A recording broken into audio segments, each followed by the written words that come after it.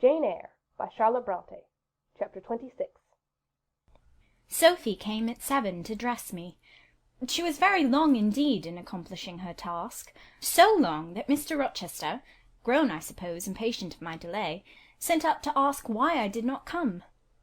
She was just fastening my veil, the plain square of blonde after all, to my hair with a brooch. I hurried from under her hands as soon as I could. "Stop!" she cried in French. "Look at yourself in the mirror. You have not taken one peep." So I turned at the door. I saw a robed and veiled figure, so unlike my usual self that it seemed almost the image of a stranger. "Jane!" called a voice, and I hastened down. I was received at the foot of the stairs by Mr. Rochester. "Lingerer," he said. "My brain is on fire with impatience, and you tarry so long."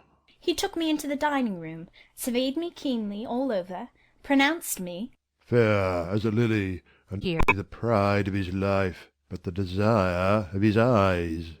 And then telling me he would give me but 10 minutes to eat some breakfast, he rang the bell. One of his lately hired servants, a footman, answered it. "Is John getting the carriage ready?" "Yes, sir." "Is the luggage brought down?" "They are bringing it down, sir." "Go you to the church. See if Mr. Wood, the clergyman, and the clerk are there. Return and tell me." The church, as the reader knows, was but just beyond the gates. The footman soon returned. "Mr. Wood is in the vestry, sir, putting on his surplice." "And the carriage?" "The horses are harnessing." "We shall not want it to go to church, but it must be ready the moment we return, all the boxes and luggage arranged and strapped on, and the coachman in his seat." "Yes, sir." "Jane, are you ready?" I rose. There were no groomsmen, no bridesmaids, no relatives to wait for or marshal, none but Mr. Rochester and I. Mrs. Fairfax stood in the hall as we passed. I would fain have spoken to her, but my hand was held by a grasp of iron. I was hurried along by a stride I could hardly follow, and to look at Mr. Rochester's face was to feel that not a second of delay would be tolerated for any purpose. I wonder what other bridegroom ever looked as he did, so bent up to a purpose, so grimly resolute, or who under such steadfast brows ever revealed such flaming and flashing eyes. I know not whether the day was fair or foul. In descending the drive I gazed neither on sky nor earth. My heart was with my eyes, and both seemed migrated into Mr. Rochester's frame. I wanted to see the invisible thing on which, as we went along, he appeared to fasten a glance fierce and fell. I wanted to feel the thoughts whose force he seemed breasting and resisting. At the churchyard wicket he stopped. He discovered I was quite out of breath. "Am I cruel in my love?" he said. "Delay an instant. Lean on me, Jane." And now I can recall the picture of the grey old house of God rising calm before me, of a rook wheeling round the steeple, of a ruddy morning sky beyond. I remember something, too, of the green grave mounds. And I have not forgotten either 2 figures of strangers straying amongst the low hillocks, and reading the mementos graven on the few mossy headstones. I noticed them, because as they saw us, they passed round to the back of the church, and I doubted not they were going to enter by the side aisle door, and witness the ceremony. By Mr. Rochester they were not observed. He was earnestly looking at my face, from which the blood had, I dare say, momentarily fled, for I felt my forehead dewy, and my cheeks and lips cold. When I rallied, which I soon did, he walked gently with me up the path to the porch. We entered the quiet and humble temple.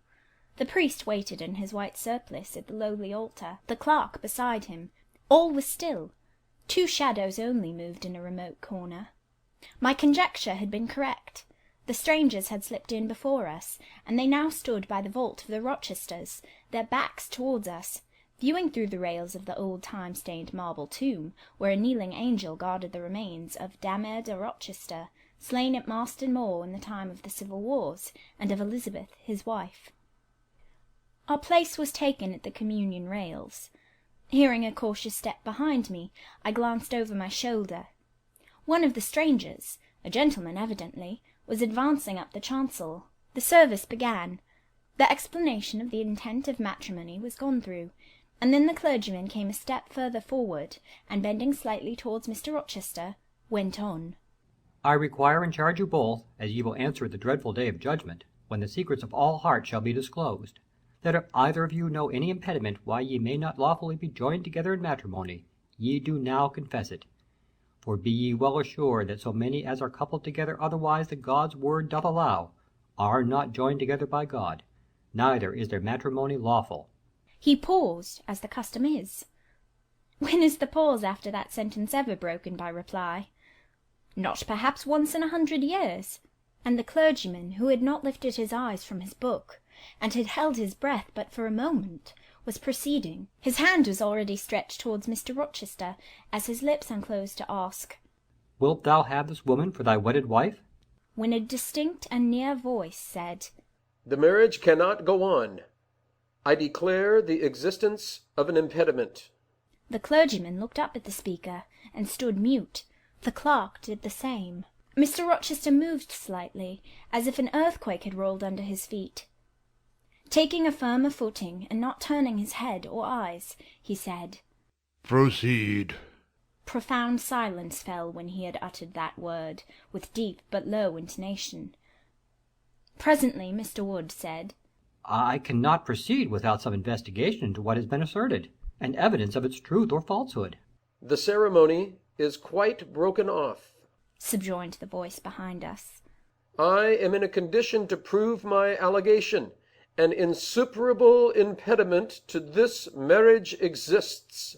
Mr. Rochester heard, but heeded not.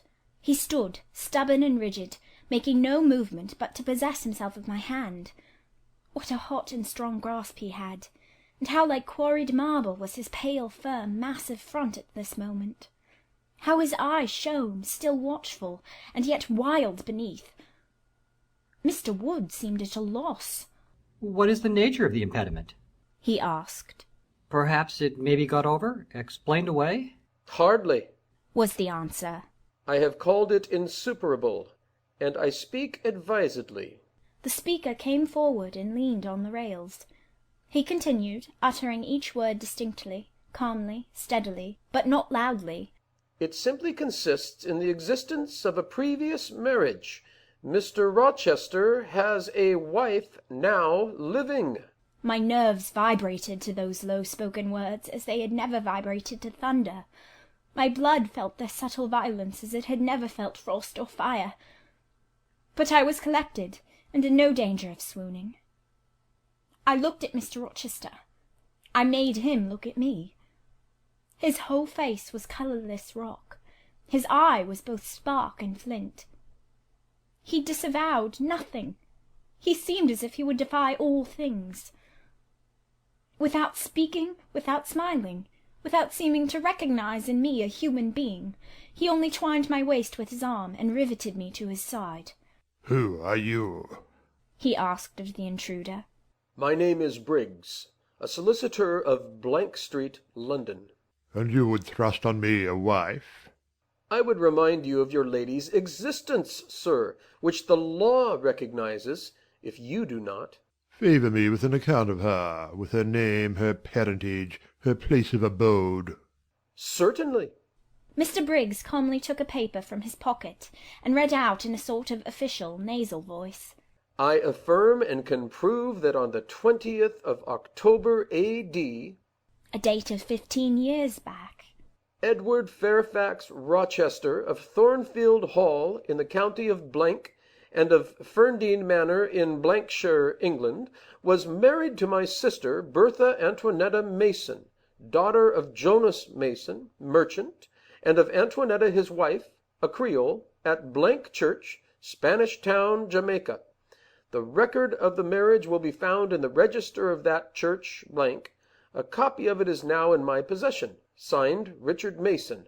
That, if a genuine document, may prove I have been married, but it does not prove that the woman mentioned therein as my wife is still living. She was living 3 months ago, returned the lawyer. How do you know? I have a witness to the fact, whose testimony even you, sir, will scarcely controvert. Produce him. or go to hell. I will produce him first. He is on the spot.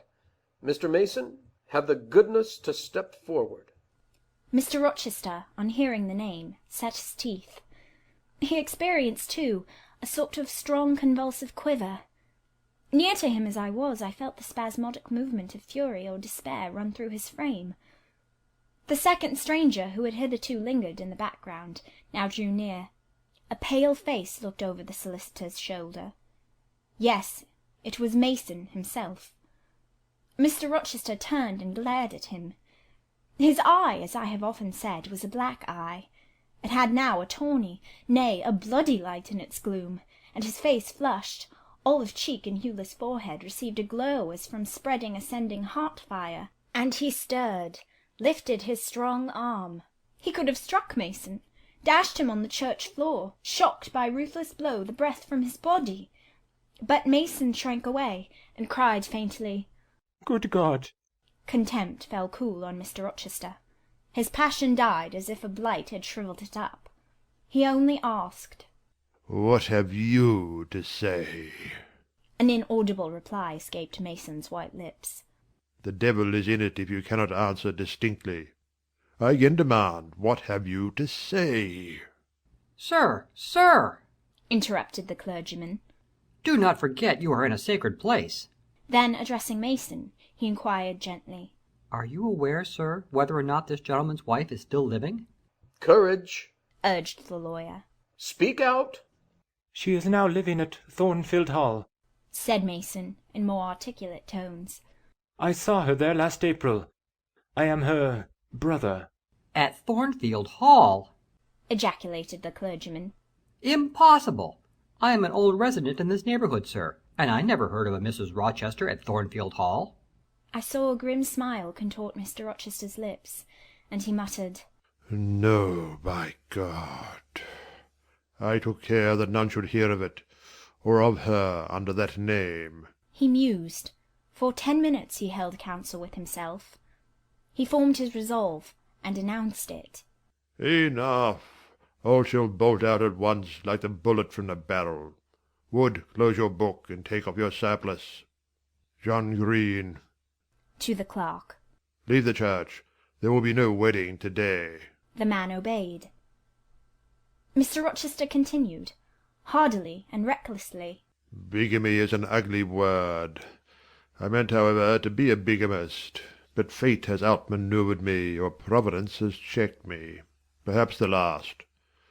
I am little better than a devil at this moment, and, as my pastor there would tell me, deserve, no doubt, the sternest judgments of God, even to the quenchless fire and deathless worm. Gentlemen, my plan is broken up. What this lawyer and his client say is true. I have been married, and the woman to whom I was married lives. You say you never heard of a Mrs. Rochester at the house up yonder, Wood? But I dare say you have many a time inclined your ear to gossip about the mysterious lunatic kept there under watch and ward. Some have whispered to you that she is my bastard half-sister, some my cast-off mistress. I now inform you that she is my wife, whom I married 15 years ago, Bertha Mason by name, sister of this resolute personage, who is now, with his quivering limbs and white cheeks, showing you what a stout heart men may bear. Cheer up, Dick, never fear me. I'd almost as soon strike a woman as you. Bertha Mason is mad, and she came of a mad family, idiots and maniacs through 3 generations. Her mother, the Creole, was both a mad woman and a drunkard, as I found out after I had wed the daughter, for they were silent on family secrets before. Bertha, like a dutiful child, copied her parent in both points. I had a charming partner, pure, wise, modest. You could fancy I was a happy man. I went through rich scenes. Oh, my experience has been heavenly, if you only knew it. But I owe you no further explanation. Briggs, Wood, Mason, I invite you all to come up to the house and visit Mrs. Poole's patient and my wife. You shall see what sort of a being I was cheated into espousing, and judge whether or not I had the right to break the compact, and seek sympathy with something at least human. This girl," he continued, looking at me, "knew no more than you would of the disgusting secret. She thought all was fair and legal, and never dreamt she was going to be entrapped into a feigned union with a defrauded wretch, already bound to a bad, mad, and imbruted partner. Come, all of you, follow." Still holding me fast, he left the church. The 3 gentlemen came after. At the front door of the hall we found the carriage. "Take it back to the coach-house, John," said Mr. Rochester, coolly. "It will not be wanted to-day." At our entrance, Mrs. Fairfax, Adele, Sophie, Leah, advanced to meet and greet us. "To the right, about, every soul," cried the master. "Away with your congratulations. Who wants them? Not I. They are 15 years too late."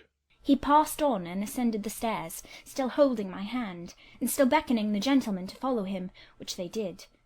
We mounted the first staircase, passed up the gallery, proceeded to the 3rd story. The low black door, opened by Mr. Rochester's master key, admitted us to the tapestried room, with its great bed and its pictorial cabinet. "You know this place, Mason?" said our guide. "She bit and stabbed you here." He lifted the hangings from the wall, uncovering the 2nd door. This too he opened. In a room without a window there burnt a fire, guarded by a high and strong fender, and a lamp suspended by the ceiling by a chain. Grace Poole bent over the fire, apparently cooking something in a saucepan. In the deep shade, at the farther end of the room, a figure ran backwards and forwards. What it was, whether beast or human being, one could not at first sight tell. It grovelled, seemingly, on all fours. It snatched and growled like some strange wild animal, but it was covered with clothing, and a quantity of dark grizzled hair, wild as a mane, hid its head and face. "Good morrow, Mrs. Poole," said Mr. Rochester. "How are you? And how is your charge to-day?" "We're tolerable, sir, I thank you," replied Grace, lifting the boiling mess carefully onto the hob. "Rather snappish, but not rageous." A fierce cry seemed to give the lie to her favourable report. The clothed hyena rose up, and stood tall on its hind feet. "Ah, sir, she sees you!" exclaimed Grace. "You'd better not stay." "Only a few moments, Grace. You must allow me a few moments." "Take care, then, sir. For God's sake, take care!" The maniac bellowed. She parted her shaggy locks from her visage, and gazed wildly at her visitors. I recognised well that purple face, those bloated features. Mrs. Poole advanced. "Keep out of the way," said Mr. Rochester, thrusting her aside. "She has no knife now, I suppose, and I'm on my guard." "One never knows what she has, sir. She is so cunning, it is not in the mortal discretion to fathom her craft." We had better leave her, whispered Mason. "Go to the devil," was his brother-in-law's recommendation. "Where?" cried Grace. The 3 gentlemen retreated simultaneously. Mr. Rochester flung me behind him. The lunatic sprang and grappled his throat viciously, and laid her teeth to his cheek. They struggled. She was a big woman, in stature almost equalling her husband, and corpulent besides. She showed virile force in the contest. More than once she almost throttled him, athletic as he was. He could have settled her with a well-planted blow, but he would not strike. He would only wrestle. At last he mastered her arms. Grace Poole gave him a cord, and he pinioned them behind her. With more rope, which was at hand, he bound her to a chair. The operation was performed amidst the fiercest yells and the most convulsive plunges. Mr. Rochester then turned to the spectators. He looked at them with a smile both acrid and desolate. "That is my wife," said he. "Such is the sole conjugal embrace I am ever to know. Such are the endearments which are to solace my leisure hours. And this is what I wish to have," laying his hand on my shoulder. "This young girl, who stands so grave and quiet at the mouth of hell, looking collectedly at the gambols of a demon, I wanted her just as a change after that fierce ragout. Wood and Briggs, look at the difference. Compare these clear eyes with the red balls yonder. This face with that mask. This form with that bulk. Then judge me, priest of the gospel, and man of the law, and remember with what judgment ye judge, ye shall be judged. Off with you now. I must shut up my prize. We all withdrew. Mr. Rochester stayed a moment behind us, to give some further order to Grace Poole. The solicitor addressed me as he descended the stair. You, madam, said he, are cleared from all blame. Your uncle will be glad to hear it, if indeed he should be still living, when Mr. Mason returns to Madeira. My uncle? What of him? Do you know him? Mr. Mason does. Mr. Eyre has been the Funkel correspondent of his house for some years. When your uncle received your letter intimating the contemplated union between yourself and Mr. Rochester, Mr. Mason, who was staying at Madeira to recruit his health, on his way back to Jamaica, happened to be with him. Mr. Eyre mentioned the intelligence, for he knew that my client here was acquainted with a gentleman of the name of Rochester. Mr. Mason, astonished and distressed as you may suppose, revealed the real state of matters. Your uncle, I am sorry to say, is now on a sick bed, from which, considering the nature of his disease, decline, and the stage it has reached, it is unlikely he will ever rise. He could not then hasten to England himself, to extricate you from the snare into which you had fallen, but he implored Mr. Mason to lose no time in taking steps to prevent the false marriage. He referred him to me for assistance.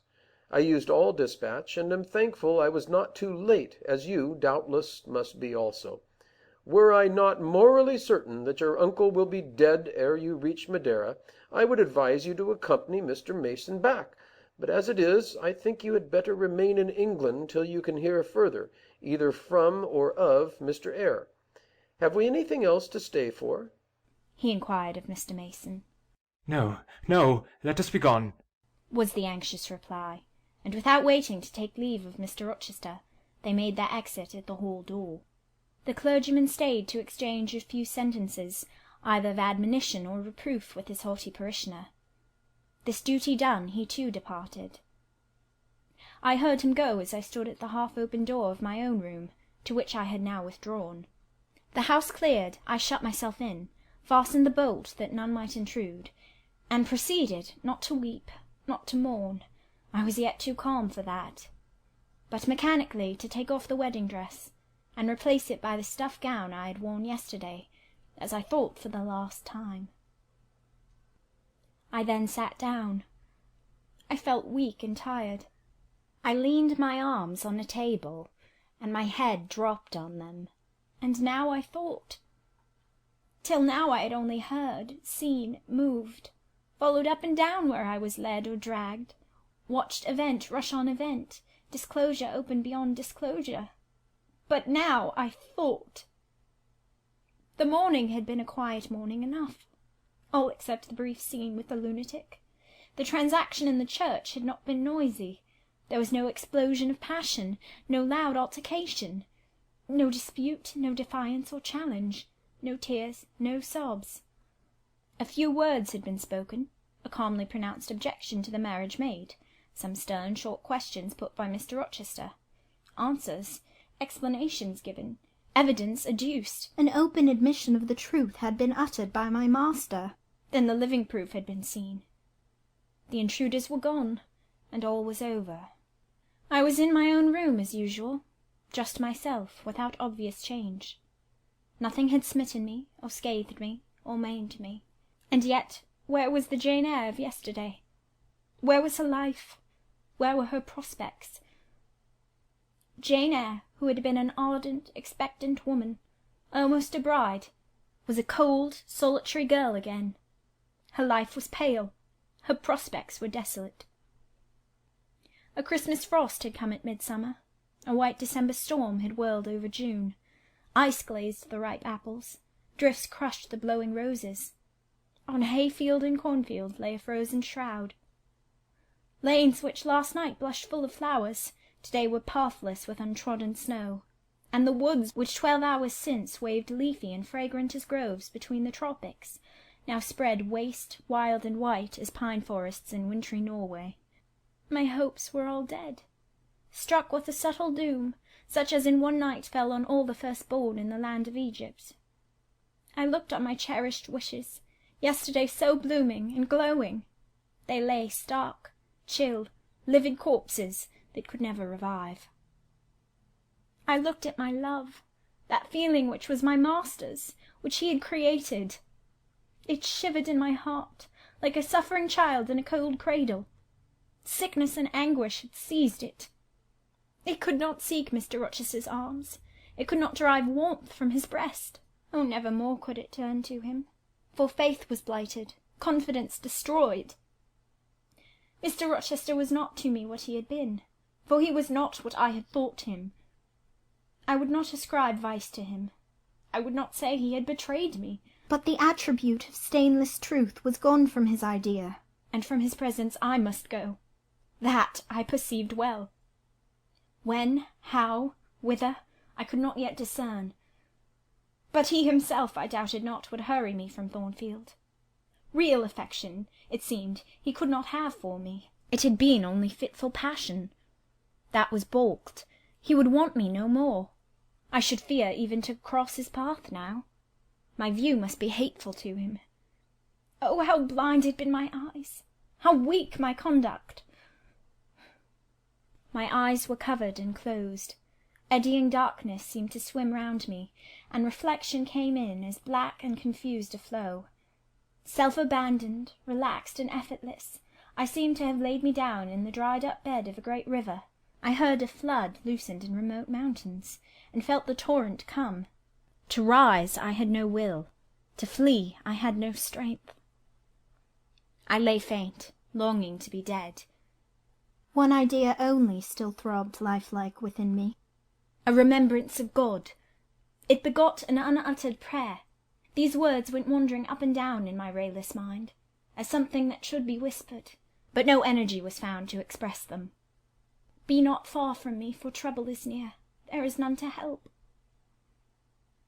It was near, and as I had lifted no petition to heaven to avert it, as I had neither joined my hands, nor bent my knees, nor moved my lips, it came. In full heavy swing the torrent poured over me. The whole consciousness of my life lorn, my love lost, my hope quenched, my faith death-struck, swayed full and mighty above me in one sullen mass. That bitter hour cannot be described. In truth, the waters came into my soul. I sank in deep mire. I felt no standing. I came into deep waters. The floods overflowed me. End of chapter 26.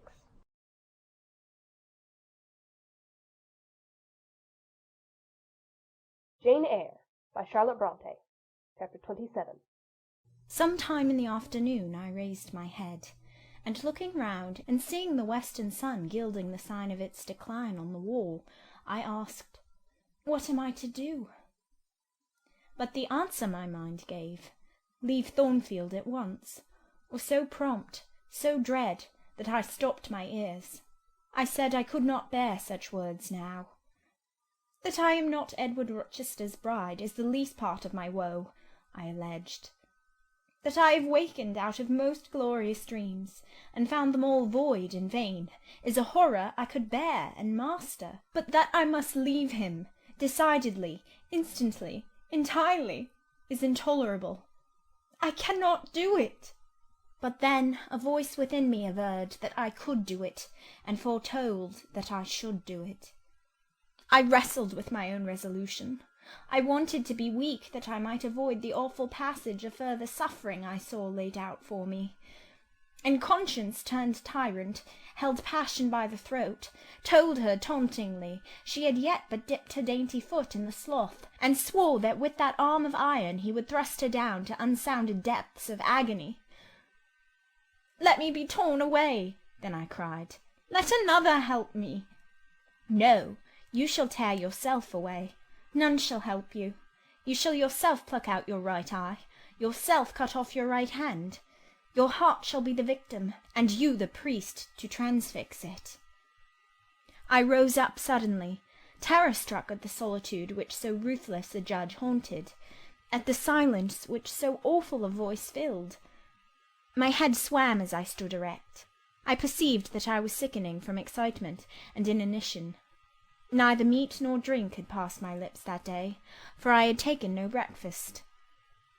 And with a strange pang I now reflected that long as I had been shut up here, no message had been sent to ask how I was, or to invite me to come down. Not even little Adele had tapped at the door. Not even Mrs. Fairfax had sought me. "Friends always forget those whom fortune forsakes," I murmured, as I undrew the bolt and passed out. I stumbled over an obstacle.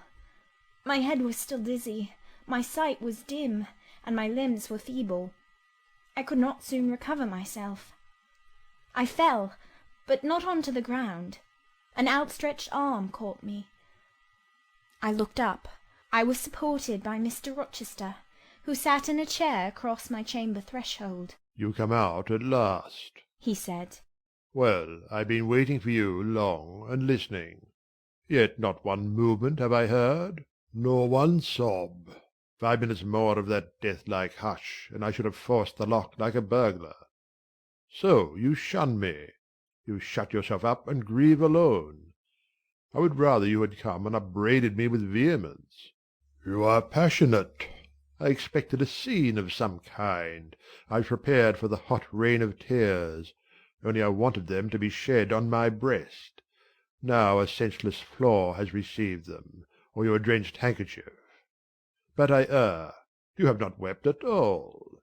I see a white cheek and a faded eye, but no trace of tears. I suppose, then, your heart has been weeping blood? Well, Jane, not a word of reproach? Nothing bitter, nothing poignant? Nothing to cut a feeling or sting a passion?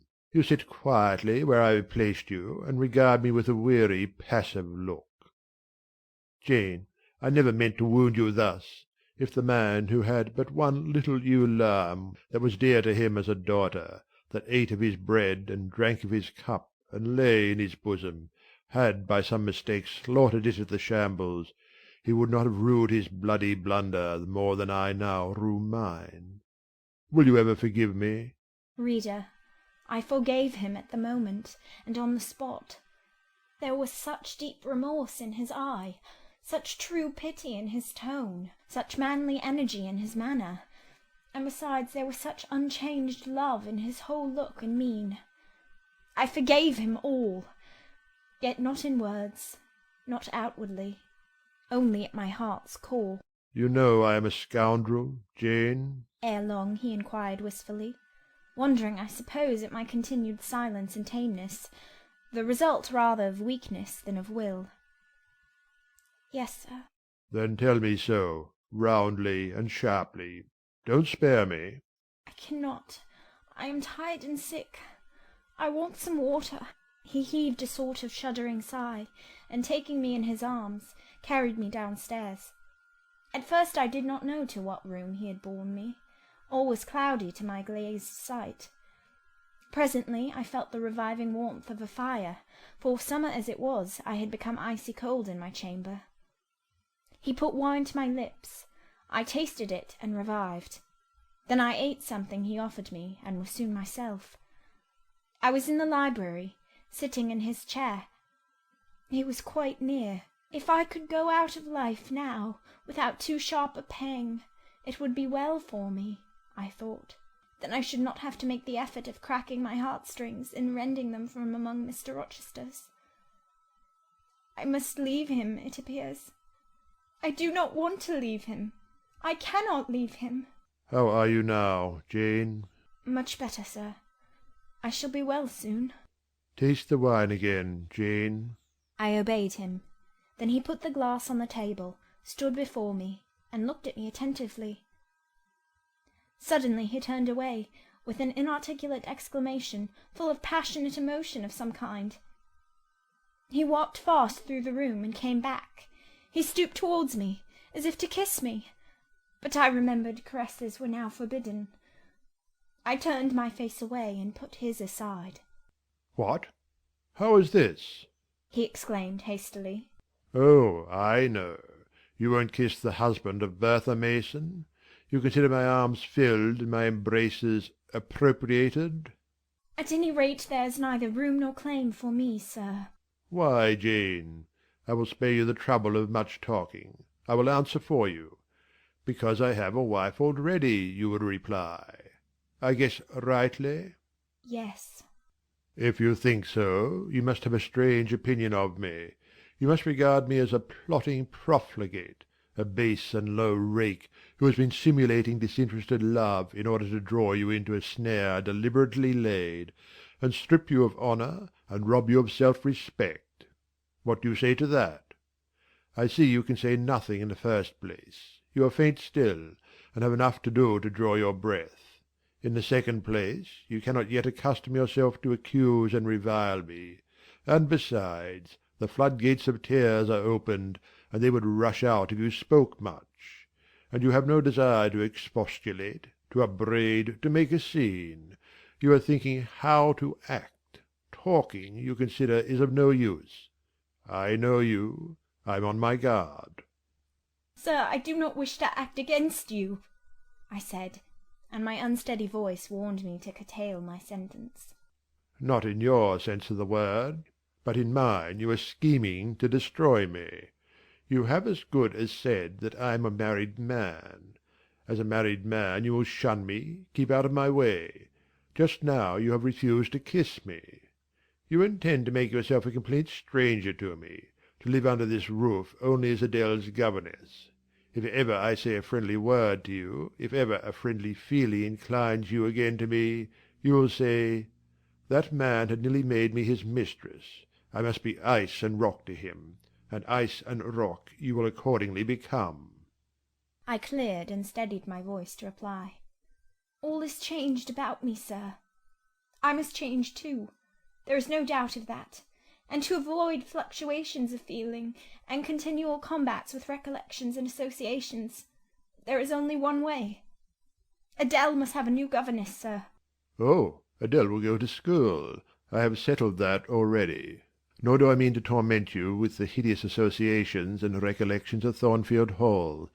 This accursed place, this tent of Achan, this insolent vault offering the ghastliness of living death to the light of the open sky, this narrow stone hell, with its one real fiend, worse than a legion of such as we imagine. Jane, you shall not stay here, nor will I. I was wrong ever to bring you to Thornfield Hall, knowing as I did how it was haunted. I charged them to conceal from you, before I ever saw you, all knowledge of the curse of the place, merely because I feared Adele never would have a governess to stay if she knew with what inmate she was housed, and my plans would not permit me to remove the maniac elsewhere, though I possess an old house, Ferndean Manor, even more retired and hidden than this, where I could have lodged her safely enough, had not a scruple about the unhealthiness of the situation, in the heart of a wood, made my conscience recoil from the arrangement. Probably those damp walls would soon have eased me of her charge. But to each villain his own vice, and mine is not a tendency to indirect assassination, even of what I most hate. Concealing the mad woman's neighbourhood from you, however, was something like covering a child with a cloak and laying it down near a upas tree. That demon's vicinage is poisoned, and always was. But I'll shut up Thornfield Hall. I'll nail up the front door and board the lower windows. I'll give Mrs. Poole 200 a year to live here with my wife, as you term that fearful hag. Grace will do much for money, and she shall have her son, the keeper at Grimsby Retreat, to bear her company, and be at hand to give her aid in the paroxysms, when my wife is prompted by her familiar to burn people in their beds at night, to stab them, to bite their flesh from their bones, and so on." "Sir," I interrupted him, "you are inexorable for that unfortunate lady. You speak of her with hate, with vindictive antipathy. It is cruel. She cannot help being mad." "Jane, my little darling, so I will call you, for so you are. You don't know what you are talking about. You misjudge me again. It is not because she is mad I hate her. If you were mad, do you think I should hate you? I do indeed, sir. Then you are mistaken, and you know nothing about me, and nothing about the sort of love of which I am capable. Every atom of your flesh is as dear to me as my own. In pain and sickness it would still be dear. Your mind is my treasure, and if it were broken, it would be my treasure still. If you raved, my arms should confine you, and not a strait waistcoat. Your grasp, even in fury, would have a charm for me. If you flew at me as wildly as that woman did this morning, I should receive you in an embrace at least as fond as it would be restrictive. I should not shrink from you with disgust as I did from her. In your quiet moments you should have no watcher and no nurse but me. And I could hang over you with untiring tenderness, though you gave me no smile in return, and never weary of gazing into your eyes, though they had no longer a ray of recognition for me. But why do I follow that train of ideas? I was talking of removing you from Thornfield. All, you know, is prepared for prompt departure. To-morrow you shall go. I only ask you to endure one more night under this roof, Jane, and then farewell to its miseries and terrors for ever. I have a place to repair to, which will be a secure sanctuary from hateful reminiscences, from unwelcome intrusion, even from falsehood and slander. And take Adele with you, sir, I interrupted. She will be a companion for you. What do you mean, Jane? I told you I would send Adele to school. And what do I want with a child for a companion, and not my own child, a French dancer's bastard? Why do you importune me about her? I say, why do you assign Adele to me for a companion? You spoke of a retirement, sir, and retirement and solitude are dull, too dull for you. Solitude, solitude, he reiterated with irritation. I see I must come to an explanation. I don't know what sphinx-like expression is forming in your countenance. You are to share my solitude. Do you understand? I shook my head. It required a degree of courage, excited as he was becoming, even to risk that mute sign of dissent. He had been walking fast about the room, and he stopped, as if suddenly rooted to one spot. He looked at me long and hard.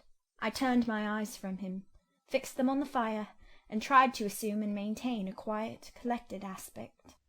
Now, for the hitch in Jane's character, he said at last, speaking more calmly than from his look I had expected him to speak. The reel of silk has run smoothly enough so far, but I always knew there would come a knot and a puzzle. Here it is. Now for vexation and exasperation and endless trouble. By God! I long to exert a fraction of Samson's strength, and break the entanglement like tow.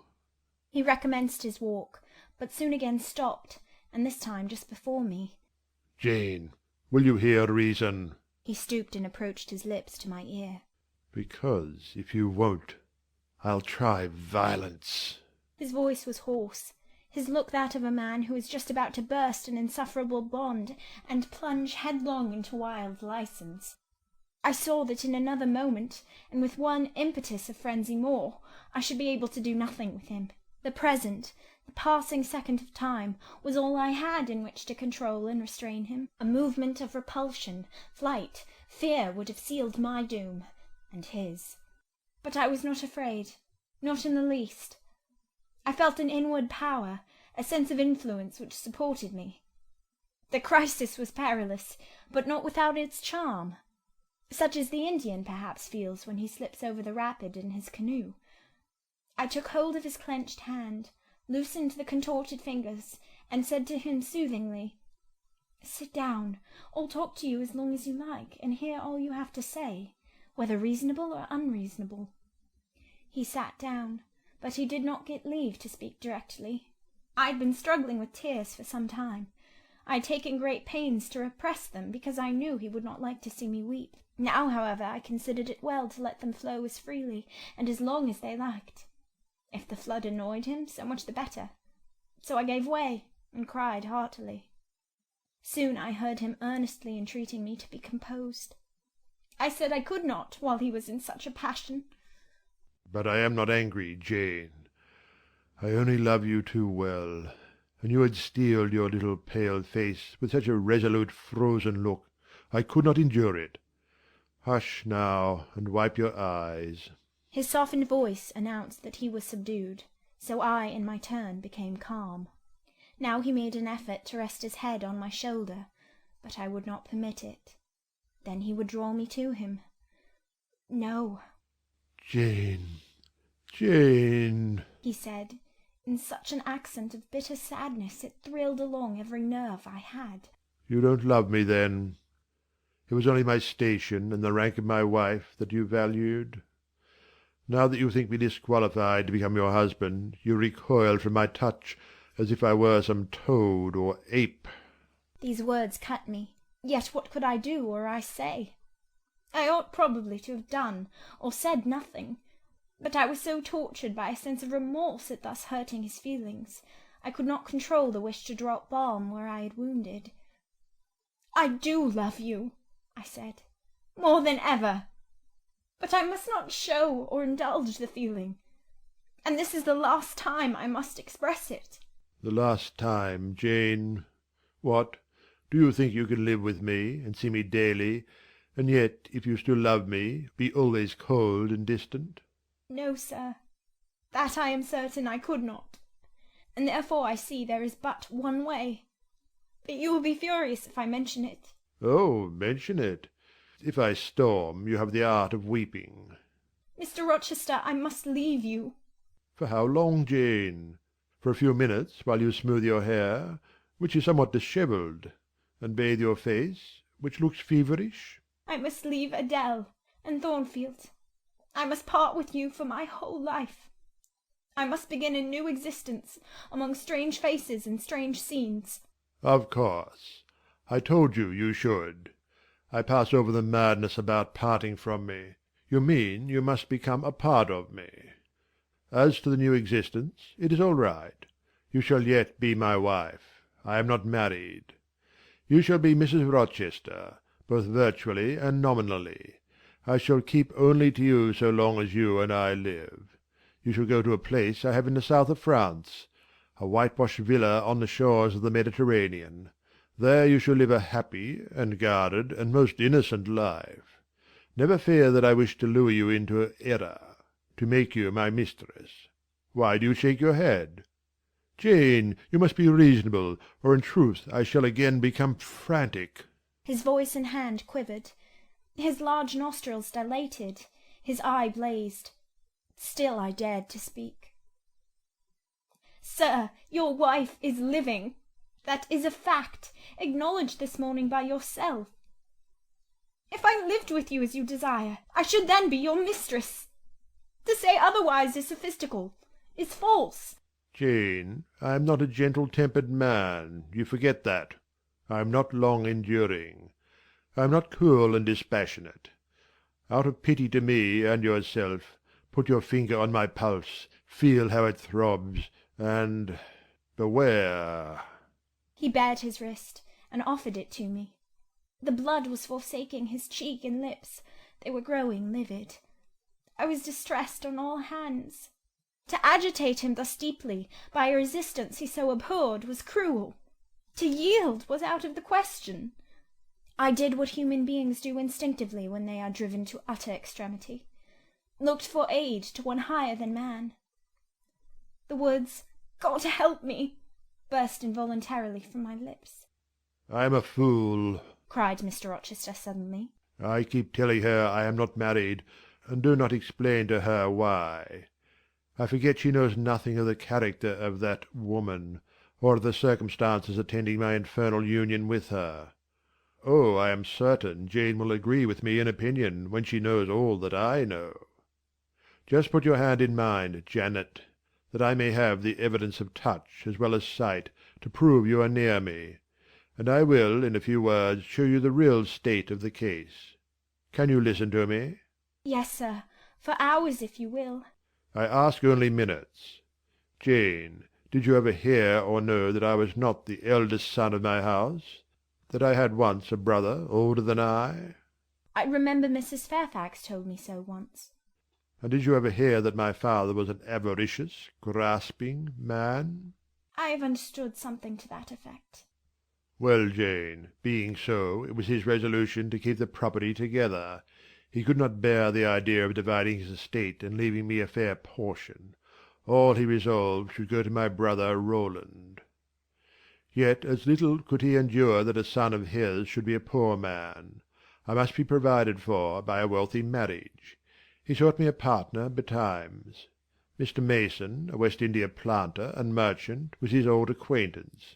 He was certain his possessions were real and vast. He made inquiries. Mr. Mason, he found, had a son and daughter, and he learned from him that he could and would give the latter a fortune of £30,000. That sufficed.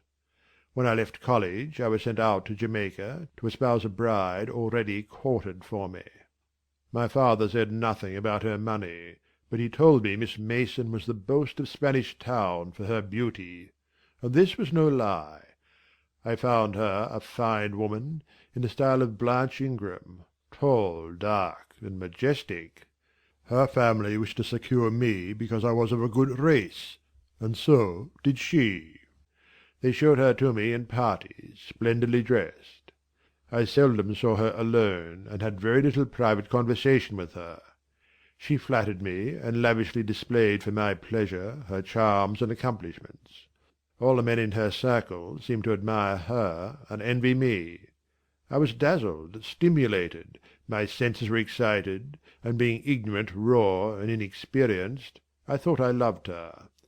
There is no folly so besotted the idiotic rivalries of society, the prurience, the rashness, the blindness of youth, will not hurry a man to its commission. Her relatives encouraged me. Competitors piqued me. She allured me. A marriage was achieved almost before I knew where I was. Oh, I have no respect for myself when I think of that act. An agony of inward contempt masters me. I never loved, I never esteemed, I did not even know her.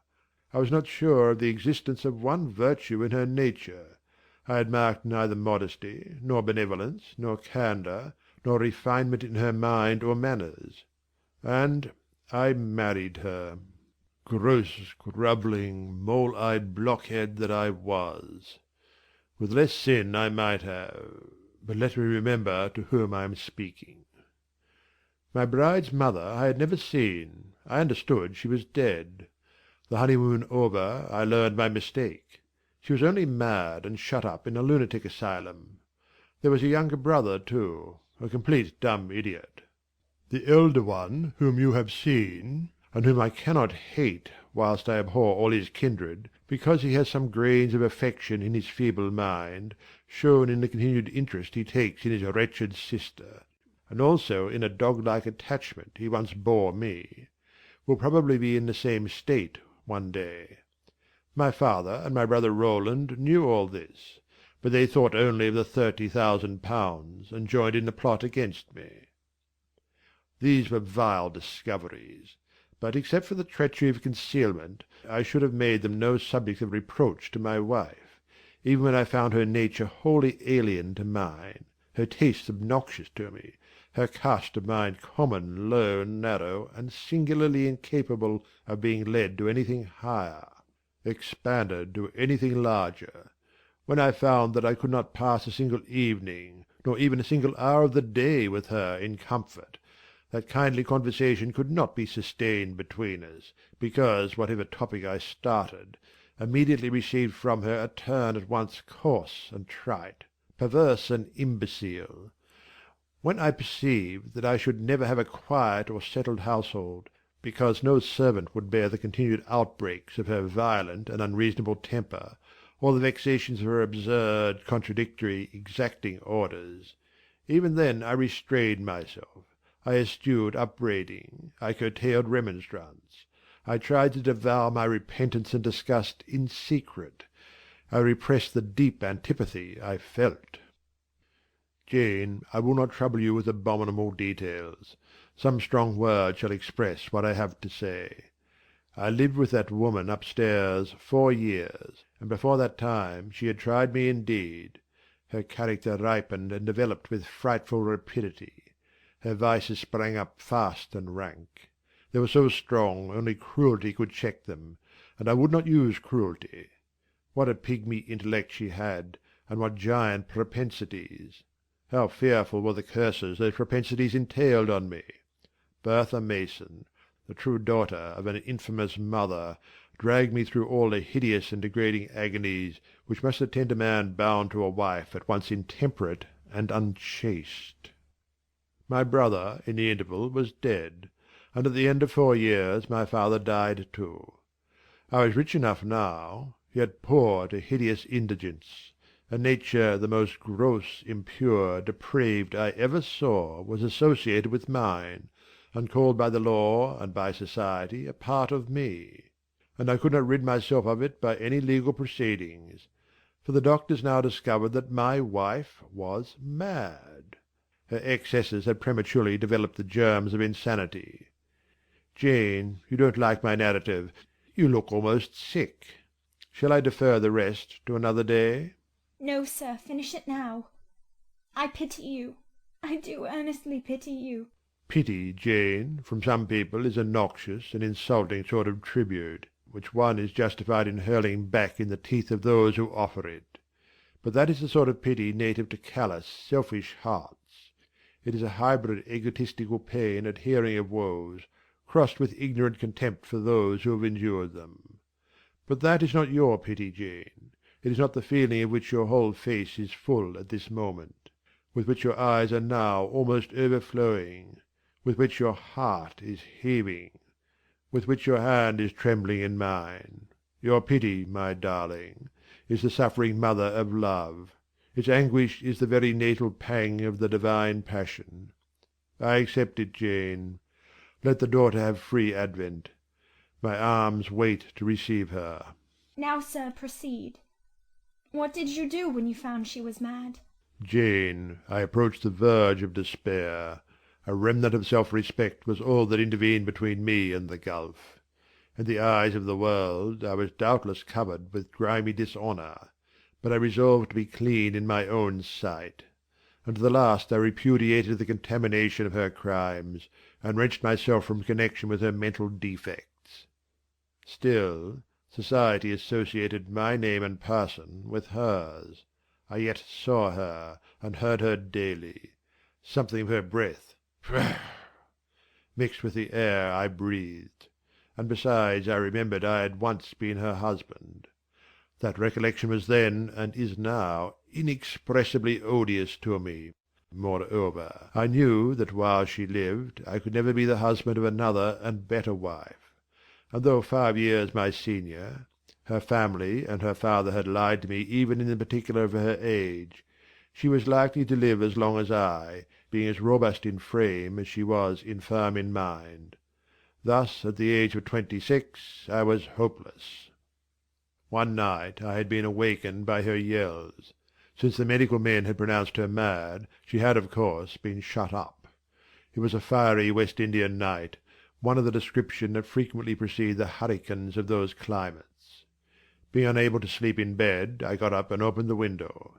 The air was like sulphur steams. I could find no refreshment anywhere.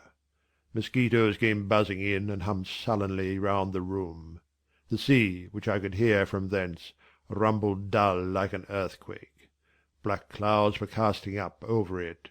The moon was setting in the waves, broad and red, like a hot cannon-ball. She threw her last bloody glance over a world quivering with the ferment of tempest.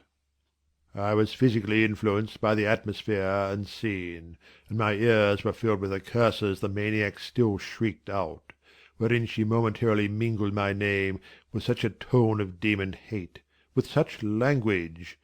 No professed harlot ever had a fouler vocabulary than she. The 2 rooms off I heard every word, the thin partitions of the West India house opposing but slight obstruction to her wolfish cries. "This life," said I at last, "is hell. This is the air. Those are the sounds of the bottomless pit. I have a right to deliver myself from it, if I can. The sufferings of this mortal state will leave me with the heavy flesh that now cumbers my soul. Of the fanatic's burning eternity I have no fear. There is not a future state worse than this present one. Let me break away and go home to God.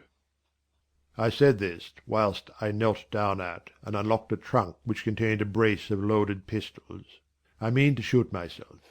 I only entertained the intention for a moment, for, not being insane, the crisis of exquisite and unalloyed despair, which had originated the wish and design of self-destruction, was past in a second.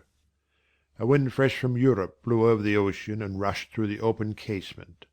The storm broke, streamed, thundered, blazed, and the air grew pure.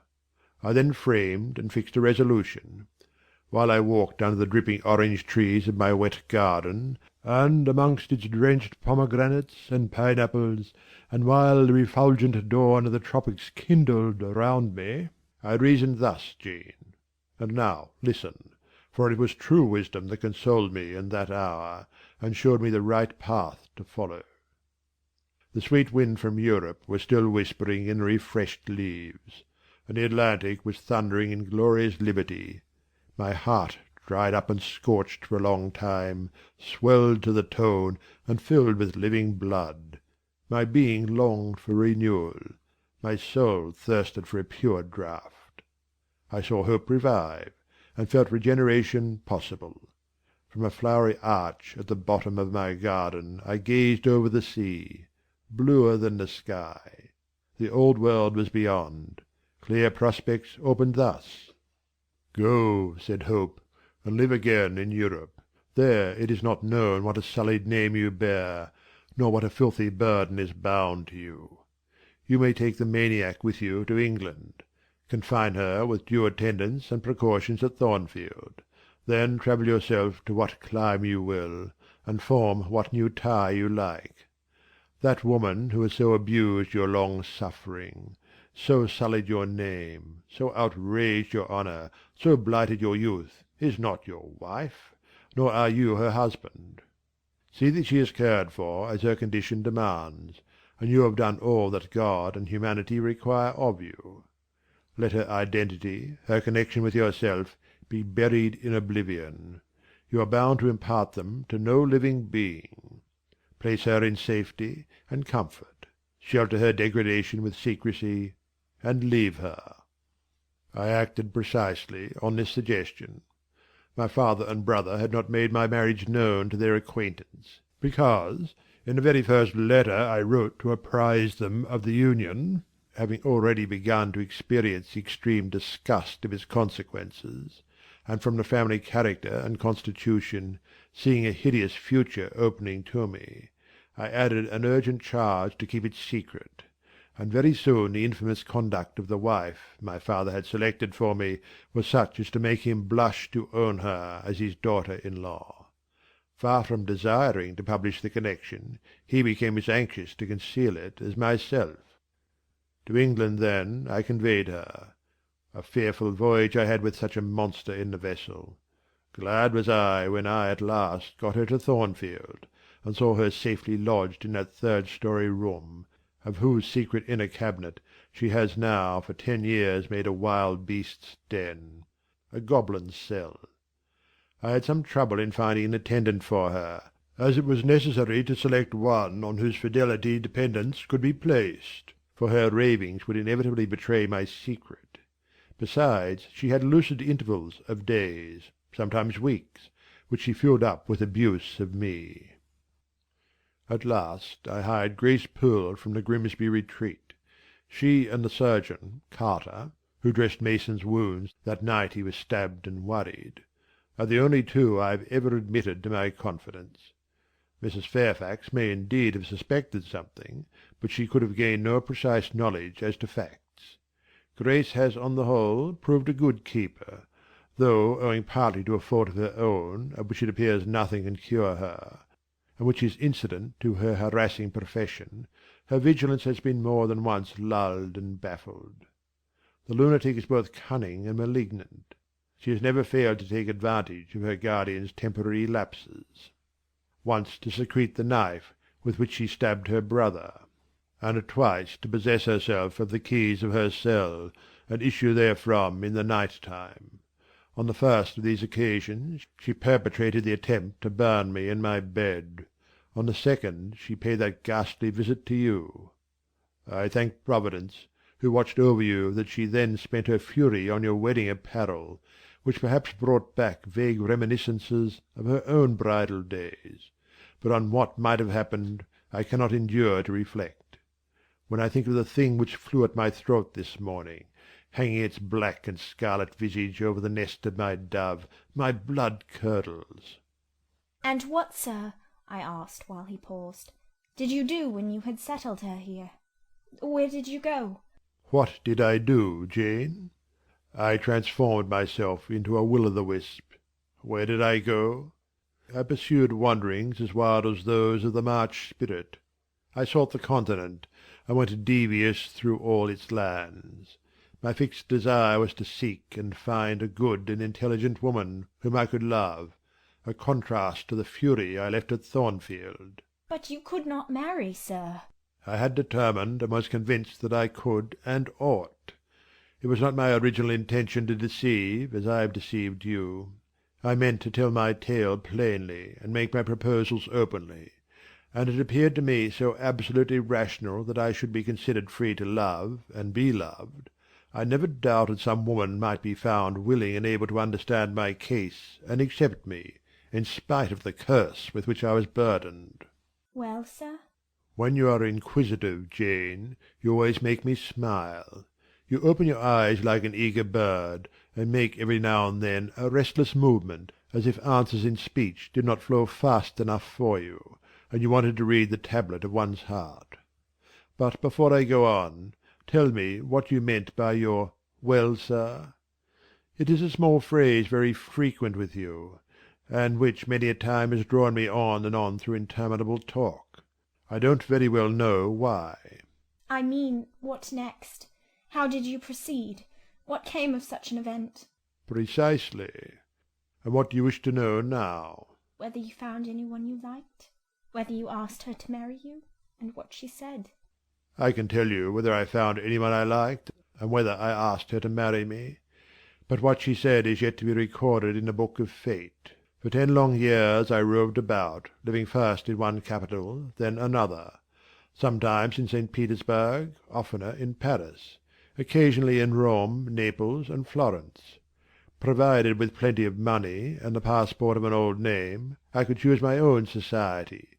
No circles were closed against me. I sought my ideal of a woman amongst English ladies, French countesses, Italian signoras, and German Grafinnen. I could not find her. Sometimes, for a fleeting moment, I thought I caught a glance, heard a tone, beheld a form, which announced the realization of my dream. But I was presently undeserved. You are not to suppose that I desired perfection, either of mind or person. I longed only for what suited me, for the antipodes of the Creole. And I longed vainly. Amongst them all I found not one whom, had I been ever so free, I, warned as I was of the risks, the horrors, the loathings of incongruous unions, would have asked to marry me. Disappointment made me reckless. I tried dissipation, never debauchery, that I hated and hate. That was my Indian Messalina's attribute. Rooted disgust at it and her restrained me much, even in pleasure. Any enjoyment that bordered on riot seemed to approach me to her and her vices, and I eschewed it. Yet I could not live alone, so I tried the companionship of mistresses. The first I chose was Céline Varens, another of those steps which make a man spurn himself when he recalls them. You already know what she was, and how my liaison with her terminated. She had 2 successors, an Italian, Giacinta, and a German, Clara, both considered singularly handsome. What was their beauty to me in a few weeks? Giacinta was unprincipled and violent. I tired of her in 3 months. Clara was honest and quiet, but heavy, mindless, and unimpressible, not one whit to my taste. I was glad to give her a sufficient sum to set her up in a good line of business, and so get decently rid of her. But, Jane, I see by your face you are not forming a very favourable opinion of me just now. You think me an unfeeling, loose-principled rake, don't you? I don't like you so well as I have done sometimes, indeed, sir. Did it not seem to you in the least wrong to live in that way, first with one mistress and then another? You talk of it as a mere matter of course. It was, with me, and I did not like it. It was a grovelling fashion of existence. I should never like to return to it. Hiring a mistress is the next worst thing to buying a slave. Both are often by nature, and always by position, inferior, and to live familiarly with inferiors is degrading. I now hate the recollection of the time I passed with Celine, Giacinta, and Clara. I felt the truth of these words, and I drew from them the certain inference that if I was so far to forget myself and all the teaching that had ever been instilled into me, as under any pretext, with any justification, through any temptation, to become the successor of these poor girls, he would one day regard me with the same feeling which now in his mind desecrated their memory. I did not give utterance to this conviction. It was enough to feel it. I impressed it on my heart that it might remain there to serve me as aid in the time of trial. Now, Jane, why don't you say, "Well, sir"? I have not done. You are looking grave. You disapprove of me still, I see. But let me come to the point. Last January, rid of all mistresses, in a harsh, bitter frame of mind, the result of a useless, roving, lonely life, corroded with disappointment, sourly disposed against all men, and especially against all womankind, for I began to regard the notion of an intellectual, faithful, loving woman as a mere dream. Recalled by business, I came back to England. On a frosty winter afternoon I rode in sight of Thornfield Hall. Abhorred spot! I expected no peace, no pleasure there. On a stile in Hay Lane I saw a quiet little figure sitting by itself. I passed it as negligently as I did the pollard willow opposite to it. I had no presentiment of what it would be to me, no inward warning that the arbitress of my life, my genius for good or evil, waited there in humble guise. I did not know it, even when, on the occasion of Mesrour's accident, it came up and gravely offered me help. Childish and slender creature! It seemed as if a linnet had hopped to my foot and proposed to bear me on its tiny wing. I was surly, but the thing would not go. It stood by me with a strange perseverance, and looked and spoke with a sort of authority. I must be aided, and by that hand. And aided I was. When once I had pressed the frail shoulder, something new, a fresh sap and sense, stole into my frame. It was well I had learnt that this elf must return to me, that it belonged to my house down below, or I could not have felt it pass away from under my hand, and seen it vanish behind the dim hedge without singular regret. I heard you come home that night, Jane, though probably you were not aware that I thought of you or watched for you. The next day I observed you, myself unseen, for half an hour, while you played with Adele in the gallery. It was a snowy day, I recollect, and you could not go out of doors. I was in my room. The door was ajar. I could both listen and watch. Adele claimed your outward attention for a while. Yet I fancied your thoughts were elsewhere. But you were very patient with her, my little Jane. You talked to her and amused her a long time. When at last she left you, you lapsed at once into deep reverie. You betook yourself slowly to pace the gallery. Now and then, in passing a casement, you glanced out at the thick falling snow. You listened to the sobbing wind, and again you paced gently on and dreamed. I think those day visions were not dark.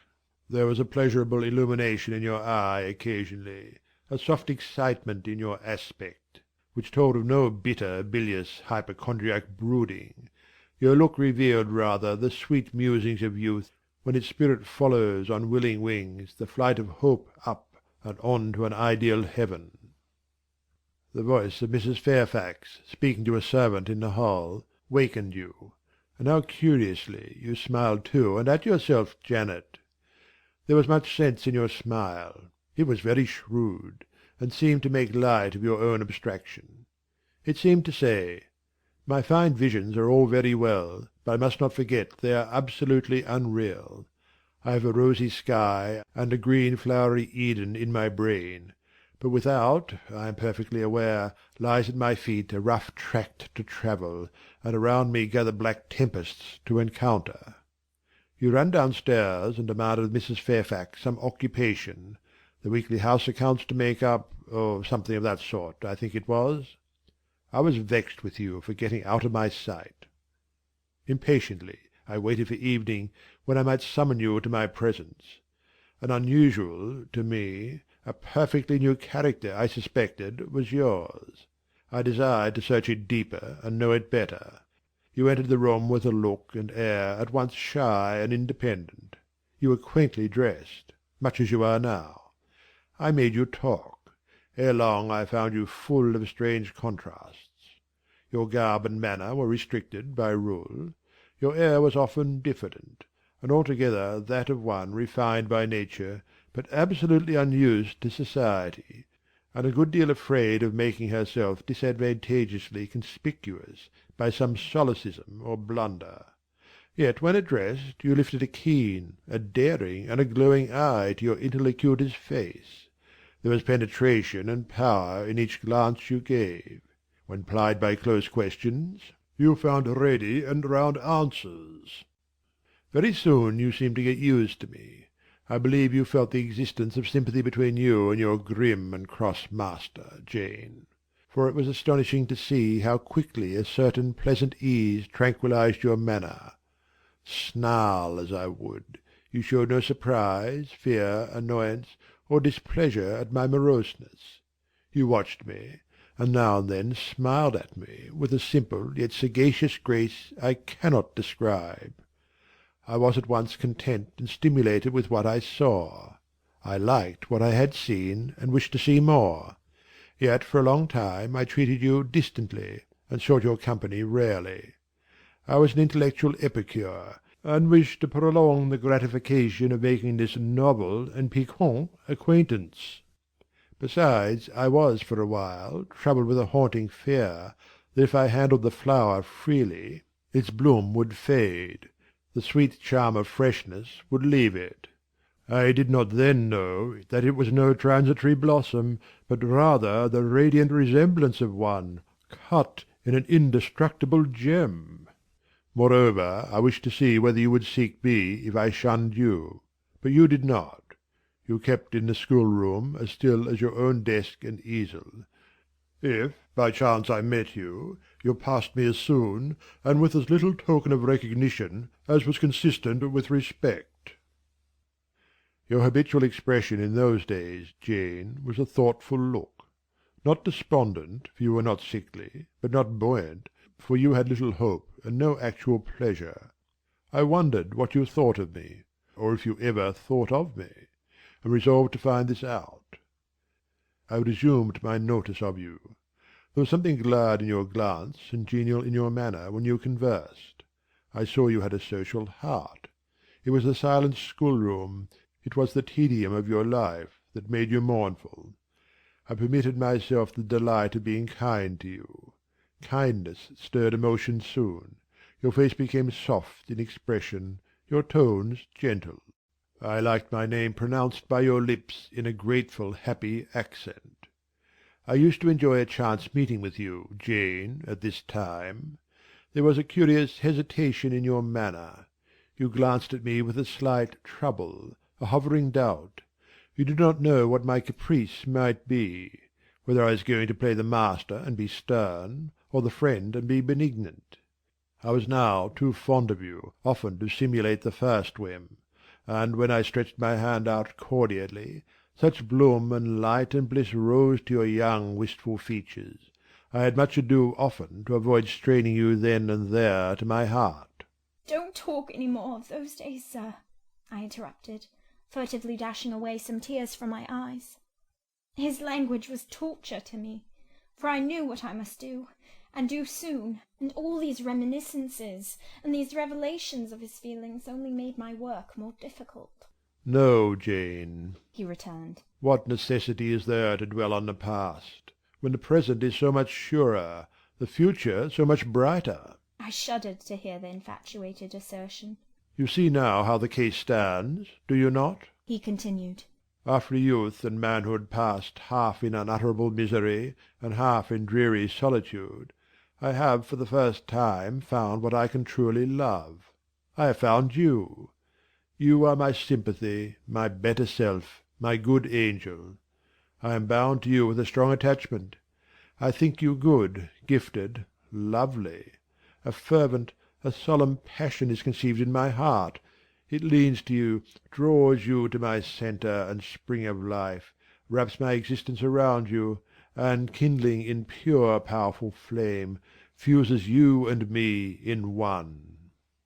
It was because I felt and knew this that I resolved to marry you. To tell me that I had already a wife is empty mockery. You know now that I had but a hideous demon. I was wrong to attempt to deceive you, but I feared a stubbornness that exists in your character. I feared early instilled prejudice. I wanted to have you safe before hazarding confidences. This was cowardly. I should have appealed to your nobleness and magnanimity at first, as I do now, opened to you plainly my life of agony, described to you my hunger and thirst after a higher and worthier existence, shown to you, not my resolution, that word is weak, but my resistless bent to love faithfully and well, where I am faithfully and well loved in return. Then I should have asked you to accept my pledge of fidelity, and to give me yours. Jane, give it me now. A pause.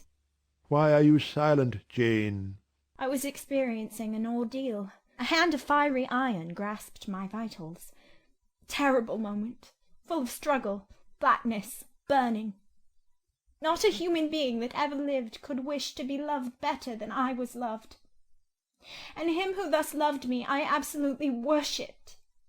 And I must renounce love and idol. One drear word comprised my intolerable duty. Depart. Jane, you understand what I want of you? Just this promise. I will be yours, Mr. Rochester. Mr. Rochester, I will not be yours. Another long silence. Jane, recommenced he, with a gentleness that broke me down with grief, and turned me stone cold with ominous terror, for the still voice was the pant of a lion rising. Jane, do you mean to go one way in the world, and let me go another? I do.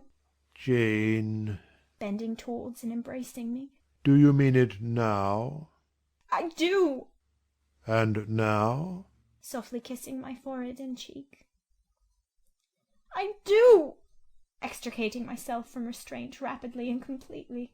Oh, Jane, this is bitter. This is wicked. It would not be wicked to love me. It would to obey you. A wild look raised his brows, crossed his features. He rose, but he forbore yet. I laid my hand on the back of a chair for support. I shook, I feared, but I resolved. One instant, Jane. Give one glance to my horrible life when you are gone. All happiness will be torn away with you. What then is left? For a wife I have but the maniac upstairs. As well might you refer me to some corpse in yonder churchyard. What shall I do, Jane? Where turn for a companion and for some hope? Do as I do. Trust in God and yourself. Believe in heaven. Hope to meet again there. Then you will not yield? No. Then you condemn me to live wretched and to die accursed. His voice rose. I advise you to live sinless, and I wish you to die tranquil. Then you snatch love and innocence from me. You fling me back on lust for a passion, vice for an occupation.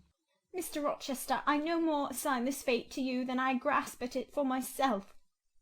We were born to strive and endure, you as well as I. Do so. You will forget me before I forget you. You make me a liar by such language. You sully my honour. I declared I could not change. You told me to my face I shall change soon. And what a distortion in your judgment, what a perversity in your ideas, is proved by your conduct! Is it better to drive a fellow creature to despair than to transgress a mere human law, no man being injured by the breach? For you have neither relatives nor acquaintances whom you need fear to offend by living with me. This was true, and while he spoke my very conscience and reason turned traitors against me, and charged me with crime in resisting him. They spoke almost as loud as feeling, and that clamoured wildly. "Oh, comply!" it said. "Think of his misery, think of his danger, look at his state when left alone, remember his headlong nature, consider the recklessness following on despair, soothe him, save him, love him, tell him you love him and will be his. Who in the world cares for you, or will be injured by what you do?" Still indomitable was the reply. "I care for myself.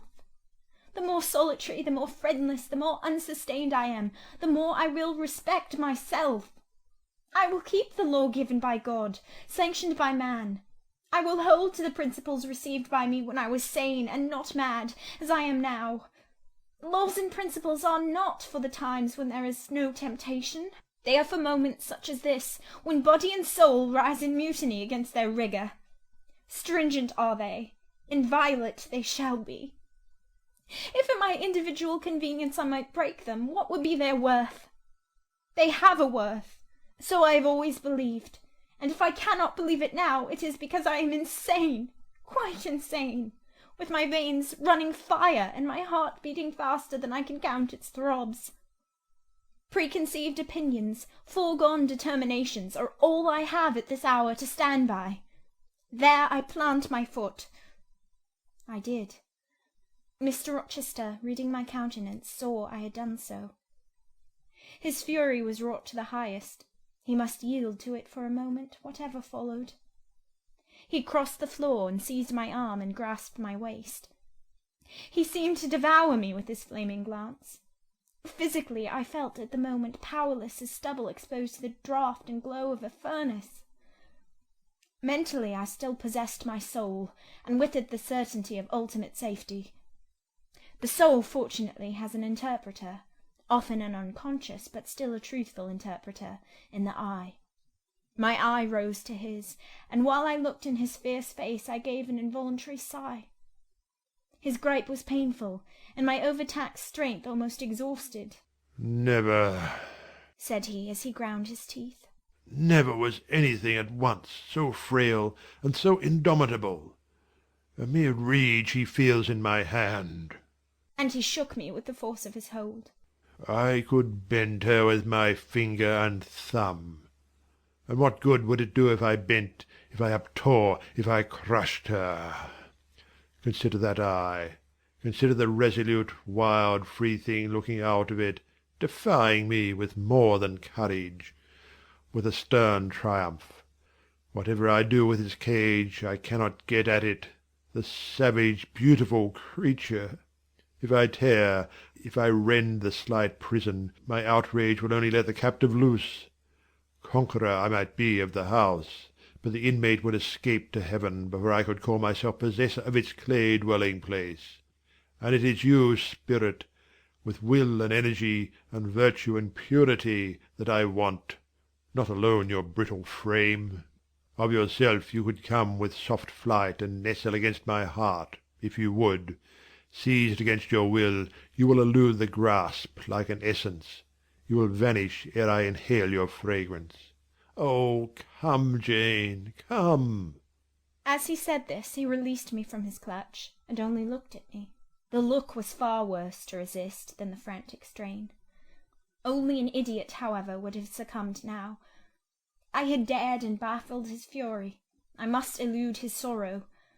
I retired to the door. "You are going, Jane?" "I am going, sir." "You are leaving me?" "Yes."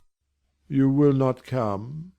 You will not be my comforter, my rescuer? My deep love, my wild woe, my frantic prayer, are all nothing to you?" What unutterable pathos was in his voice! How hard it was to reiterate firmly, "I am going." "Jane!" Mr. Rochester. Withdraw then. I consent. But remember, you leave me here in anguish. Go up to your own room. Think over all I have said, and, Jane, cast a glance on my sufferings. Think of me. He turned away. He threw himself on his face on the sofa. Oh, Jane, my hope, my love, my life, broke in anguish from his lips. Then came a deep, strong sob. I had already gained the door, but, reader, I walked back as determinedly as I had retreated. I knelt down by him. I turned his face from the cushion to me. I kissed his cheek. I smoothed his hair with my hand. God bless you, my dear master, I said. God keep you from harm and wrong, direct you, solace you, reward you well for your past kindness to me. Little Jane's love would have been my best reward, he answered. Without it, my heart is broken. But Jane will give me her love. Yes, nobly, generously. Up the blood rushed to his face. Forth flashed the fire from his eyes. Erect he sprang. He held his arms out, but I evaded the embrace, and at once quitted the room. Farewell, was the cry of my heart as I left him. Despair added, farewell for ever. That night I never thought to sleep, but a slumber fell on me as soon as I lay down in bed. I was transported in thought to the scenes of childhood. I dreamt I lay in the Red Room at Gateshead, that the night was dark, and my mind impressed with strange fears. The light that long ago had struck me into syncope, recalled in this vision, seemed glidingly to mount the wall, and tremblingly to pause in the centre of the obscured ceiling. I lifted up my head to look. The roof resolved to clouds, high and dim. The gleam was such as the moon imparts to vapours she is about to sever. I watched her come, watched with the strangest anticipation, as though some word of doom were to be written on her disk. She broke forth as never moon yet burst from cloud. A hand first penetrated the sable folds and waved them away. Then not a moon, but a white human form shone in the azure, inclining a glorious brow earthward. It gazed, and gazed on me. It spoke to my spirit. Immeasurably distant was the tone, yet so near, it whispered in my heart, my daughter, flee temptation. Mother, I will. So I answered after I had waked from the trance-like dream. It was yet night, but July nights are short. Soon after midnight dawn comes. It cannot be too early to commence the task I have to fulfil, thought I. I rose. I was dressed, for I had taken off nothing but my shoes. I knew where to find in my drawers some linen, a locket, a ring. In seeking these articles, I encountered the beads of a pearl necklace Mr. Rochester had forced me to accept a few days ago. I left that. It was not mine. It was the visionary bride's who had melted in air. The other articles I made up in a parcel. My purse, containing 20 shillings, it was all I had, I put in my pocket. I tied on my straw bonnet, pinned my shawl, took the parcel and my slippers, which I would not put on yet, and stole from my room. Farewell, kind Mrs. Fairfax, I whispered, as I glided past her door. Farewell, my darling Adele, I said, as I glanced towards the nursery. No thought could be admitted of entering to embrace her. I had to deceive a fine ear. For aught I knew, it might now be listening. I would have got past Mr. Rochester's chamber without a pause, but my heart momentarily stopped its beat at that threshold. My foot was forced to stop also. No sleep was there. The inmate was walking restlessly from wall to wall, and again he sighed while I listened. There was a heaven, a temporary heaven, in this room for me if I chose. I had but to go in and to say, Mr. Rochester, I will love you and live with you through life till death, and a fount of rapture would spring to my lips. I thought of this. That kind master, who could not sleep now, was waiting with impatience for day. He would send for me in the morning. I should be gone. He would have me sought for, vainly. He would feel himself forsaken, his love rejected. He would suffer, perhaps grow desperate. I thought of this, too. My hand moved towards the lock. I caught it back and glided on. Drearily I wound my way downstairs. I knew what I had to do, and I did it mechanically. I sought the key of the side door in the kitchen. I sought, too, a phial of oil and a feather. I oiled the key and the lock. I got some water. I got some bread, for perhaps I should have to walk far, and my strength, sorely shaken of late, must not break down. All this I did without one sound. I opened the door, passed out, shut it softly. Dim dawn glimmered in the yard.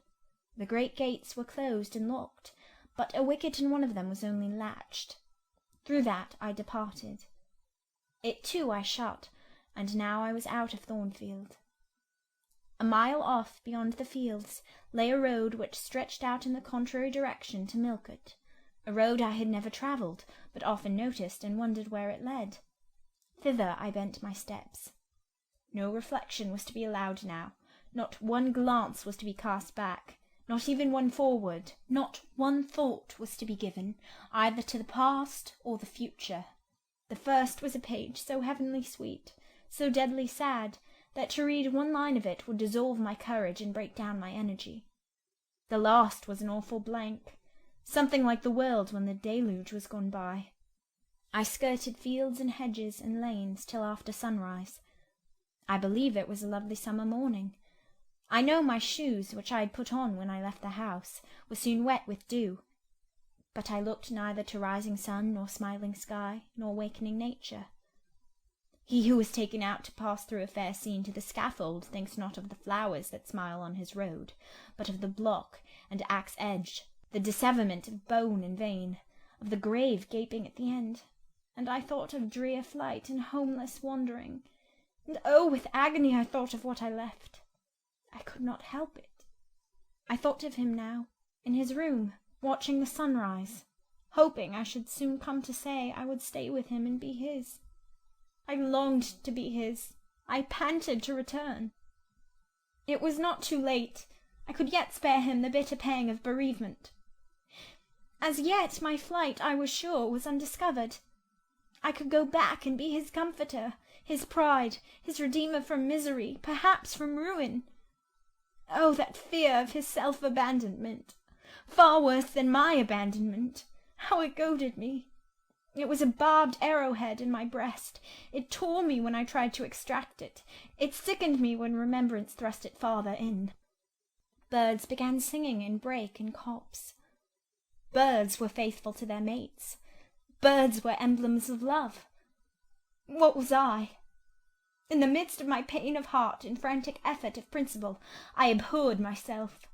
I had no solace from self-approbation, none even from self-respect. I had injured, wounded, left my master. I was hateful in my own eyes. Still I could not turn, nor retrace one step. God must have led me on. As to my own will or conscience, impassioned grief had trampled one and stifled the other.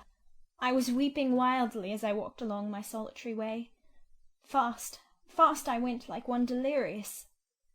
A weakness, beginning inwardly, extending to the limbs, seized me, and I fell. I lay on the ground some minutes, pressing my face to the wet turf. I had some fear, or hope, that here I should die, but I was soon up, crawling forwards on my hands and knees, and then again raised to my feet, as eager and as determined as ever to reach the road. When I got there, I was forced to sit, to rest me under the hedge, and while I sat I heard wheels, and saw a coach come on. I stood up and lifted my hand. It stopped. I asked where it was going. The driver named a place a long way off, and where I was sure Mr. Rochester had no connections. I asked for what sum he would take me there. He said 30 shillings. I answered I had but 20. Well, he would try to make it do. He further gave me leave to get into the inside, as the vehicle was empty. I entered, was shut in, and it rolled on its way. Gentle reader, may you never feel what I then felt. May your eyes never shed such stormy, scalding, heart-wrung tears as poured from mine. May you never appeal to heaven in prayers so hopeless and so agonized as in that hour left my lips. For never may you, like me, dread to be the instrument of evil to what you wholly love. End of chapter 27.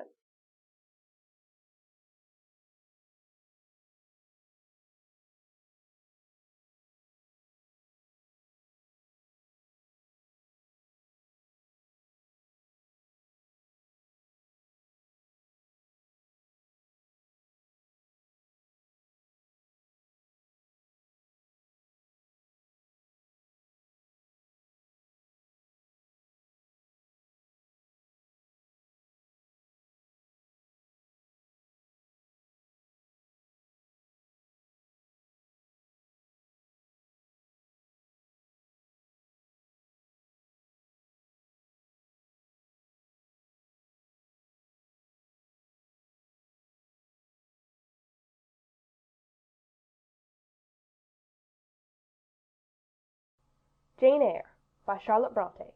Chapter 28. 2 days are past. It is a summer evening. The coachman has set me down at a place called Whitcross.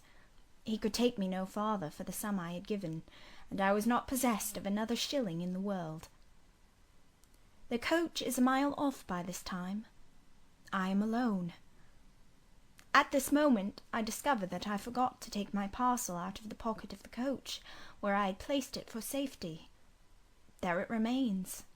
There it must remain, and now I am absolutely destitute. Whitcross is no town, nor even a hamlet. It is but a stone pillar set up where 4 roads meet, whitewashed, I suppose, to be more obvious at a distance and in darkness. 4 arms spring from its summit. The nearest town to which these point is, according to the inscription, distant 10 miles, the farthest above 20. From the well-known names of these towns I learn in what county I have lighted. A North Midland shire, dusk with moorland, ridged with mountain. This I see. There are great moors behind and on each hand of me. There are waves of mountains far beyond that deep valley at my feet. The population here must be thin, and I see no passengers on these roads. They stretch out east, west, north, and south, white, broad, lonely. They are all cut in the moor, and the heather grows deep and wild to their very verge. Yet a chance traveller might pass by, and I wish no eye to see me now. Strangers would wonder what I am doing, lingering here at the signpost, evidently objectless and lost. I might be questioned. I could give no answer but what would sound incredible and excite suspicion. Not a tie holds me to human society at this moment. Not a charm or hope calls me where my fellow creatures are. None that saw me would have a kind thought or a good wish for me. I have no relative but the universal mother, Nature. I will seek her breast and ask repose. I struck straight into the heath. I held on to a hollow I saw deeply furrowing the brown moorside. I waded knee-deep in its dark growth. I turned with its turnings, and finding a moss-blackened granite crag in a hidden angle, I sat down under it. High banks of moor were about me. The crag protected my head. The sky was over that. Some time passed before I felt tranquil even here. I had a vague dread that wild cattle might be near, or that some sportsman or poacher might discover me. If a gust of wind swept the waste, I looked up, fearing it was the rush of a bull. If a plover whistled, I imagined it a man. Finding my apprehensions unfounded, however, and calmed by the deep silence that reigned as evening declined at nightfall, I took confidence. As yet I had not thought. I'd only listened, watched, dreaded. Now I regained the faculty of reflection. What was I to do? Where to go? Oh, intolerable questions, when I could do nothing and go nowhere, when a long way must yet be measured by my weary, trembling limbs before I could reach human habitation, when cold charity must be entreated before I could get a lodging, reluctant sympathy importuned, almost certain repulse incurred, before my tale could be listened to, or one of my wants relieved. I touched the heath. It was dry and yet warm with the heat of the summer day. I looked at the sky. It was pure. A kindly star twinkled just above the chasm ridge. The dew fell, but with propitious softness. No breeze whispered. Nature seemed to me benign and good. I thought she loved me, outcast as I was, and I, who from man could anticipate only mistrust, rejection, insult, clung to her with filial fondness. Tonight, at least, I would be her guest, as I was her child. My mother would lodge me without money and without price. I had one morsel of bread yet, the remnant of a roll I had bought in a town we passed through at noon, with a stray penny, my last coin. I saw ripe bilberries gleaming here and there, like jet beads in the heath. I gathered a handful and ate them with the bread. My hunger, sharp before, was, if not satisfied, appeased by this hermit's meal. I said my evening prayers at its conclusion, and then chose my couch. Beside the crag the heath was very deep. When I lay down, my feet were buried in it. Rising high on each side, it left only a narrow space for the night air to invade. I folded my shawl double, and spread it over me for a coverlet. A low mossy swell was my pillow. Thus lodged, I was not, at least at the commencement of the night, cold. My rest might have been blissful enough, only a sad heart broke it. It plained of its gaping wounds, its inward bleeding, its riven cords. It trembled for Mr. Rochester and his doom. It bemoaned him with bitter pity. It demanded him with ceaseless longing, and impotent as a bird with both wings broken, it still quivered its shattered pinions in vain attempts to seek him. Worn out with this torture of thought, I rose to my knees. Night was come, and her planets were risen. A safe, still night, too serene for the companionship of fear.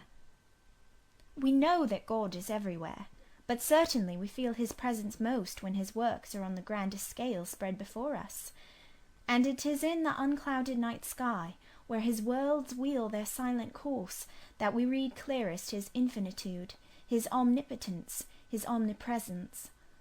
I had risen to my knees to pray for Mr. Rochester. Looking up, I with tear-dimmed eyes saw the mighty Milky Way. Remembering what it was, what countless systems there swept space like a soft trace of light, I felt the might and strength of God. Sure was I of his efficiency to save what he had made. Convinced I grew that neither earth should perish, nor one of the souls it treasured. I turned my prayer to thanksgiving. The source of life was also the saviour of spirits. Mr. Rochester was safe, he was God's, and by God would he be guarded. I again nestled to the breast of the hill, and ere long in sleep forgot sorrow. But next day want came to me pale and bare. Long after the little birds had left their nests, long after bees had come in the sweet prime of day to gather the heath honey before the dew was dried, when the long morning shadows were curtailed, and the sun filled earth and sky, I got up, and I looked round me. What a still, hot, perfect day! What a golden desert this spreading moor! Everywhere sunshine! I wished I could live in it and on it. I saw a lizard run over the crag. I saw a busy bee among the sweet bilberries. I would fain at the moment have become bee or lizard, that I might have found fitting nutriment, permanent shelter here. But I was a human being, and had a human being's wants. I must not linger where there was nothing to supply them. I rose. I looked back at the bed I had left. Hopeless of the future, I wished but this, that my Maker had that night thought good to require my soul of me while I slept, and that this weary frame, absolved by death from further conflict with fate, had now but to decay quietly and mingle in peace with the soil of this wilderness. Life, however, was yet in my possession, with all its requirements and pains and responsibilities. The burden must be carried, the want provided for, the suffering endured, the responsibility fulfilled. I set out. Whitcross regained, I followed a road which led from the sun, now fervent and high. By no other circumstance had I will to decide my choice.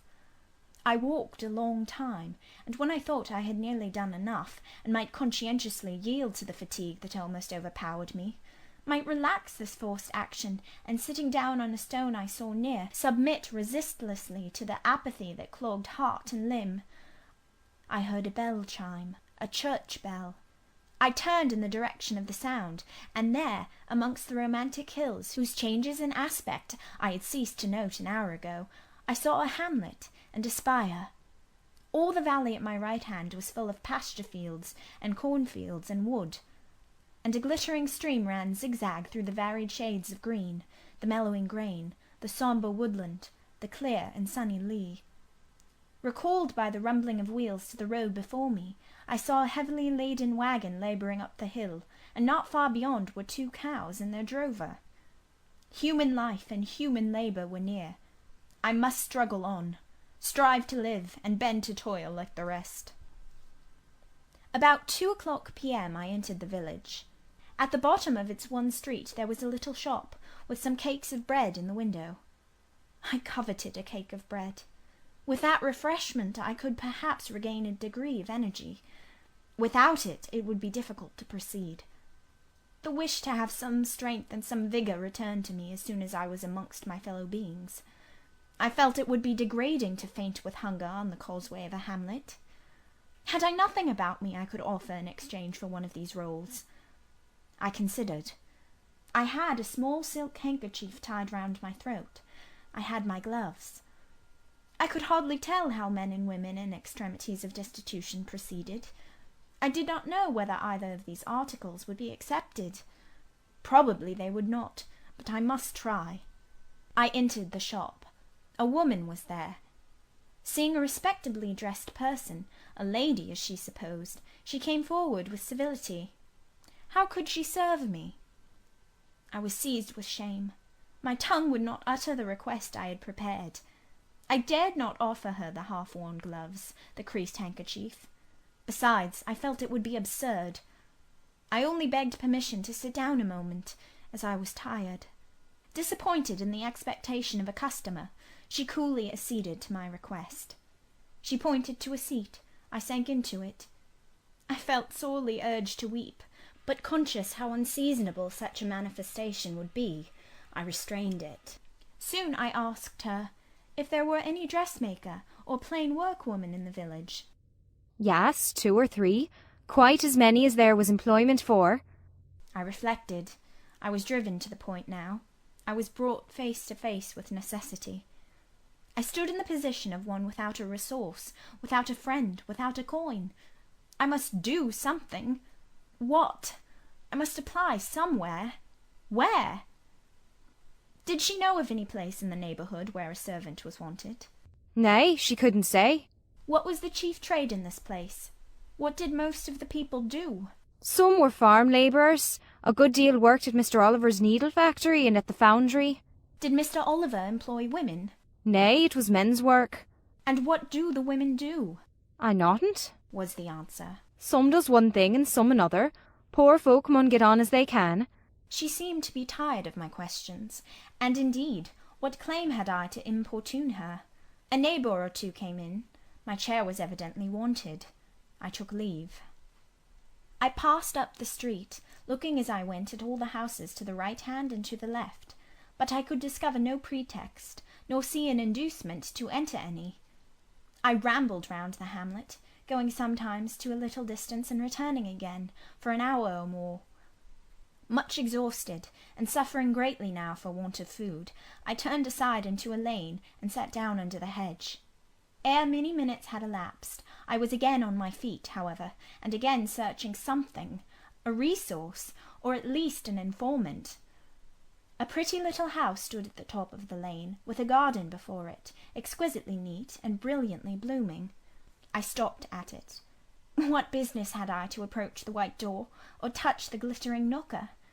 In what way could it possibly be the interest of the inhabitants of that dwelling to serve me? Yet I drew near and knocked.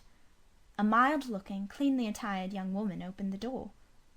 In such a voice as might be expected from a hopeless heart and fainting frame, a voice wretchedly low and faltering, I asked if a servant was wanted here. "No," said she. "we do not keep a servant." "Can you tell me where I could get employment of any kind?" I continued. "I am a stranger, without acquaintance in this place. I want some work, no matter what." But it was not her business to think for me, or to seek a place for me. Besides, in her eyes, how doubtful must have appeared my character, position, tale. She shook her head. She "Was sorry she could give me no information." And the white door closed, quite gently and civilly, but it shut me out. If she had held it open a little longer, I believe I should have begged a piece of bread, for I was now brought low. I could not bear to return to the sordid village, where besides no prospect of aid was visible.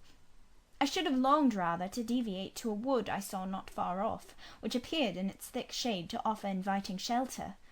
But I was so sick, so weak, so gnawed with nature's cravings, instinct kept me roaming round abodes where there was a chance of food. Solitude would be no solitude, rest no rest, while the vulture, hunger, thus sank beak and talons in my side. I drew near houses. I left them and came back again, and again I wandered away, always repelled by the consciousness of having no claim to ask, no right to expect interest in my isolated lot. Meantime the afternoon advanced, while I thus wandered about like a lost and starving dog. In crossing a field I saw the church spire before me. I hastened towards it. Near the churchyard, and in the middle of a garden, stood a well-built, though small house, which I had no doubt was the parsonage. I remembered that strangers who arrive at a place where they have no friends, and who want employment, sometimes apply to the clergyman for introduction and aid. It is the clergyman's function to help, at least with advice, those who wish to help themselves. I seemed to have something like a right to seek counsel here. Renewing then my courage, and gathering my feeble remains of strength, I pushed on. I reached the house, and knocked at the kitchen door. An old woman opened. I asked, was this the parsonage? "Yes." Was the clergyman in? "No." Would he be in soon? "No, he was gone from home." To a distance? "Not so far. Happened 3 mile. He'd been called away by the sudden death of his father.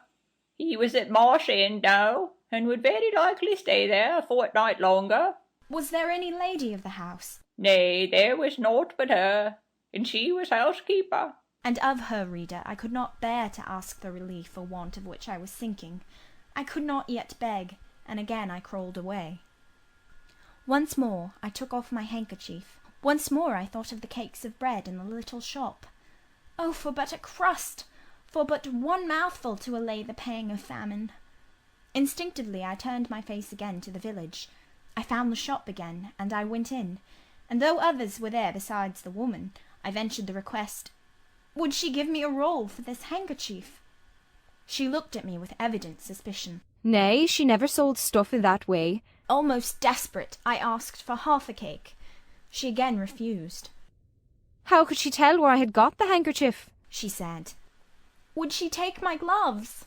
"No, what could she do with them?" Reader, it is not pleasant to dwell on these details. Some say there is an enjoyment in looking back to painful experience past, but at this day I can scarcely bear to review the times to which I allude. The moral degradation, blent with the physical suffering, form too distressing a recollection ever to be willingly dwelt on. I blamed none of those who repulsed me. I felt it was what was to be expected, and what could not be helped. An ordinary beggar is frequently an object of suspicion, a well-dressed beggar inevitably so. To be sure, what I begged was employment, but whose business was it to provide me with employment? Not certainly that of persons who saw me then for the first time, and who knew nothing about my character. And as to the woman who would not take my handkerchief in exchange for her bread, why, she was right if the offer appeared to her sinister, or the exchange unprofitable. Let me condense now. I am sick of the subject. A little before dark I passed a farmhouse, at the open door of which the farmer was sitting, eating his supper of bread and cheese. I stopped and said, "Will you give me a piece of bread, for I am very hungry?" He cast on me a glance of surprise, but without answering he cut a thick slice from his loaf and gave it to me. I imagine he did not think I was a beggar, but only an eccentric sort of lady who had taken a fancy to his brown loaf. As soon as I was out of sight of his house, I sat down and ate it. I could not hope to get a lodging under a roof, and sought it in the wood I have before alluded to. But my night was wretched, my rest broken. The ground was damp, the air cold. Besides, intruders passed near me more than once, and I had again and again to change my quarters. No sense of safety or tranquillity befriended me. Towards morning it rained. The whole of the following day was wet. Do not ask me, reader, to give a minute account of that day. As before, I sought work. As before, I was repulsed. As before, I starved. But once did food pass my lips. At the door of a cottage I saw a little girl about to throw a mess of cold porridge into a pig trough. "Will you give me that?" I asked. She stared at me. "Mother," she exclaimed, "there is a woman wants me to give her these porridge." "Well, lass," replied a voice within, "give it her if she's a beggar. The pig doesn't want it." The girl emptied the stiffened mould into my hand, and I devoured it ravenously. As the wet twilight deepened, I stopped in a solitary bridle path which I had been pursuing an hour or more. "My strength is quite failing me," I said in a soliloquy. "I feel I cannot go much farther. Shall I be an outcast again this night? While the rain descends so, must I lay my head on the cold, drenched ground? I fear I cannot do otherwise, for who will receive me? But it will be very dreadful, with this feeling of hunger, faintness, chill, and this sense of desolation, this total prostration of hope. In all likelihood, though, I should die before morning. And why cannot I reconcile myself to the prospect of death? Why do I struggle to retain a valueless life? Because I know or believe Mr. Rochester is living, and then to die of want and cold is a fate to which nature cannot submit passively. O Providence, sustain me a little longer. Aid, direct me." My glazed eye wandered over the dim and misty landscape. I saw I had strayed far from the village. It was quite out of sight. The very cultivation surrounding it had disappeared. I had, by crossways and bypaths, once more drawn near the tract of moorland, and now only a few fields, almost as wild and unproductive as the heath from which they were scarcely reclaimed, lay between me and the dusky hill. Well, I would rather die yonder than in a street or on a frequented road, I reflected. And far better that crows and ravens, if any ravens there be in these regions, should pick my flesh from my bones, than that they should be prisoned in a workhouse coffin and moulder in a pauper's grave. To the hill, then, I turned. I reached it. It remained now only to find a hollow where I could lie down, and feel at least hidden, if not secure. But all the surface of the waste looked level. It showed no variation but of tint. Green where rush and moss overgrew the marshes, black where the dry soil bore only heath. Dark as it was getting, I could still see these changes, though but as mere alternations of light and shade, for colour had faded with the daylight.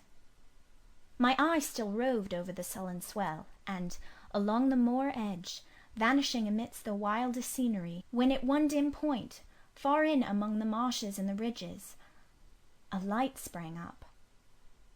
That is an ignis fatuus, was my first thought, and I expected it would soon vanish.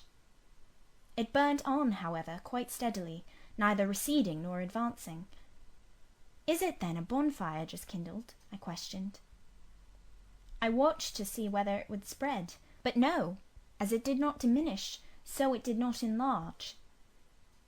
It may be a candle in a house, I then conjectured, but if so, I can never reach it. It is much too far away, and were it within a yard of me, what would it avail? I should but knock at the door to have it shut in my face. And I sank down where I stood, and hid my face against the ground. I lay still a while. The night wind swept over the hill and over me, and died moaning in the distance. The rain fell fast, wetting me afresh to the skin. Could I but have stiffened to the still frost, the friendly numbness of death, it might have pelted on. I should not have felt it. But my yet living flesh shuddered at its chilling influence. I rose ere long. The light was yet there, shining dim but constant through the rain. I tried to walk again. I dragged my exhausted limbs slowly towards it. It led me aslant over the hill, through a wide bog, which would have been impassable in winter, and was splashy and shaking even now, in the height of summer. Here I fell twice, but as often I rose and rallied my faculties. This light was my forlorn hope. I must gain it. Having crossed the marsh, I saw a trace of white over the moor. I approached it. It was a road or a track. It led straight up to the light, which now beamed from a sort of knoll, amidst a clump of trees, firs apparently, from what I could distinguish of the character of their forms and foliage through the gloom. My star vanished as I drew near. Some obstacle had intervened between me and it. I put out my hand to feel the dark mass before me. I discriminated the rough stones of a low wall, above it something like palisades, and within a high and prickly hedge. I groped on. Again a whitish object gleamed before me. It was a gate, a wicket. It moved on its hinges as I touched it. On each side stood a sable bush, holly or yew. Entering the gate and passing the shrubs, the silhouette of a house rose to view. Black, low, and rather long, but the guiding light shone nowhere. All was obscurity. Were the inmates retired to rest? I feared it must be so. In seeking the door, I turned an angle. There shot out the friendly gleam again, from the lozenged panes of a very small latticed window, within a foot of the ground, made still smaller by the growth of ivy or some other creeping plant, whose leaves clustered thick over the portion of the house wall in which it was set. The aperture was so screened and narrow that curtain or shutter had been deemed unnecessary, and when I stooped down and put aside the spray of foliage shooting over it, I could see all within. I could see clearly a room with a sanded floor, clean scoured, a dresser of walnut, with pewter plates ranged in rows, reflecting the redness and radiance of a glowing peat fire. I could see a clock, a white deal table, some chairs. The candle, whose ray had been my beacon, burnt on the table, and by its light an elderly woman, somewhat rough-looking but scrupulously clean like all about her, was knitting a stocking. I noticed these objects cursorily only. In them there was nothing extraordinary. A group of more interest appeared near the hearth, sitting still amidst the rosy peace and warmth suffusing it. Two young, graceful women, ladies in every point, sat, one in a low rocking chair, the other on a lower stool.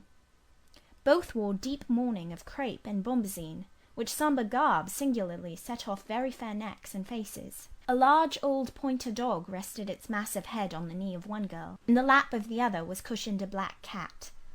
A strange place was this humble kitchen for such occupants. Who were they? They could not be the daughters of the elderly person at the table, for she looked like a rustic, and they were all delicacy and cultivation. I had nowhere seen such faces as theirs, and yet, as I gazed on them, I seemed intimate with every lineament. I cannot call them handsome, they were too pale and grave for the word. As they each bent over a book, they looked thoughtful almost to severity. A stand between them supported a second candle, and two great volumes, to which they frequently referred, comparing them seemingly with the smaller books they held in their hands, like people consulting a dictionary to aid them in the task of translation. This scene was as silent as if all the figures had been shadows, and the fire-lit apartment a picture. So hushed was it, I could hear the cinders fall from the grate, the clock tick in its obscure corner, and I even fancied I could distinguish the click-click of the woman's knitting needles. When, therefore, a voice broke the strange stillness at last, it was audible enough to me. "Listen, Diana," said one of the absorbed students. "Franz and old Daniel are together in the night-time, and Franz is telling a dream from which he is awakened in terror. Listen." And in a low voice she read something, of which not one word was intelligible to me, for it was in an unknown tongue, neither French nor Latin. Whether it were Greek or German, I could not tell. That is strong, she said when she had finished. I relish it. The other girl, who had lifted her head to listen to her sister, repeated while she gazed at the fire a line of what had been read. At a later day I knew the language and the book. Therefore I will here quote the line, though when I first heard it, it was only like a stroke on sounding brass to me, conveying no meaning. Da trat hervor einer, anzusachen wie die Sternennacht. Good, good, she exclaimed, while her dark and deep eye sparkled. There you have a dim and mighty archangel fitly set before you. The line is worth 100 pages of fustian. Ich wage die Gedanken in der Schale meines Zornes und die Werk mit dem Gewichte meines Grimms. I like it. Is there any country where they talk in that way? Asked the old woman, looking up from her knitting. Yes, Hannah, a far larger country than England, where they talk in no other way. Well, for sure case, I know how they can understand one t'other. And if either of ye went there, you could tell what they said, I guess? We could probably tell something of what they said, but not all, for we are not as clever as you think us, Hannah. We don't speak German, and we cannot read it without a dictionary to help us. And what good does it do you? We mean to teach it some time, or at least the elements, as they say, and then we shall get more money than we do now. Very like. But give o'er studying, you've done enough for to-night. I think we have. At least I'm tired. Mary, are you? Mortally. After all, it's tough work fagging away at a language with no master but a lexicon. It is, especially such a language as this crabbed but glorious Deutsch. I wonder when St. John will come home. Surely he will not be long now. It is just 10. Looking at a little gold watch she drew from her girdle. It rains fast. Hannah, will you have the goodness to look at the fire in the parlour? The woman rose. She opened a door, through which I dimly saw a passage. Soon I heard her stir a fire in an inner room. She presently came back. Ah, childer, said she. It fair troubles me to go into yonder room now. It looks so lonesome, with a chair empty and set back in a corner. She wiped her eyes with her apron. The two girls, grave before, looked sad now. But he is in a better place, continued Hannah. We shouldn't wish him here again, and then nobody need have a quieter death nor he had. You say he never mentioned us? Inquired one of the ladies. He hadn't time, bairn. He was gone in a minute, was your father. He had been a bit ailing like the day before, but not to signify, and when Mr. St. John asked if he would like either of ye to be sent for, he fair laughed at him. He began again with a bit of heaviness in his head the next day, that is, a fortnight since, and he went to sleep and never wakened. He wore a most stark when your brother went into the chamber and found him. Ah, childer, that's the last of the old stock, for ye and Mr. St. John is like a different sort to them at's gone. For all your mother were making your way, and almost as book learned. She were the picture of ye, Mary. Diana's more like your father. I thought them so similar I could not tell where the old servant, for such I now concluded her to be, saw the difference. Both were fair-complexioned and slenderly made. Both possessed faces full of distinction and intelligence. One, to be sure, had a hair a shade darker than the other, and there was a difference in their style of wearing it. Mary's pale brown locks were parted and braided smooth. Diana's duskier tresses covered her neck with thick curls. The clock struck 10.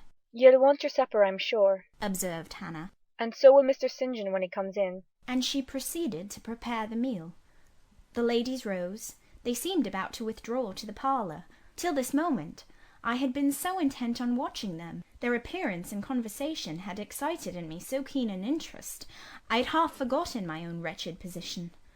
Now it recurred to me. More desolate, more desperate than ever, it seemed from contrast. And how impossible did it appear to touch the inmates of this house with concern on my behalf, to make them believe in the truth of my wants and woes, to induce them to vouchsafe a rest for my wanderings. As I groped out the door, and knocked at it hesitatingly, I felt that last idea to be a mere chimera. Hannah opened. What do you want? She inquired, in a voice of surprise, as she surveyed me by the light of the candle she held. May I speak to your mistresses? I said. You had better tell me what you have to say to them. Where'd you come from? I am a stranger. What is your business here at this hour? I want a night's shelter in an outhouse, or anywhere, and a morsel of bread to eat. Distrust, the very feeling I dreaded, appeared in Hannah's face. I'll give you a piece of bread, she said, after a pause. But we can't take in a vagrant to lodge. It isn't likely. Do let me speak to your mistresses. No, not I. What can they do for you? You should not be roving about now. It looks very ill. But where shall I go if you drive me away? What shall I do? Oh, I'll warrant you know where to go and what to do. Mind you don't do wrong, that's all. Here's a penny. Now go. A penny cannot feed me, and I have no strength to go farther. Don't shut the door. Oh, don't, for God's sake. I must. The rain is driving in. Tell the young ladies. Let me see them. Indeed, I will not. You are not what you ought to be, or you wouldn't make such a noise. Move off. But I must die if I am turned away. Not you. I'm feared you have some ill plans agate, that bring you about folks' houses at this time o' night. If you've any followers, housebreakers or such like, anywhere near, you may tell 'em we are not by ourselves in this house. We have a gentleman, and dogs, and guns. Here the honest but inflexible servant clapped the door to, and bolted it within. This was the climax. A pang of exquisite suffering, a throe of true despair, rent and heaved my heart. Worn out, indeed, I was. Not another step could I stir. I sank on the wet doorstep. I groaned. I wrung my hands. I wept in utter anguish. Oh, this spectre of death! Oh, this last hour approaching in such horror! Alas, this isolation, this banishment from my kind! Not only the anchor of hope, but the footing of fortitude was gone, at least for a moment, but the last I soon endeavoured to regain. I can but die, I said, and I believe in God. Let me try to wait his will in silence. These words I not only thought, but uttered, and thrusting back all my misery into my heart, I made an effort to compel it to remain there, dumb and still. All men must die, said a voice close at hand. But all are not condemned to meet a lingering and premature doom, such as yours would be if you perished here of want. Who or what speaks? I asked, terrified at the unexpected sound, and incapable now of deriving from any occurrence a hope of aid. A form was near. What form the pitch-dark night and my enfeebled vision prevented me from distinguishing. With a loud, long knock, the newcomer appealed to the door. Is it you, Mr. St. John? Cried Hannah. Yes, yes, open quickly. Well, how wet and cold you must be, such a wild night as it is. Come in, your sisters are quite uneasy about you, and I believe there are bad folks about. There has been a beggar woman, I declare she is not gone yet, laid down there. Get up, for shame, move off, I say. Hush, Hannah. I have a word to say to the woman. You have done your duty in excluding. Now let me do mine in admitting her. I was near, and listened to both you and her. I think this is a peculiar case. I must at least examine into it. Young woman, rise and pass before me into the house. With difficulty I obeyed him. Presently I stood within that clean, bright kitchen, on the very hearth, trembling, sickening, conscious of an aspect in the last degree ghastly, wild, and weather-beaten. The two ladies, their brother, Mr. St. John, the old servant, were all gazing at me. St. John, who is it? I heard one ask. I cannot tell. I found her at the door, was the reply. She does look white, said Hannah. As white as clay, or death, was responded. She will fall. Let us sit. And indeed my head swam. I dropped, but a chair received me. I still possessed my senses, though just now I could not speak. Perhaps a little water would restore her. Hannah, fetch some, but she is worn to nothing. How very thin, and how very bloodless. A mere spectre. Is she ill, or only famished? Famished, I think. Hannah, is that milk? Give it me, and a piece of bread. Diana, I knew her by the long curls which I saw drooping between me and the fire as she bent over me, broke some bread, dipped it in milk, and put it to my lips. Her face was near mine. I saw there was pity in it, and I felt sympathy in her hurried breathing. In her simple words, too, the same balm-like emotion spoke. Try to eat. Yes, try, repeated Mary gently, and Mary's hand removed my sodden bonnet and lifted my head. I tasted what they offered me, feebly at first, eagerly soon. Not too much at first. Restrain her, said the brother. She has had enough. And he withdrew the cup of milk and the plate of bread. A little more, St. John. Look at the avidity in her eyes. No more at present, sister. Try if she can speak now. Ask her name. I felt I could speak, and I answered, "My name is Jane Elliot." Anxious as ever to avoid discovery, I had before resolved to assume an alias. And where do you live? Where are your friends? I was silent. Can we send for anyone you know? I shook my head. What account can you give of yourself? Somehow, now that I had once crossed the threshold of this house, and once was brought face to face with its owners, I felt no longer outcast, vagrant, and disowned by the wide world. I dared to put off the mendicant, to resume my natural manner and character. I began once more to know myself, and when Mr. St. John demanded an account, which at present I was far too weak to render, I said after a brief pause, "Sir, I can give you no details tonight." But what then, said he, do you expect me to do for you? "Nothing," I replied. My strength sufficed for but short answers. Diana took the word. Do you mean, she asked, that we have now given you what aid you require, and that we may dismiss you to the moor and the rainy night? I looked at her. She had, I thought, a remarkable countenance, instinct both with power and goodness. I took sudden courage. Answering her compassionate gaze with a smile, I said, "I will trust you. If I were a masterless and stray dog, I know that you would not turn me from your hearth tonight. As it is, I really have no fear. Do with me and for me as you like, but excuse me from much discourse. My breath is short. I feel a spasm when I speak." All three surveyed me, and all three were silent. Hannah, said Mr. St. John at last, let her sit there at present, and ask her no questions. In 10 minutes more give her the remainder of that milk and bread. Mary and Diana, let us go into the parlour and talk the matter over. They withdrew. Very soon one of the ladies returned, I could not tell which. A kind of pleasant stupor was stealing over me as I sat by the genial fire. In an undertone she gave some directions to Hannah. Ere long, with the servant's aid, I contrived to mount a staircase. My dripping clothes were removed. Soon a warm, dry bed received me. I thanked God, experienced amidst unutterable exhaustion a glow of grateful joy, and slept. End of chapter 28.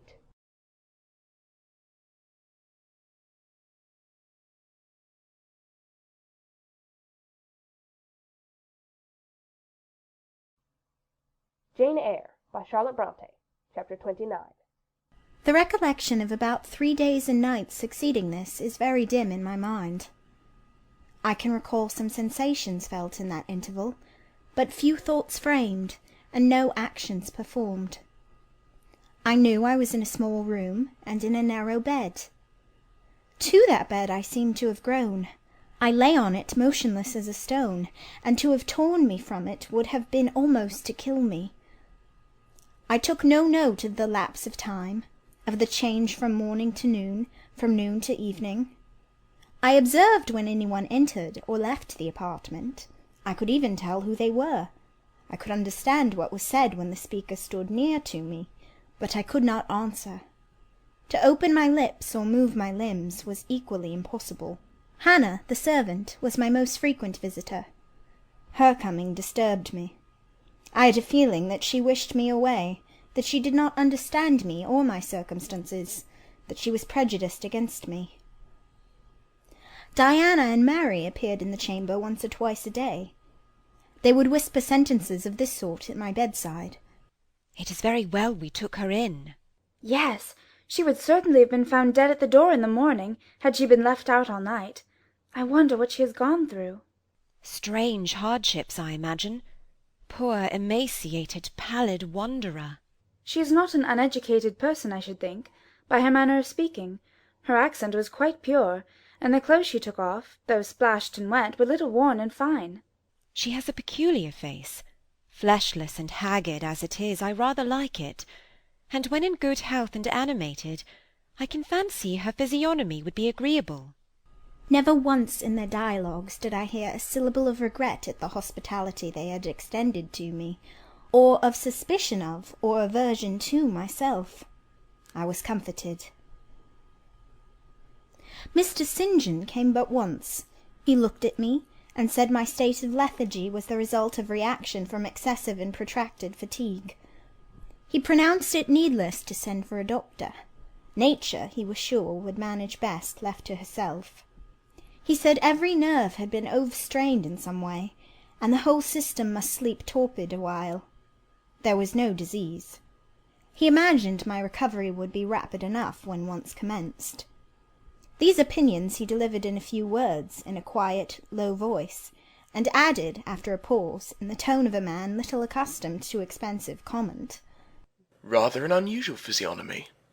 Certainly not indicative of vulgarity or degradation." "Far otherwise," responded Diana. "To speak truth, St. John, my heart rather warms to the poor little soul. I wish we may be able to benefit her permanently." "That is hardly likely," was the reply. "You will find she is some young lady who has had a misunderstanding with her friends, and has probably injudiciously left them. We may, perhaps, succeed in restoring her to them, if she is not obstinate. But I trace lines of force in her face which make me sceptical of her tractability." He stood considering me some minutes, then added, "She looks sensible, but not at all handsome." "She is so ill, St. John." "Ill or well, she would always be plain. The grace and harmony of beauty are quite wanting in those features." On the third day I was better. On the fourth I could speak, move, rise in bed, and turn. Hannah had brought me some gruel and dry toast, about, as I supposed, the dinner hour. I had eaten with relish. The food was good, void of the feverish flavour which had hitherto poisoned what I had swallowed. When she left me, I felt comparatively strong and revived. Ere long, satiety of repose and desire for action stirred me. I wished to rise, but what could I put on? Only my damp and bemired apparel, in which I had slept on the ground and fallen in the marsh. I felt ashamed to appear before my benefactors so clad. I was spared the humiliation. On a chair by the bedside were all my own things, clean and dry. My black silk frock hung against the wall. The traces of the bog were removed from it, the creases left by the wet smoothed out.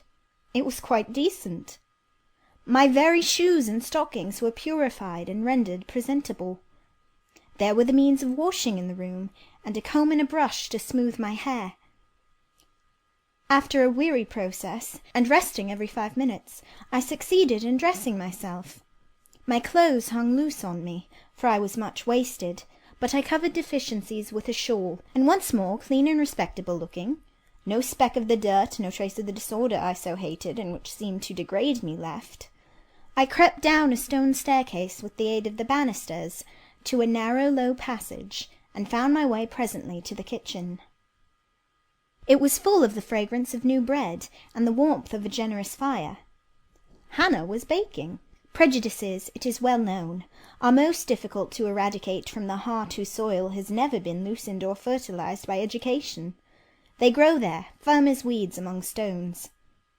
Hannah had been cold and stiff indeed at the first. Latterly she had begun to relent a little, and when she saw me come in tidy and well dressed, she even smiled.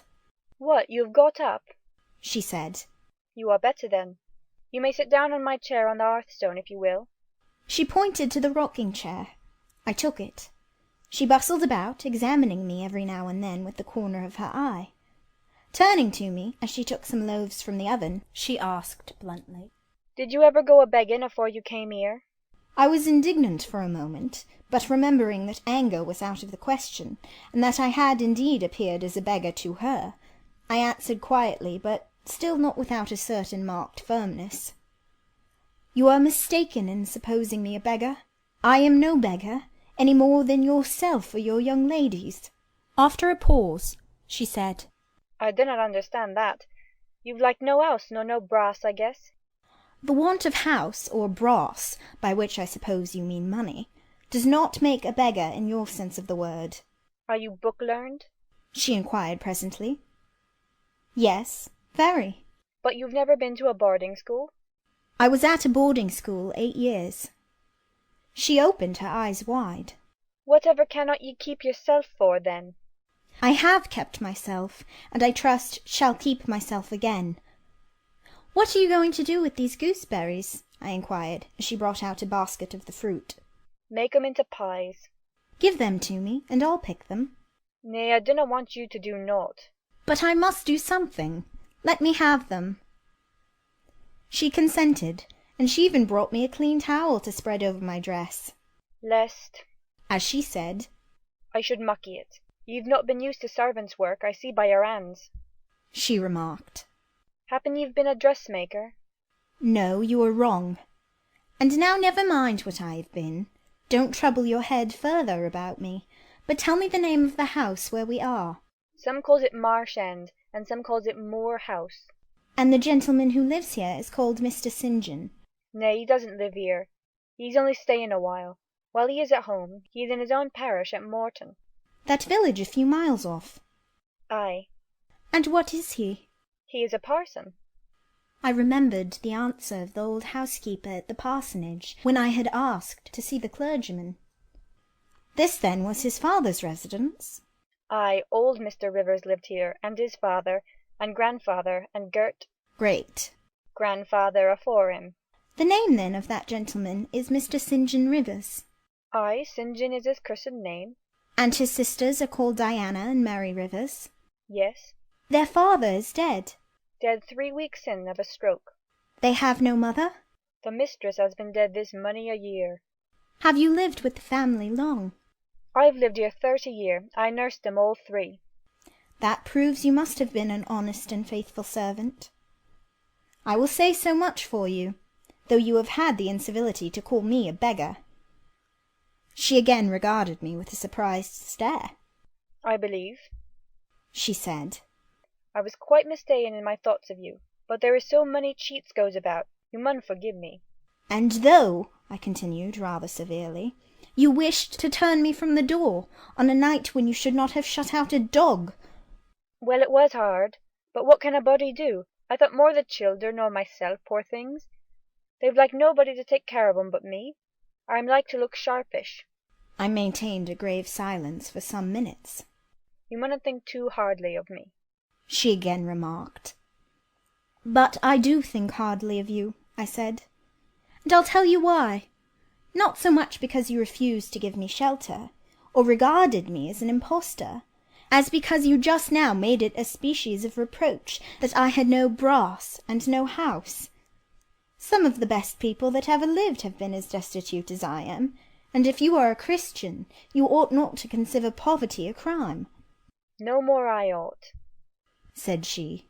Mr. St. John tells me so too, and I see I were wrong, but I've a clear different notion on you now to what I had. You look a right down decent little crater. That will do. I forgive you now. Shake hands. She put her floury and horny hand into mine. Another and heartier smile illumined her rough face, and from that moment we were friends. Hannah was evidently fond of talking. While I picked the fruit and she made the paste for the pies, she proceeded to give me sundry details about her deceased master and mistress, and the childer, as she called the young people. Old Mr. Rivers, she said, was a plain man enough, but a gentleman, and of as ancient a family as could be found. Marsh End had belonged to the Rivers ever since it was a house, and it was, she affirmed, aboon 200 year old, for all it looked but a small humble place, not to compare with Mr. Oliver's grand old down in Morton Vale. But she could remember Bill Oliver's father a journeyman needlemaker, and the Rivers wore gentry in the old days o' the Henrys, as anybody might see by looking into the registers in Morton Church vestry. Still, she allowed, the old master was like other folk, not much out of the common way, stark mad o' shooting and farming and such like. The mistress was different. She was a great reader, and studied a deal, and the bairns had taken after her. There was nothing like them in these parts, nor ever had been. They had liked learning, all 3, almost from the time they could speak, and they had always been a mak of their own. Mr. St. John, when he grew up, would go to college and be a parson, and the girls, as soon as they left school, would seek places as governesses, for they had told her their father had some years ago lost a great deal of money by a man he had trusted turning bankrupt, and as he was now not rich enough to give them fortunes, they must provide for themselves. They had lived very little at home for a long while, and were only come now to stay a few weeks on account of their father's death. But they did so like Marsh End and Morton, and all these moors and hills about. They had been in London, and many other grand towns, but they always said there was no place like home. And then they were so agreeable with each other, never fell out, nor threeped. She did not know where there was such a family for being united. Having finished my task of gooseberry picking, I asked where the two ladies and their brother were now. Gone over to Morton for a walk, but they will be back in half an hour to tea. They returned within the time Hannah had allotted them. They entered by the kitchen door. Mr. St. John, when he saw me, merely bowed and passed through. The two ladies stopped. Mary, in a few words, kindly and calmly expressed the pleasure she felt in seeing me well enough to be able to come down. Diana took my hand. She shook her head at me. "You should have waited for my leave to descend," she said. "You still look very pale, and so thin. Poor child, poor girl." Diana had a voice toned to my ear like the cooing of a dove. She possessed eyes whose gaze I delighted to encounter. Her whole face seemed to me full of charm. Mary's countenance was equally intelligent, her features equally pretty, but her expression was more reserved, and her manners, though gentle, more distant. Diana looked and spoke with a certain authority. She had a will, evidently. It was my nature to feel pleasure in yielding to an authority supported like hers, and to bend, when my conscience and self-respect permitted, to an active will. "And what business have you here?" she continued. "It is not your place. Mary and I sit in the kitchen sometimes, because at home we like to be free, even to licence. But you are a visitor, and must go into the parlour." "I am very well here." "Not at all, with Hannah bustling about and covering you with flour." "Besides, the fire is too hot for you," interposed Mary. "To be sure," added her sister. "Come, you must be obedient." And still holding my hand, she made me rise, and led me into the inner room. "Sit there," she said, placing me on the sofa, "while we take our things off and get the tea ready. It is another privilege we exercise in our little moorland home, to prepare our own meals when we are so inclined, or when Hannah is baking, brewing, washing, or ironing." She closed the door, leaving me solace with Mr. St. John, who sat opposite, a book or newspaper in his hand. I examined first the parlour, and then its occupant. The parlour was rather a small room, very plainly furnished, yet comfortable because clean and neat. The old-fashioned chairs were very bright, and the walnut-wood table was like a looking-glass. A few strange antique portraits of the men and women of other days decorated the stained walls. A cupboard with glass doors contained some books and an ancient set of china.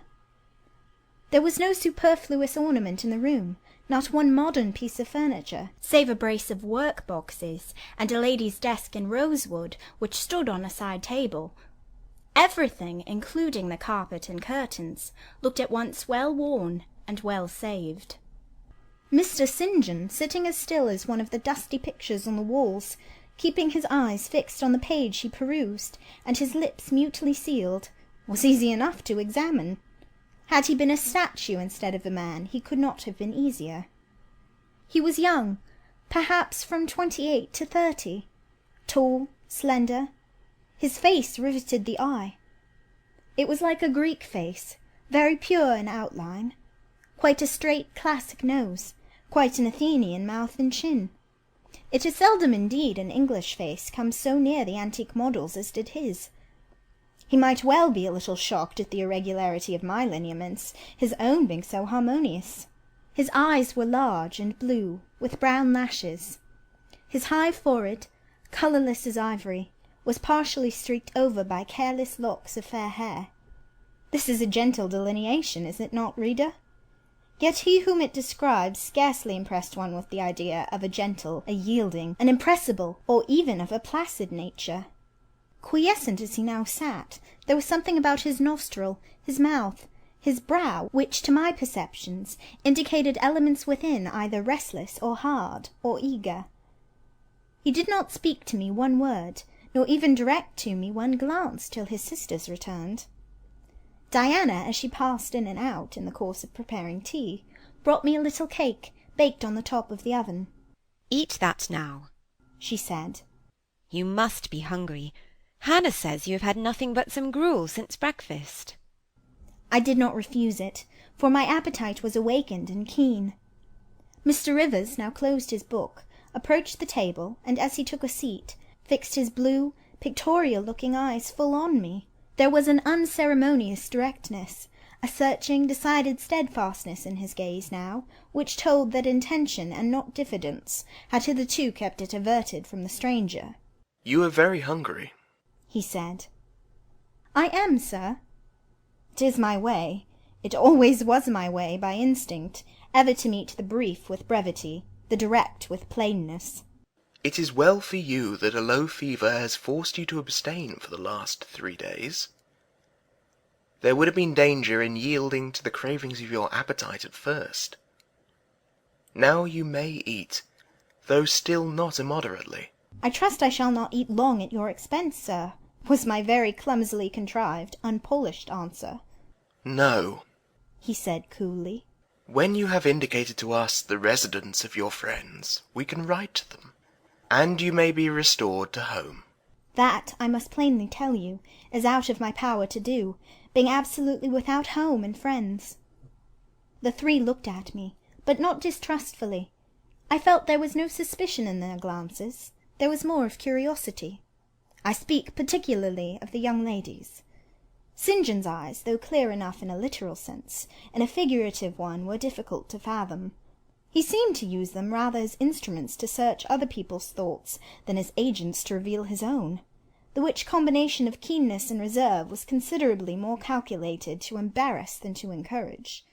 "Do you mean to say," he asked, "that you are completely isolated from every connection?" "I do. Not a tie links me to any living thing. Not a claim do I possess to admittance under any roof in England." "A most singular position at your age." Here I saw his glance directed to my hands, which were folded on the table before me. I wondered what he sought there. His words soon explained the quest. "You have never been married? You are a spinster?" Diana laughed. "Why, she can't be above 17 or 18 years old, St. John," said she. "I am near 19, but I am not married. No." I felt a burning glow mount to my face, for bitter and agitating recollections were awakened by the allusion to marriage. They all saw the embarrassment and the emotion. Diana and Mary relieved me by turning their eyes elsewhere than to my crimsoned visage, but the colder and sterner brother continued to gaze, till the trouble he had excited forced out tears as well as colour. "Where did you last reside?" he now asked. "You are too inquisitive, St. John," murmured Mary in a low voice, but he leaned over the table and required an answer by a second firm and piercing look. "The name of the place where, and of the person with whom I lived, is my secret," I replied concisely. "Which, if you like, you have, in my opinion, a right to keep, both from St. John and every other questioner," remarked Diana. "Yet if I know nothing about you, or your history, I cannot help you," he said. "And you need help, do you not?" "I need it, and I seek it so far, sir, that some true philanthropist will put me in the way of getting work which I can do, and the remuneration for which will keep me, if but in the barest necessaries of life." "I know not whether I am a true philanthropist, yet I am willing to aid you to the utmost of my power in a purpose so honest. First, then tell me what you have been accustomed to do, and what you can do." I had now swallowed my tea. I was mightily refreshed by the beverage, as so much so as a giant with wine. It gave new tone to my unstrung nerves, and enabled me to address this penetrating young judge steadily. "Mr. Rivers," I said, turning to him and looking at him, as he looked at me, openly and without diffidence. You and your sisters have done me a great service, the greatest man can do his fellow being. You have rescued me by your noble hospitality from death.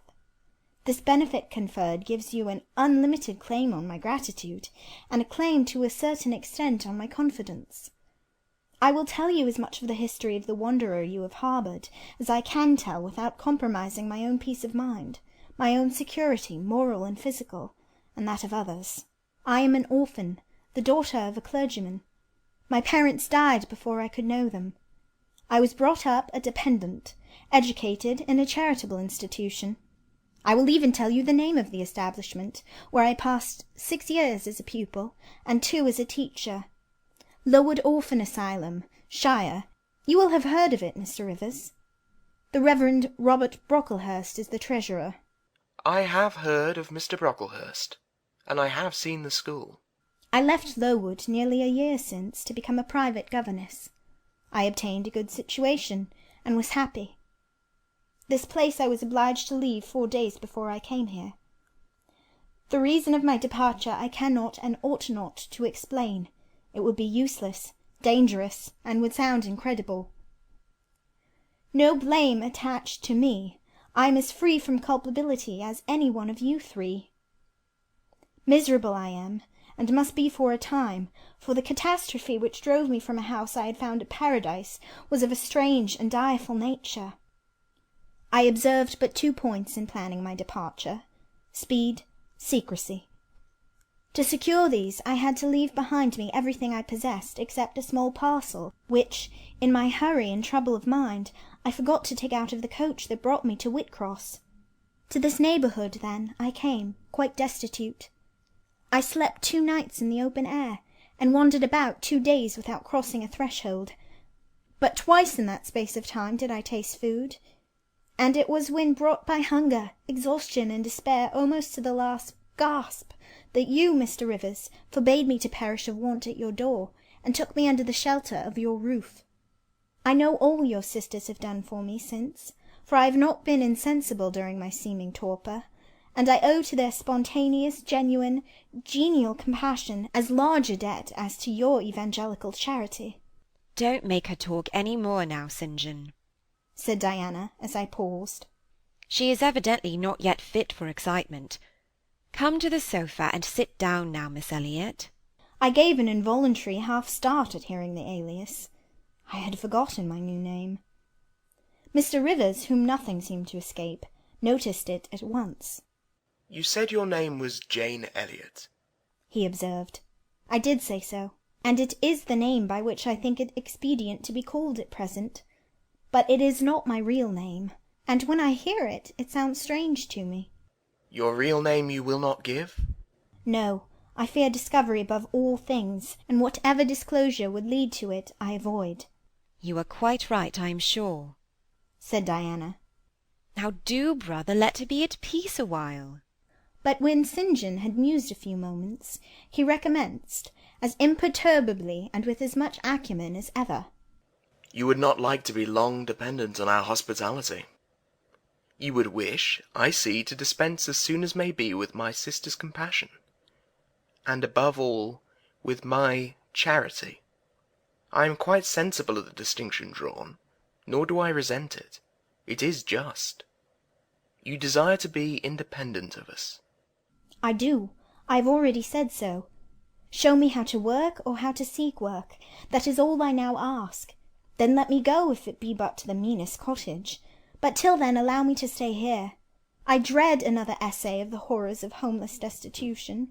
Indeed you shall stay here, said Diana, putting her white hand on my head. You shall, repeated Mary, in the tone of undemonstrative sincerity which seemed natural to her. My sisters, you see, have a pleasure in keeping you, said Mr. St. John. As they would have a pleasure in keeping and cherishing a half-frozen bird some wintry wind might have driven through their casement. I feel more inclination to put you in the way of keeping yourself, and shall endeavour to do so. But observe, my sphere is narrow. I am but the incumbent of a poor country parish. My aid must be of the humblest sort. And if you are inclined to despise the day of small things, seek some more efficient succour than such as I can offer. She has already said that she is willing to do anything honest she can do, answered Diana for me. And you know, St. John, she has no choice of helpers. She is forced to put up with such crusty people as you. I will be a dressmaker. I will be a plain workwoman. I will be a servant, a nurse-girl, if I can be no better, I answered. Right, said Mr. St. John, quite coolly. If such is your spirit, I promise to aid you, in my own time and way. He now resumed the book with which he had been occupied before tea. I soon withdrew, for I had talked as much and sat up as long as my present strength would permit. End of chapter 29.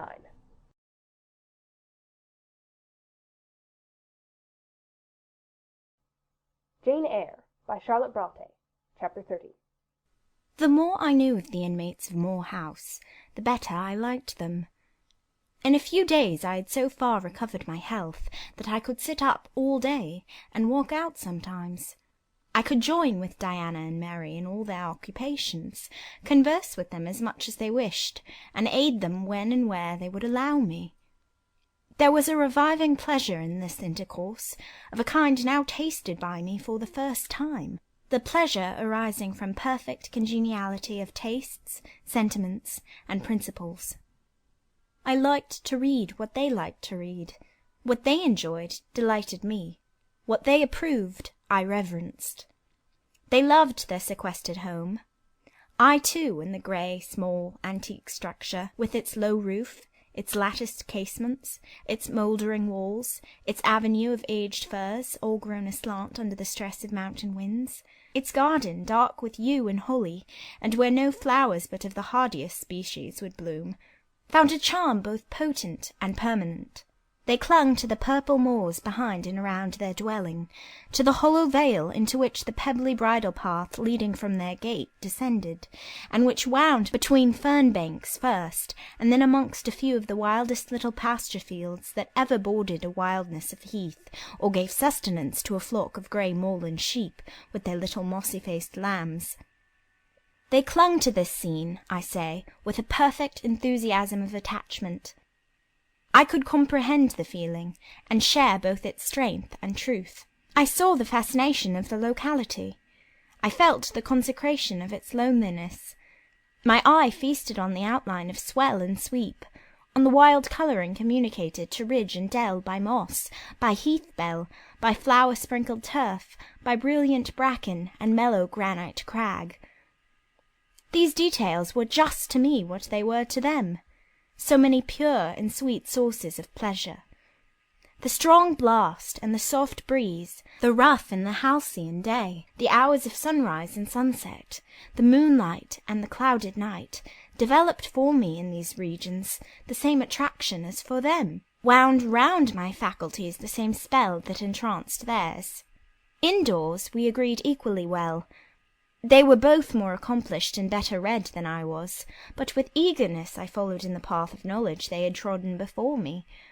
I devoured the books they lent me.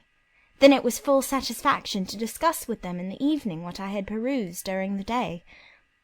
Thought fitted thought, opinion met opinion.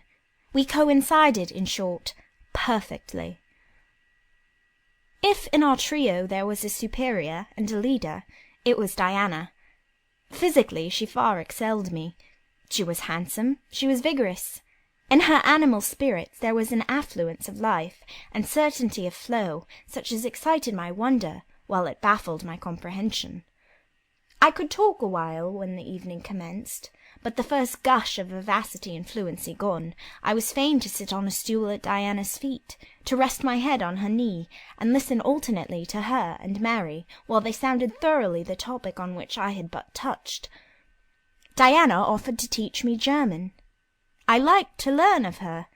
I saw the part of instructress pleased and suited her. That of scholar pleased and suited me no less. Our natures dovetailed. Mutual affection of the strongest kind was the result. They discovered I could draw. Their pencils and colour boxes were immediately at my service. My skill, greater in this one point than theirs, surprised and charmed them. Mary would sit and watch me by the hour together. Then she would take lessons, and a docile, intelligent, assiduous pupil she made. Thus occupied and mutually entertained, days passed like hours, and weeks like days. As to Mr. St. John, the intimacy which had arisen so naturally and rapidly between me and his sisters did not extend to him. One reason of the distance yet observed between us was, that he was comparatively seldom at home.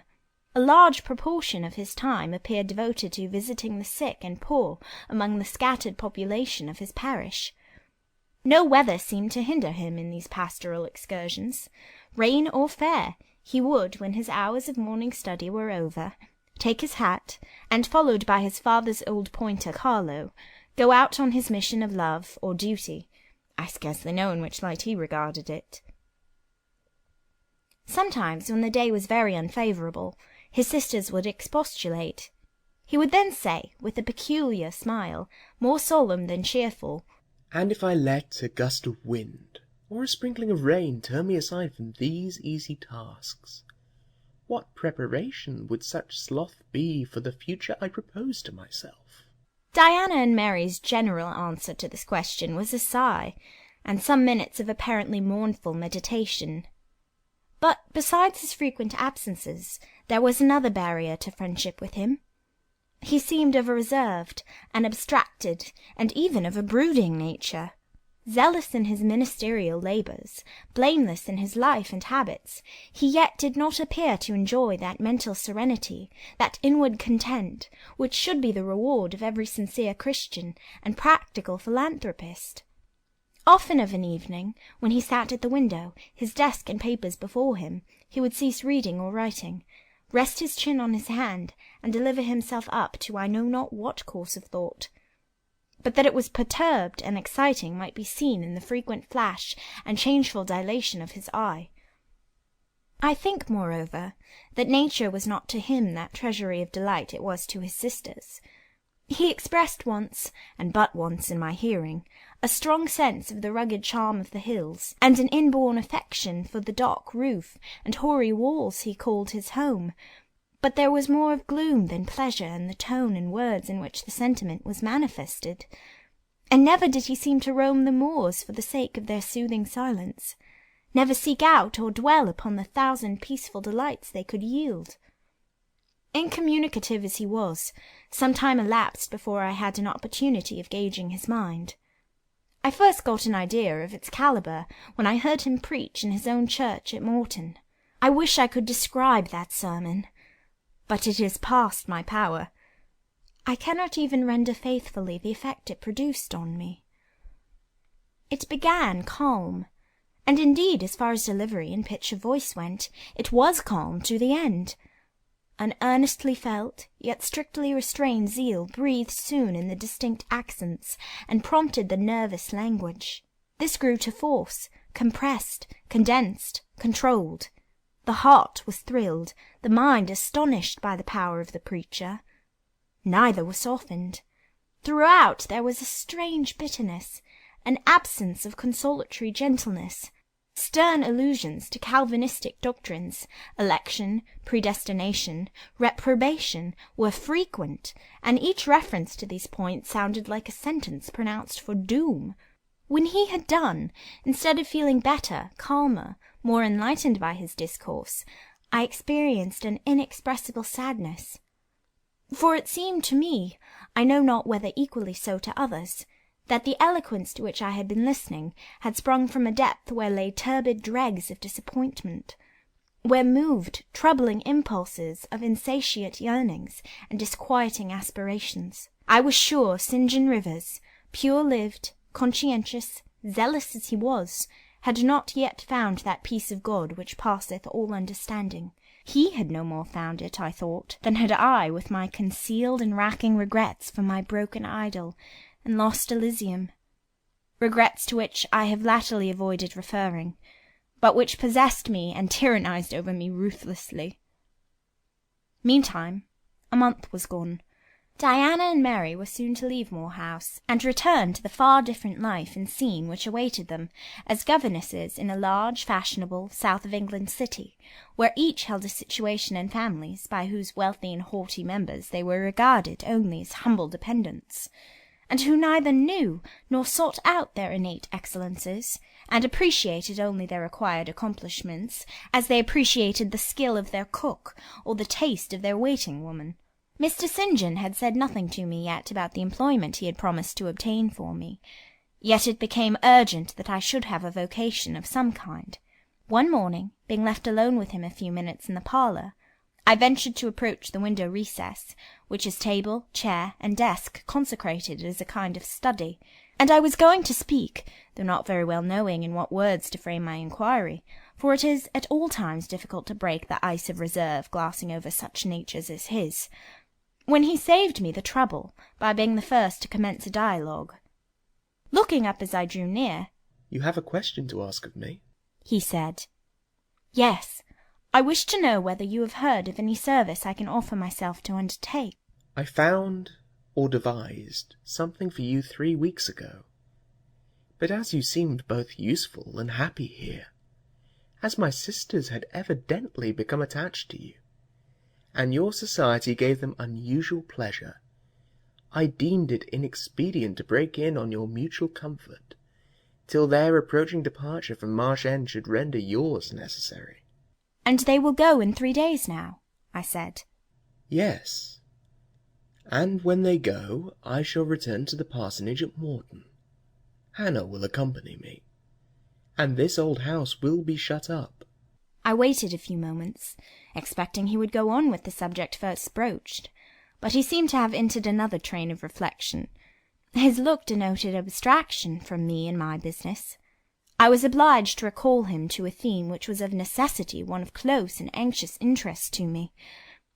"What is the employment you had in view, Mr. Rivers? I hope this delay will not have increased the difficulty of securing it." "Oh, no. Since it is an employment which depends only on me to give, and you to accept." He again paused. There seemed a reluctance to continue. I grew impatient. A restless movement or two, and an eager and exacting glance fastened on his face, conveyed the feeling to him as effectually as words could have done, and with less trouble. "You need be in no hurry to hear," he said. "Let me frankly tell you, I have nothing eligible or profitable to suggest. Before I explain, recall, if you please, my notice clearly given, that if I helped you, it must be as the blind man would help the lame. I am poor, for I find that, when I have paid my father's debts, all the patrimony remaining to me will be this crumbling grange, the row of scathed firs behind, and the patch of moorish soil, with the yew trees and holly bushes in front. I am obscure. Rivers is an old name, but of the 3 sole descendants of the race, 2 earn the dependent's crust among strangers, and the 3rd considers himself an alien from his native country, not only for life, but in death. Yes, and deems, and is bound to deem himself honoured by the lot, and aspires but after the day when the cross of separation from fleshly ties shall be laid on his shoulders, and when the head of that church militant, of whose humblest members he is one, shall give the word, 'Rise, follow me.'" St. John said these words as he pronounced his sermons, with a quiet, deep voice, with an unflushed cheek, and a coruscating radiance of glance. He resumed, "And since I am myself poor and obscure, I can offer you but a service of poverty and obscurity. You may even think it degrading, for I see now your habits have been what the world calls refined. Your tastes lean to the ideal, and your society has at least been amongst the educated. But I consider that no service degrades which can better our race. I hold that the more arid and unreclaimed the soil where the Christian labourer's task of tillage is appointed him, the scantier the meed his toil brings, the higher the honour. His, under such circumstances, is the destiny of the pioneer. And the first pioneers of the gospel were the apostles. Their captain was Jesus, the Redeemer, himself. Well, I said, as he again paused, proceed. He looked at me before he proceeded. Indeed, he seemed leisurely to read my face, as if its features and lines were characters on a page. The conclusions drawn from this scrutiny he partially expressed in his succeeding observations. I believe you will accept the post I offer you, said he, and hold it for a while. Not permanently, though, any more than I could permanently keep the narrow and narrowing. The tranquil hidden office of English country incumbent. For in your nature is an alloy as detrimental to repose as that in mine, though of a different kind. Do explain, I urged, when he halted once more. I will, and you shall hear how poor the proposal is, how trivial, how cramping. I shall not stay long at Morton, now that my father is dead, and that I am my own master. I shall leave the place probably in the course of a 12-month. But while I do stay, I will exert myself to the utmost for its improvement. Morton, when I came to it 2 years ago, had no school. The children of the poor were excluded from every hope of progress. I established one for boys. I mean now to open a second school for girls. I have hired a building for the purpose, with a cottage of 2 rooms attached to it for the mistress's house. Her salary will be £30 a year. Her house is already furnished, very simply but sufficiently, by the kindness of a lady, Miss Oliver, the only daughter of the sole rich man in my parish, Mr. Oliver, the proprietor of a needle factory and iron foundry in the valley. The same lady pays for the education and clothing of an orphan from the workhouse, on condition that she shall aid the mistress in such menial offices connected with her own house and the school, as her occupation of teaching will prevent her having time to discharge in person. Will you be this mistress? He put the question rather hurriedly. He seemed half to expect an indignant, or at least a disdainful rejection of the offer. Not knowing all my thoughts and feelings, though guessing some, he could not tell in what light the lot would appear to me. In truth, it was humble, but then it was sheltered, and I wanted a safe asylum. It was plodding, but then compared with that of a governess in a rich house, it was independent. And the fear of servitude with strangers entered my soul like iron. It was not ignoble, not unworthy, not mentally degrading. I made my decision. I thank you for the proposal, Mr. Rivers, and I accept it with all my heart. But you comprehend me, he said. It is a village school. Your scholars will be only poor girls, cottagers' children, at the best farmers' daughters. Knitting, sewing, reading, writing, ciphering will be all you have to teach. What will you do with your accomplishments? What with the largest portion of your mind, sentiments, tastes? Save them till they are wanted. They will keep. You know what you undertake, then? I do.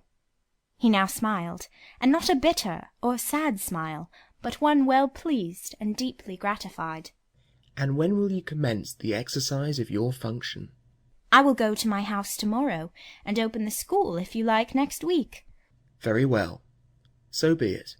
He rose, and walked through the room. Standing still, he again looked at me. He shook his head.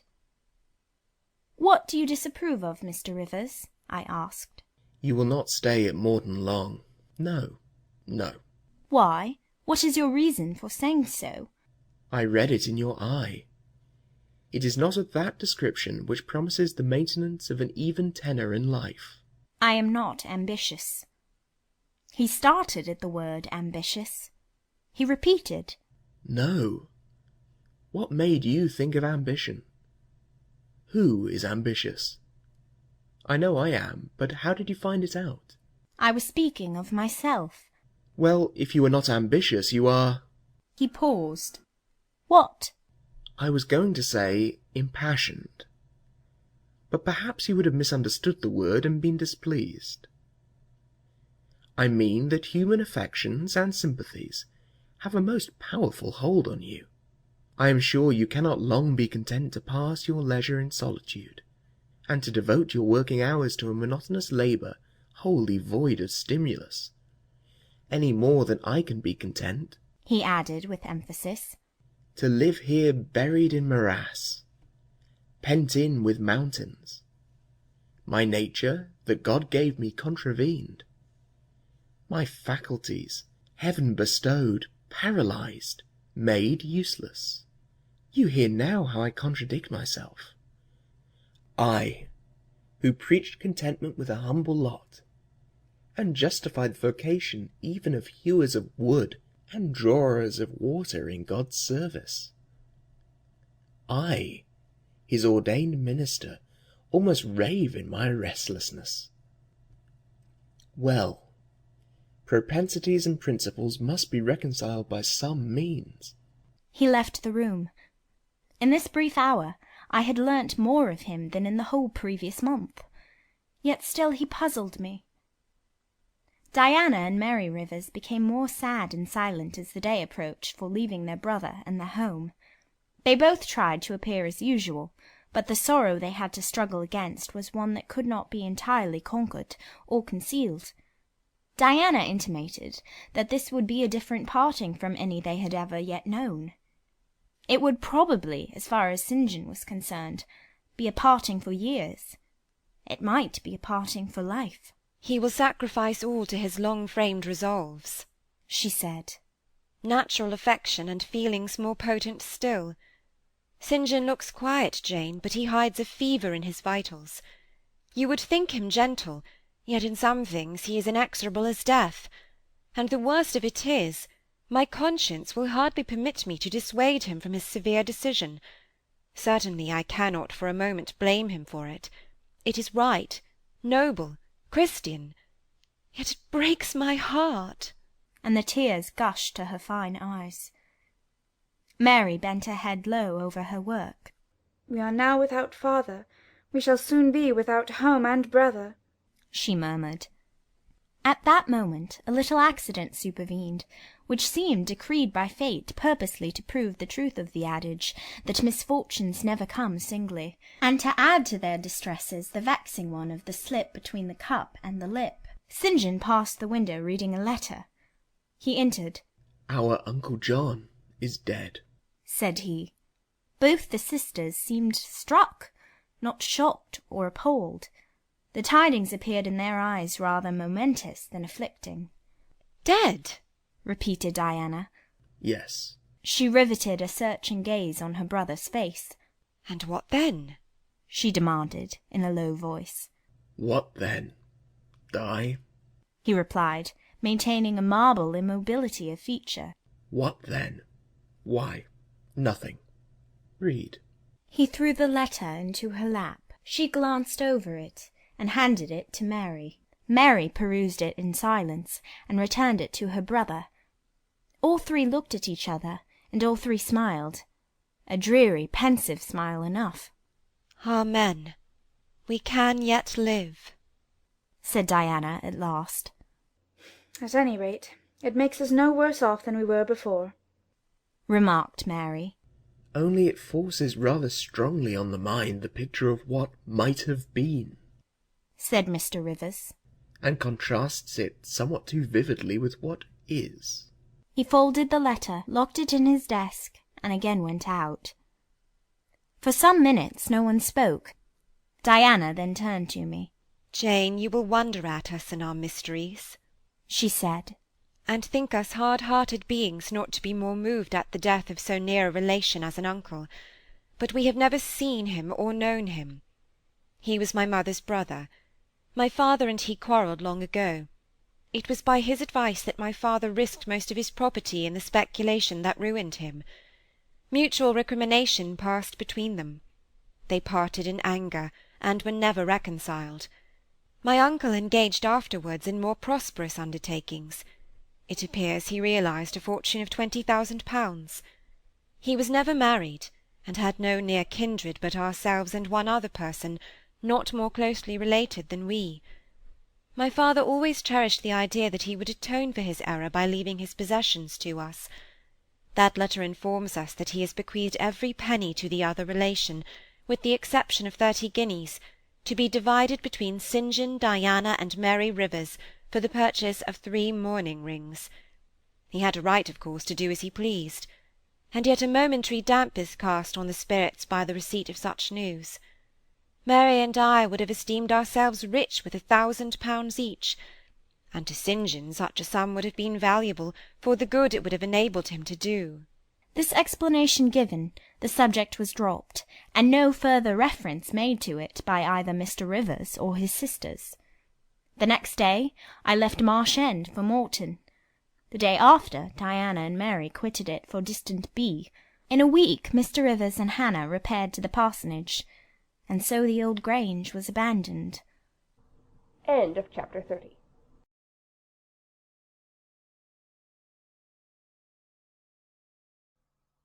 Jane Eyre by Charlotte Bronte.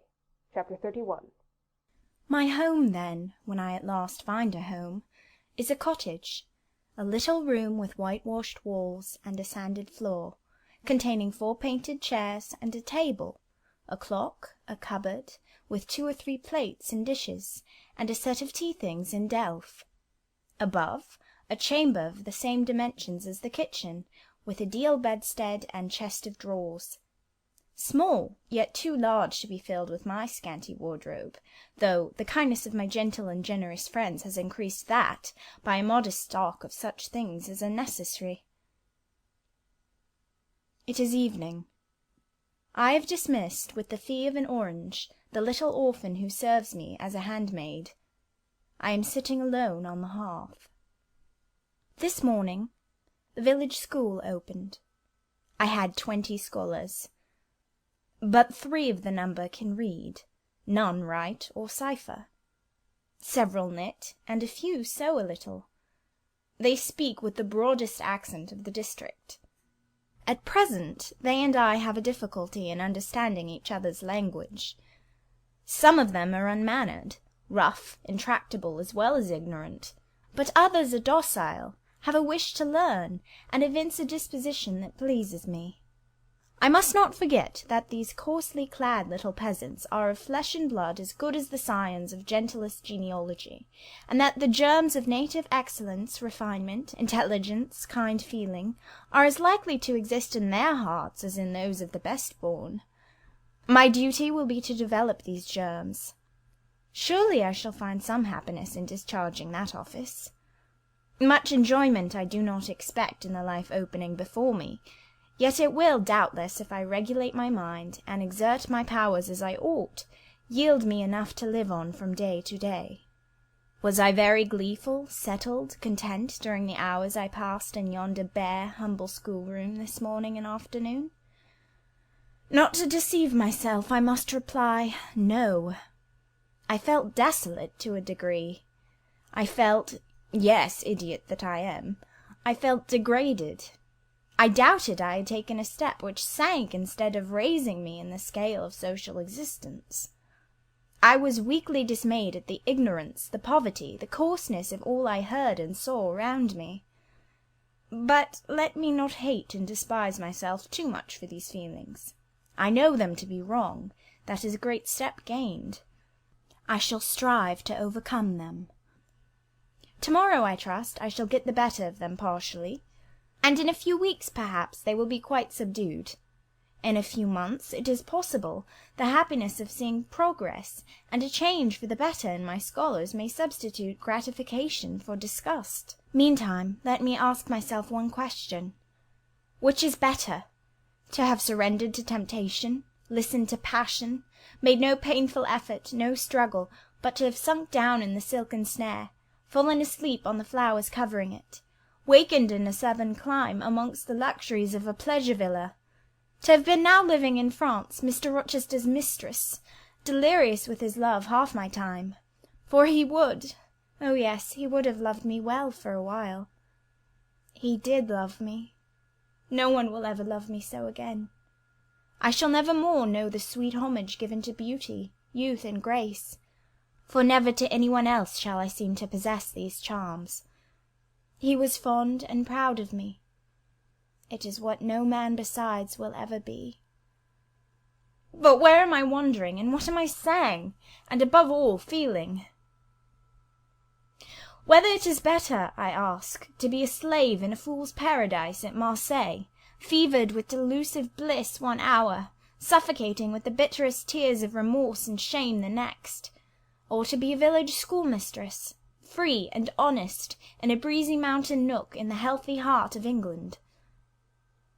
Yes, I feel now that I was right when I adhered to principle and law, and scorned and crushed the insane promptings of a frenzied moment. God directed me to a correct choice. I thank his providence for the guidance. Having brought my eventide musings to this point, I rose, went to my door, and looked at the sunset of the harvest day, and at the quiet fields before my cottage, which, with the school, was distant 1/2 mile from the village. The birds were singing their last strains. The air was mild, the dew was balm.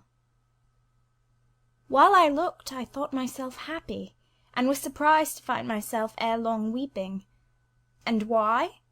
For the doom which had reft me from adhesion to my master, for him I was no more to see, for the desperate grief and fatal fury, consequences of my departure, which might now perhaps be dragging him from the path of right, too far to leave hope of ultimate restoration thither.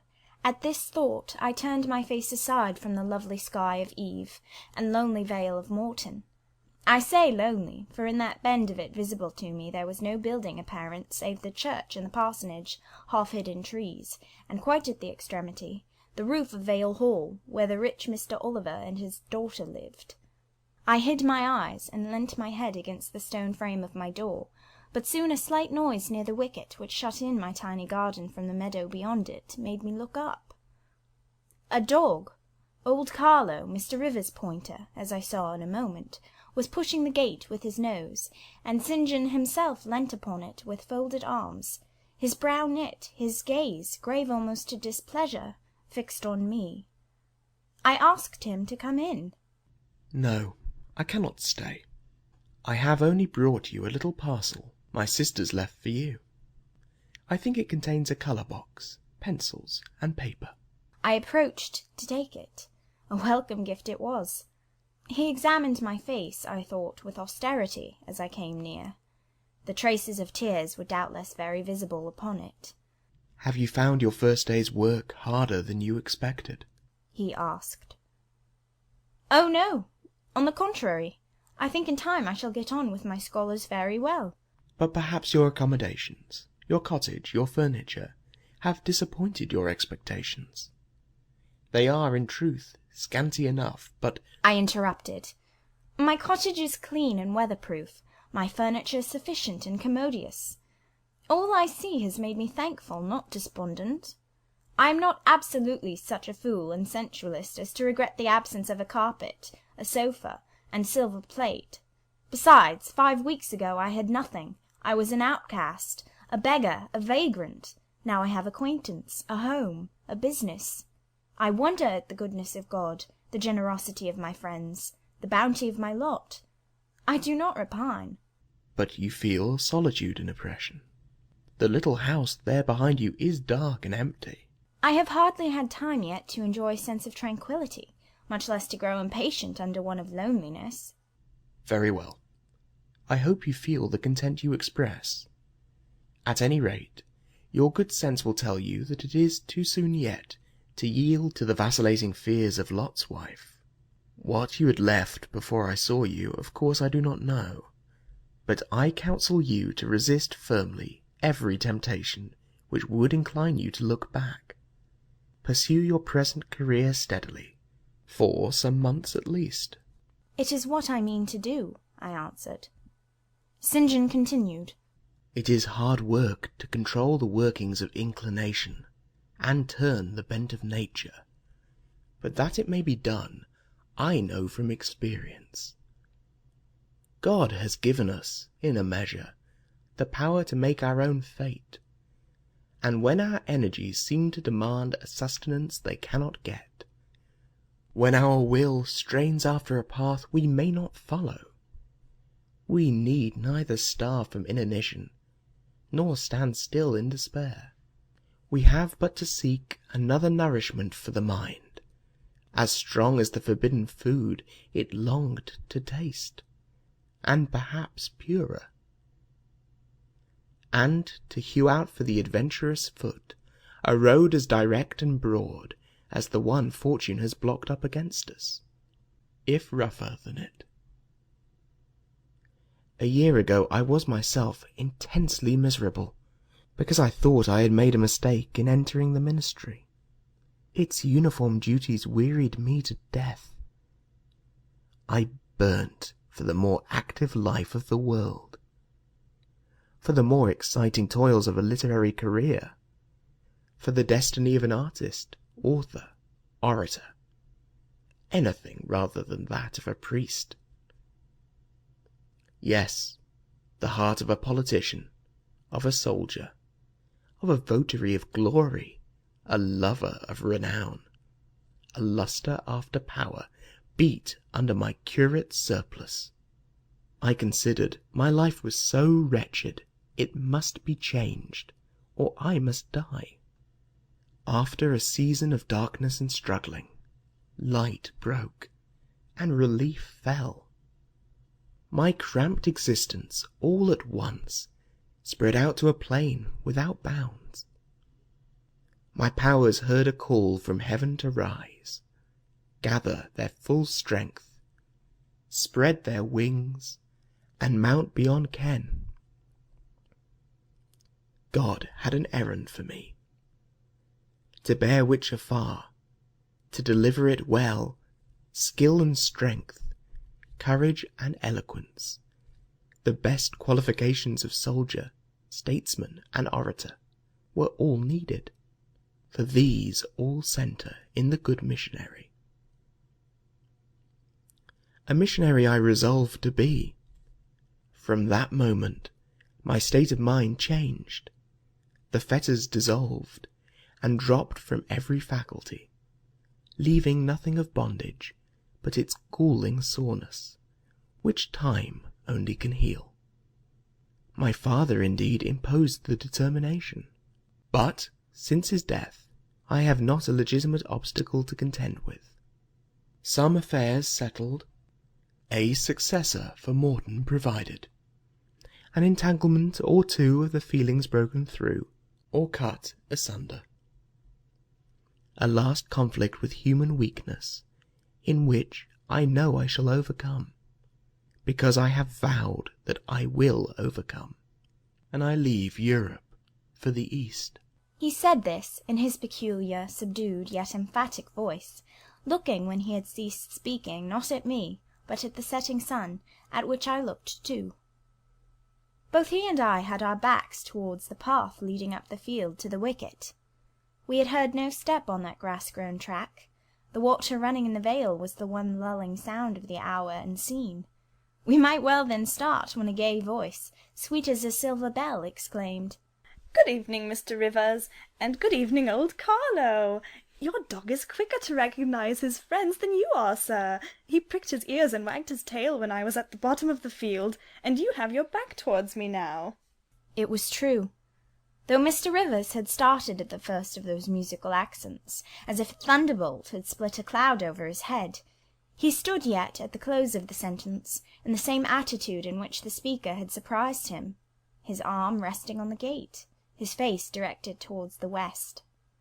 He turned at last with measured deliberation. A vision, as it seemed to me, had risen at his side. There appeared, within 3 feet of him, a form clad in pure white, a youthful, graceful form, full yet fine in contour, and when, after bending to caress Carlo, it lifted up its head, and threw back a long veil, There bloomed under his glance a face of perfect beauty. Perfect beauty is a strong expression, but I do not retrace or qualify it. As sweet features as ever the temperate clime of Albion moulded, as pure hues of rose and lily as ever her humid gales and vapoury skies generated and screened, justified in this instance the term.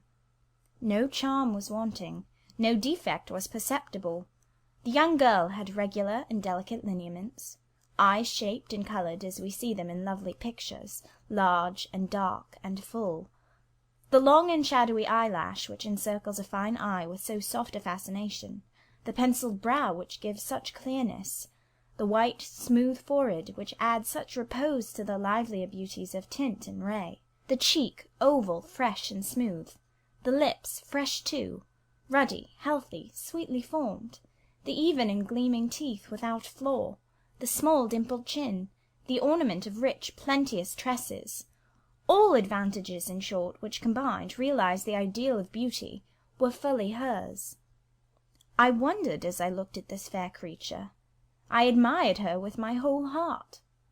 Nature had surely formed her in a partial mood, and forgetting her usual stinted stepmother dole of gifts, had endowed this, her darling, with a grand dame's bounty. What did St. John Rivers think of this earthly angel? I naturally asked myself that question as I saw him turn to her and look at her, and as naturally I sought the answer to the inquiry in his countenance. He had already withdrawn his eye from the Peri, and was looking at a humble tuft of daisies which grew by the wicket. "A lovely evening, but late for you to be out alone," he said, as he crushed the snowy heads of the closed flowers with his foot. "Oh, I only came home from S." She mentioned the name of a large town some 20 miles distant. "This afternoon. Papa told me you had opened your school, and that the new mistress was come, and so I put on my bonnet after tea, and ran up the valley to see her. This is she?" pointing to me. "It is," said St. John. "Do you think you shall like Morton?" she asked of me, with a direct and naive simplicity of tone and manner, pleasing if childlike. "I hope I shall. I have many inducements to do so." "Did you find your scholars as attentive as you expected?" "Quite." "Do you like your house?" "Very much." "Have I furnished it nicely?" "Very nicely indeed." "And made a good choice of an attendant for you in Alice Wood?" "You have indeed. She is teachable and handy. This, then, I thought, is Miss Oliver, the heiress, favoured, it seems, in the gifts of fortune as well as in those of nature.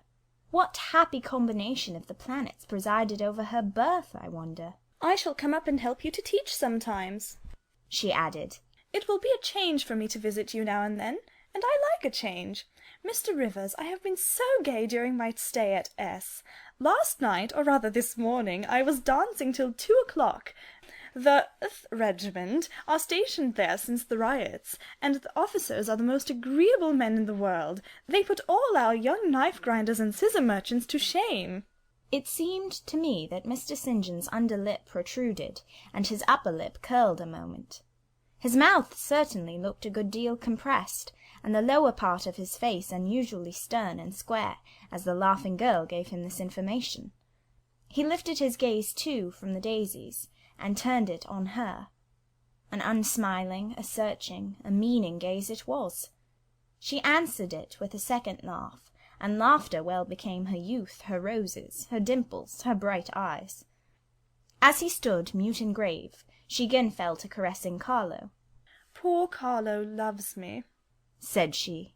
"He is not stern and distant to his friends, and if he could speak, he would not be silent." As she patted the dog's head, bending with native grace before his young and austere master, I saw a glow rise to that master's face.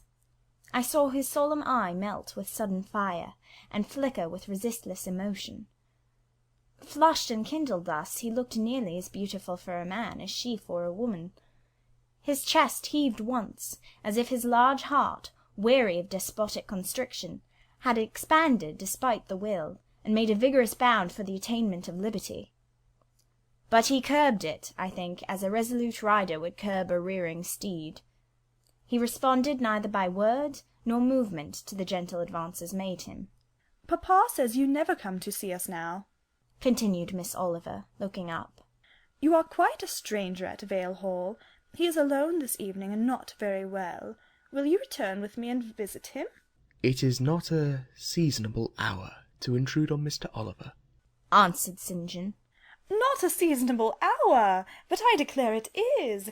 It is just the hour when papa most wants company, when the works are closed and he has no business to occupy him. Now, Mr. Rivers, do come. Why are you so very shy and so very sombre?" She filled up the hiatus his silence left by a reply of her own. "I forgot!"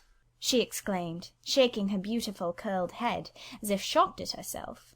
"I am so giddy and thoughtless. Do excuse me. It had slipped my memory that you have good reasons to be indisposed for joining in my chatter. Diana and Mary have left you, and Moor House is shut up, and you are so lonely. I am sure I pity you. Do come and see papa." Not tonight, Miss Rosamond. Not tonight. Mr. St. John spoke almost like an automaton. Himself only knew the effort it cost him thus to refuse.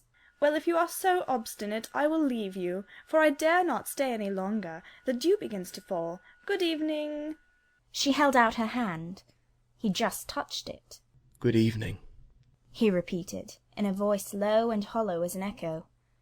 She turned, but in a moment returned. "Are you well?" she asked. Well might she put the question. His face was blanched as her gown. Quite well, he enunciated, and with a bow he left the gate. She went one way, he another. She turned twice to gaze after him as she tripped fairy-like down the field. He, as he strode firmly across, never turned at all. This spectacle of another's suffering and sacrifice rapt my thoughts from exclusive meditation on my own. Diana Rivers had designated her brother inexorable as death. She had not exaggerated. End of chapter 31.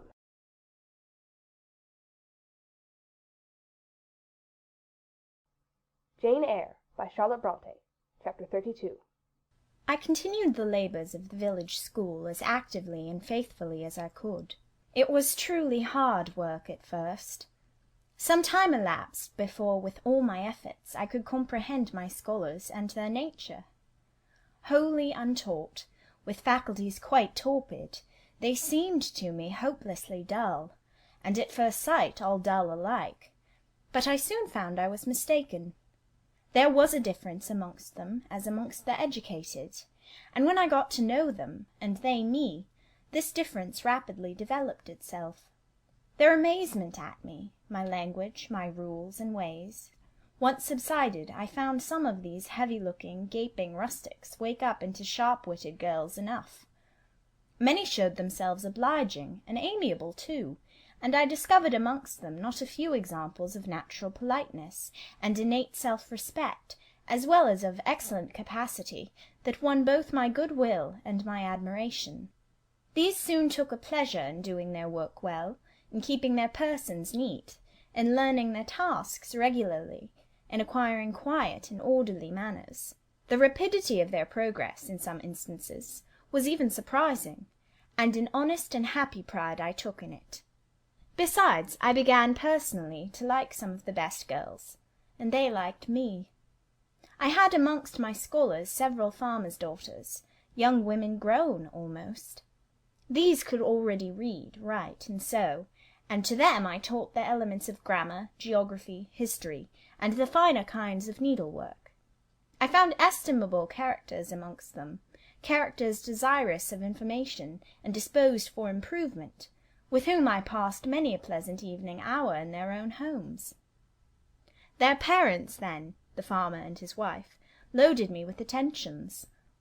There was an enjoyment in accepting their simple kindness, and in repaying it by a consideration, a scrupulous regard to their feelings, to which they were not, perhaps, at all times accustomed, and which both charmed and benefited them, because, while it elevated them in their own eyes, it made them emulous to merit the deferential treatment they received.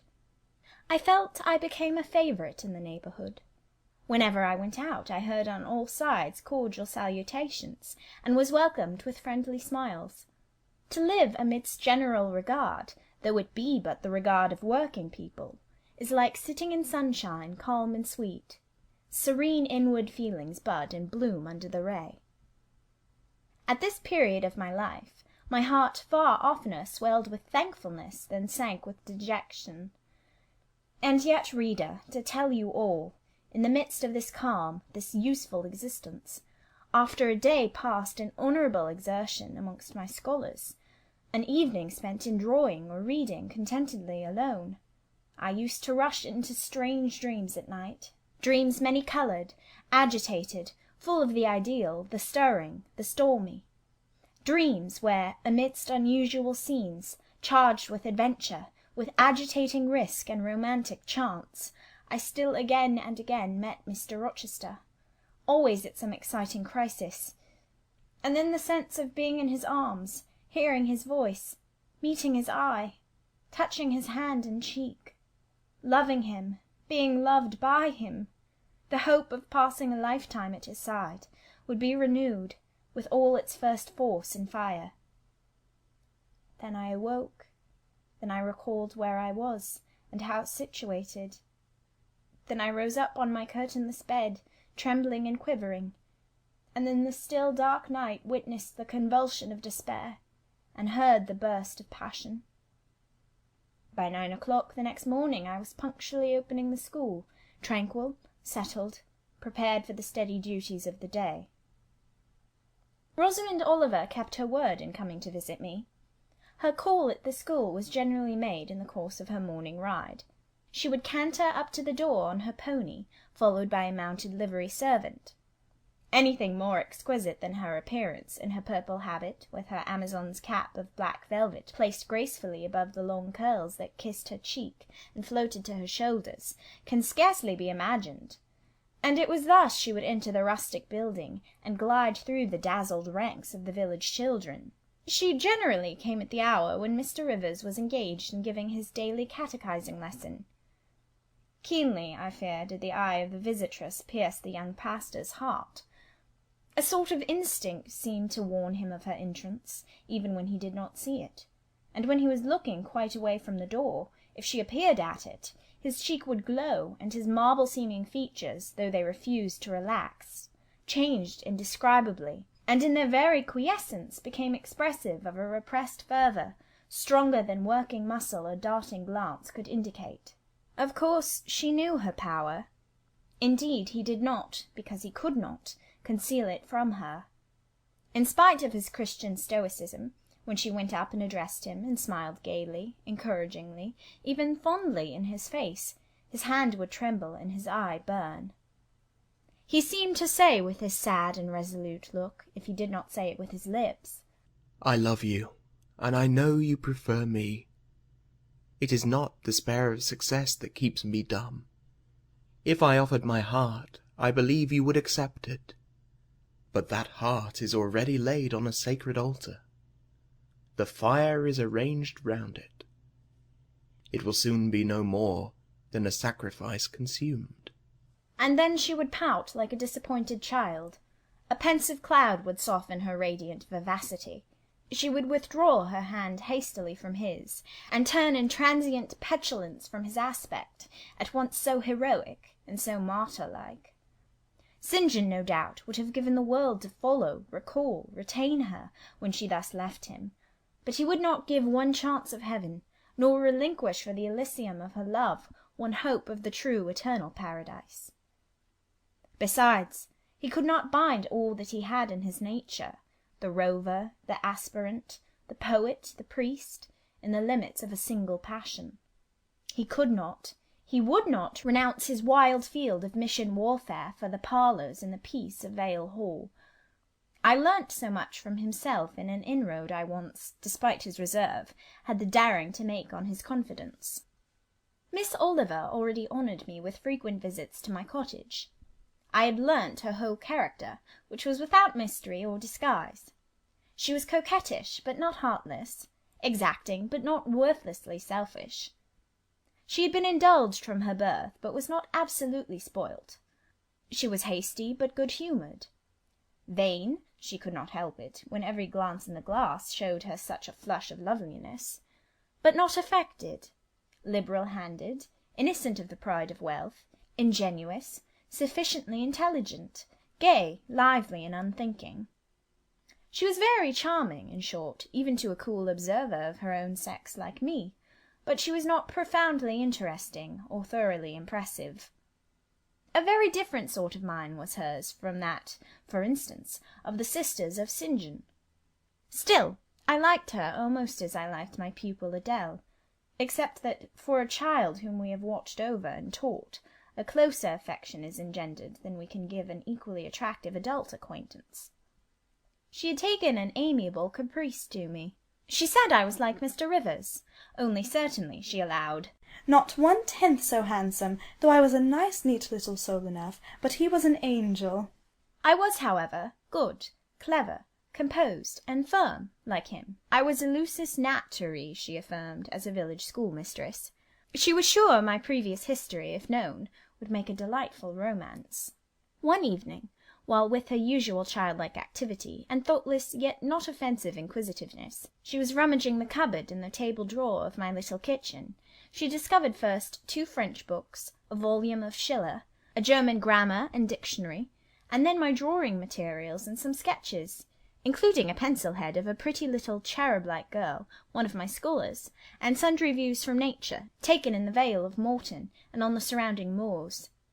She was first transfixed with surprise, and then electrified with delight. Had I done these pictures? Did I know French and German? What a love! What a miracle I was! I drew better than her master in the first school in S. Would I sketch a portrait of her to show to papa?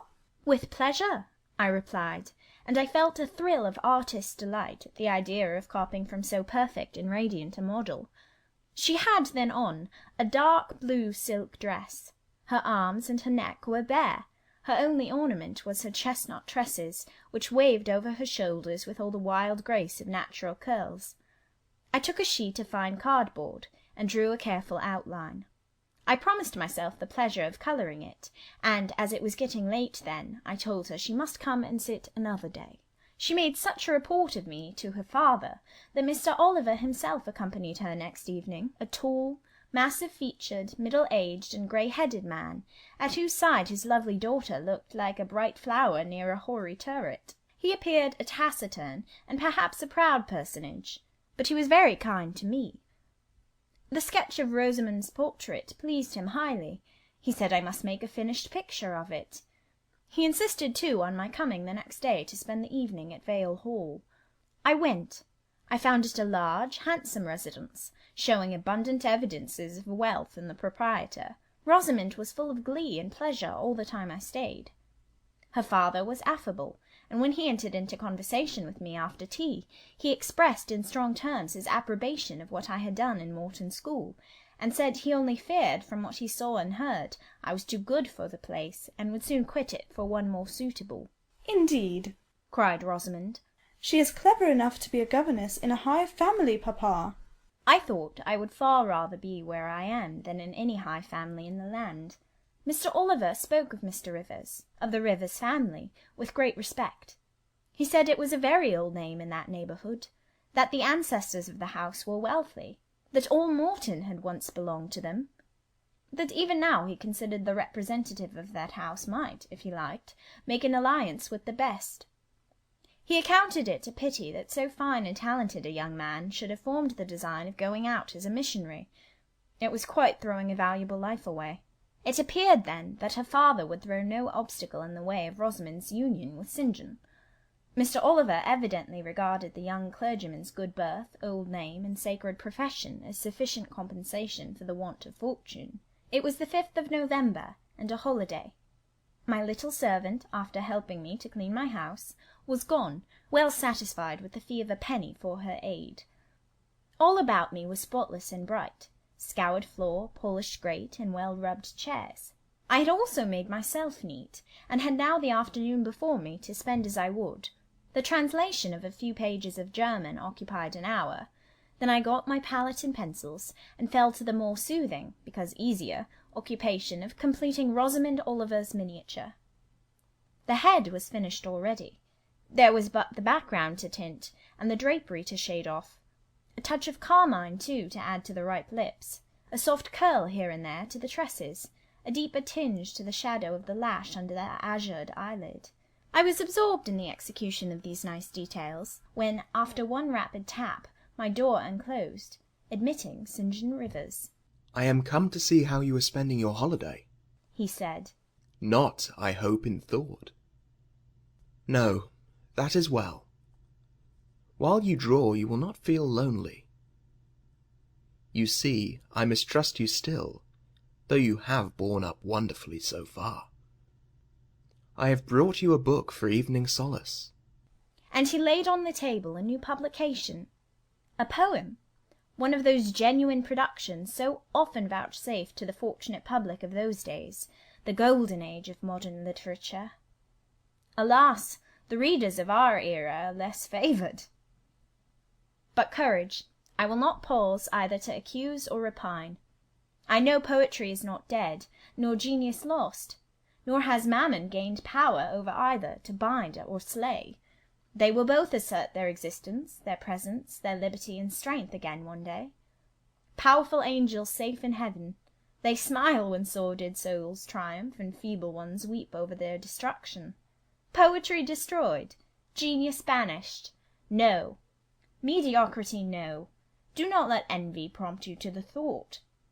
No, they not only live, but reign and redeem, and without their divine influence spread everywhere, you would be in hell, the hell of your own meanness. While I was eagerly glancing at the bright pages of Marmion, for Marmion it was, St. John stooped to examine my drawing. His tall figure sprang erect again with a start. He said nothing. I looked up at him. He shunned my eye. I knew his thoughts well, and could read his heart plainly. At the moment I felt calmer and cooler than he. I had then temporarily the advantage of him, and I conceived an inclination to do him some good, if I could. With all his firmness and self-control, thought I, he tasks himself too far, locks every feeling and pang within, expresses, confesses, imparts nothing. I am sure it would benefit him to talk a little about this sweet Rosamond, whom he thinks he ought not to marry. I will make him talk. I said at first, "Take a chair, Mr. Rivers." But he answered, as he always did, that he could not stay. "Very well," I responded mentally. "Stand if you like, but you shall not go just yet. I am determined. Solitude is at least as bad for you as it is for me. I'll try if I cannot discover the secret spring of your confidence, and find an aperture in that marble breast through which I can shed one drop of the balm of sympathy." "Is this portrait like?" I asked bluntly. "Like? Like whom? I did not observe it closely." "You did, Mr. Rivers." He almost started at my sudden and strange abruptness. He looked at me astonished. "Oh, that is nothing yet," I muttered within. "I don't mean to be baffled by a little stiffness on your part.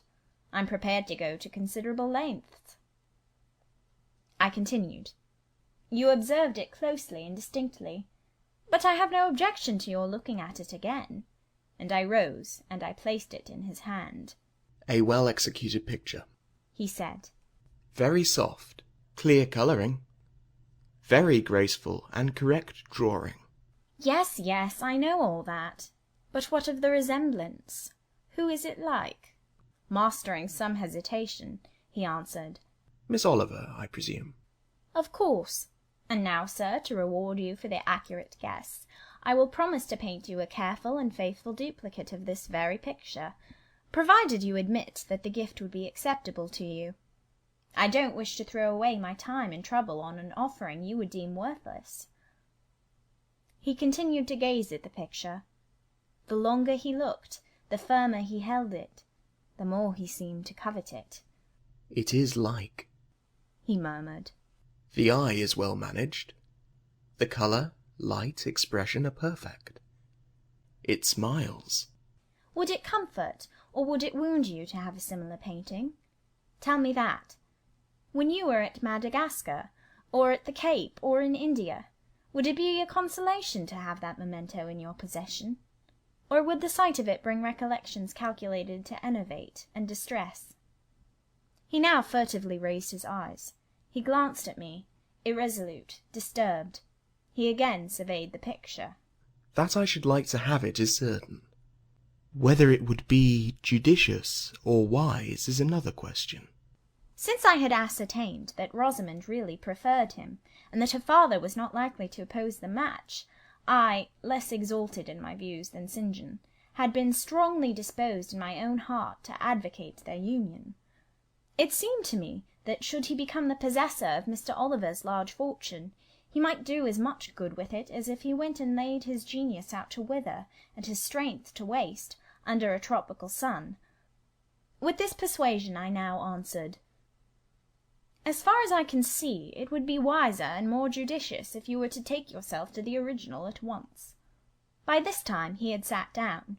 He had laid the picture on the table before him, and with his brow supported on both hands, hung fondly over it. I discerned he was now neither angry nor shocked at my audacity. I saw even that to be thus frankly addressed on a subject he had deemed unapproachable, to hear it thus freely handled, was beginning to be felt by him as a new pleasure, an unhoped-for relief. Reserved people often really need the frank discussion of their sentiments and griefs more than the expansive. The sternest seeming stoic is human after all, and to burst with boldness and goodwill into the silent sea of their souls is often to confer on them the first of obligations. "She likes you, I am sure," said I, as I stood behind his chair, "and her father respects you. Moreover, she is a sweet girl, rather thoughtless, but you would have sufficient thought for both yourself and her. You ought to marry her." Does she like me? he asked. "Certainly, better than she likes anyone else. She talks of you continually. There is no subject she enjoys so much or touches upon so often." It is very pleasant to hear this, he said. Very. Go on for another quarter of an hour. And he actually took out his watch and laid it upon the table to measure the time. "But where is the use of going on," I asked, "when you are probably preparing some iron blow of contradiction, or forging a fresh chain to fetter your heart?" Don't imagine such hard things. Fancy me yielding and melting as I am doing. Human love rising like a freshly opened fountain in my mind, and overflowing with sweet inundation all the field I have so carefully and with such labour prepared, so assiduously sown with the seeds of good intentions, of self-denying plans. And now it is deluged with a nectarous flood, the young germs swamped, delicious poison cankering them. Now I see myself stretched on an ottoman in the drawing-room at Vale Hall, at my bride Rosamond Oliver's feet. She is talking to me with her sweet voice, gazing down on me with those eyes your skilful hand has copied so well, smiling at me with these coral lips. She is mine. I am hers. This present life and passing world suffice to me. Hush, say nothing. My heart is full of delight. My senses are entranced. Let the time I marked pass in peace. I humoured him. The watch ticked on. He breathed fast and low. I stood silent. Amidst this hush the quartet sped. He replaced the watch, laid the picture down, rose and stood on the hearth. Now, said he, that little space was given to delirium and delusion. I rested my temples on the breast of temptation, and put my neck voluntarily under her yoke of flowers. I tasted her cup. The pillow was burning. There is an asp in the garland. The wine has a bitter taste. Her promises are hollow, her offers false. I see and know all this. I gazed at him in wonder. It is strange, pursued he, that while I love Rosamond Oliver so wildly, with all the intensity indeed of a first passion, the object of which is exquisitely beautiful, graceful, fascinating, I experience at the same time a calm, unwarped consciousness that she would not make me a good wife, that she is not the partner suited to me. that I should discover this within a year after marriage, and that to 12 months' rapture would succeed a lifetime of regret. This I know. Strange indeed, I could not help ejaculating. While something in me, he went on, is acutely sensible to her charms, something else is as deeply impressed with her defects. They are such that she could sympathize in nothing I aspired to, cooperate in nothing I undertook. Rosamond a sufferer, a labourer, a female apostle, Rosamond a missionary's wife? No. But you need not be a missionary. You might relinquish that scheme. Relinquish? What? My vocation? My great work? My foundation laid on earth for a mansion in heaven? My hopes of being numbered in the band who have merged all ambitions in the glorious one of bettering their race? Of carrying knowledge into the realms of ignorance? Of substituting peace for war, freedom for bondage, religion for superstition, the hope of heaven for the fear of hell? Must I relinquish that? It is dearer than the blood in my veins. It is what I have to look forward to, and to live for. After a considerable pause, I said, And Miss Oliver? Are her disappointment and sorrow of no interest to you? Miss Oliver is ever surrounded by suitors and flatterers. In less than a month, my image will be effaced from her heart.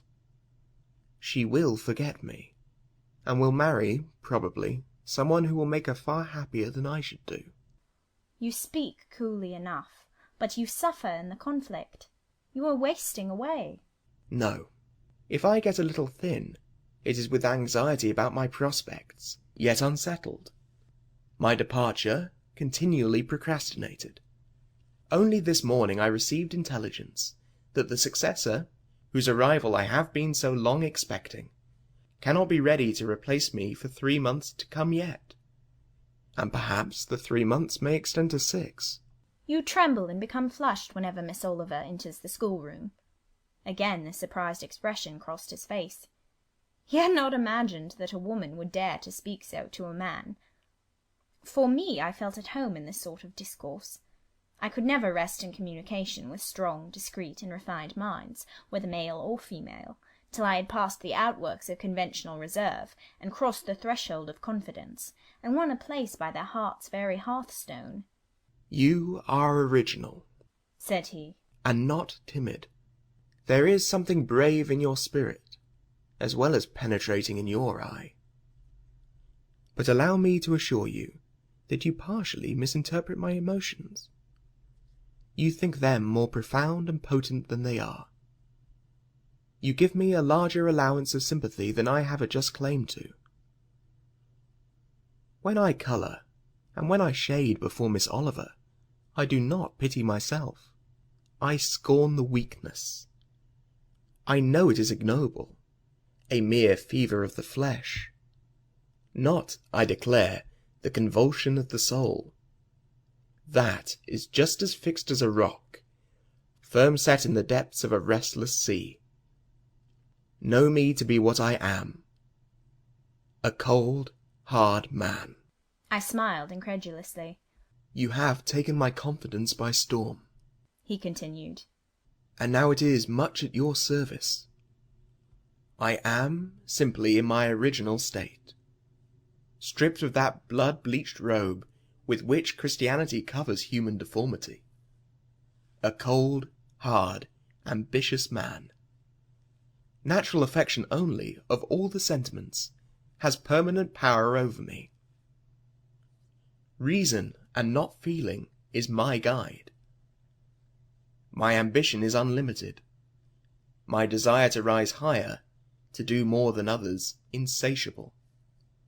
I honour endurance, perseverance, industry, talent, because these are the means by which men achieve great ends, and mount to lofty eminence. I watch your career with interest because I consider you a specimen of a diligent, orderly, energetic woman. Not because I deeply compassionate what you have gone through, or what you still suffer. You would describe yourself as a mere pagan philosopher, I said. No. There is this difference between me and deistic philosophers. I believe, and I believe the gospel. You missed your epithet. I am not a pagan, but a Christian philosopher, a follower of the sect of Jesus. As his disciple, I adopt his pure, his merciful, his benignant doctrines. I advocate them. I am sworn to spread them. One in youth to religion, she has cultivated my original qualities thus. From the minute germ, natural affection, she has developed the overshadowing tree, philanthropy. From the wild, stringy root of human uprightness, she has reared a due sense of the divine justice. Of the ambition to win power and renown for my wretched self, she has formed the ambition to spread my Master's kingdom, to achieve victories for the standard of the cross. So much has religion done for me, turning the original materials to the best account, pruning and training nature.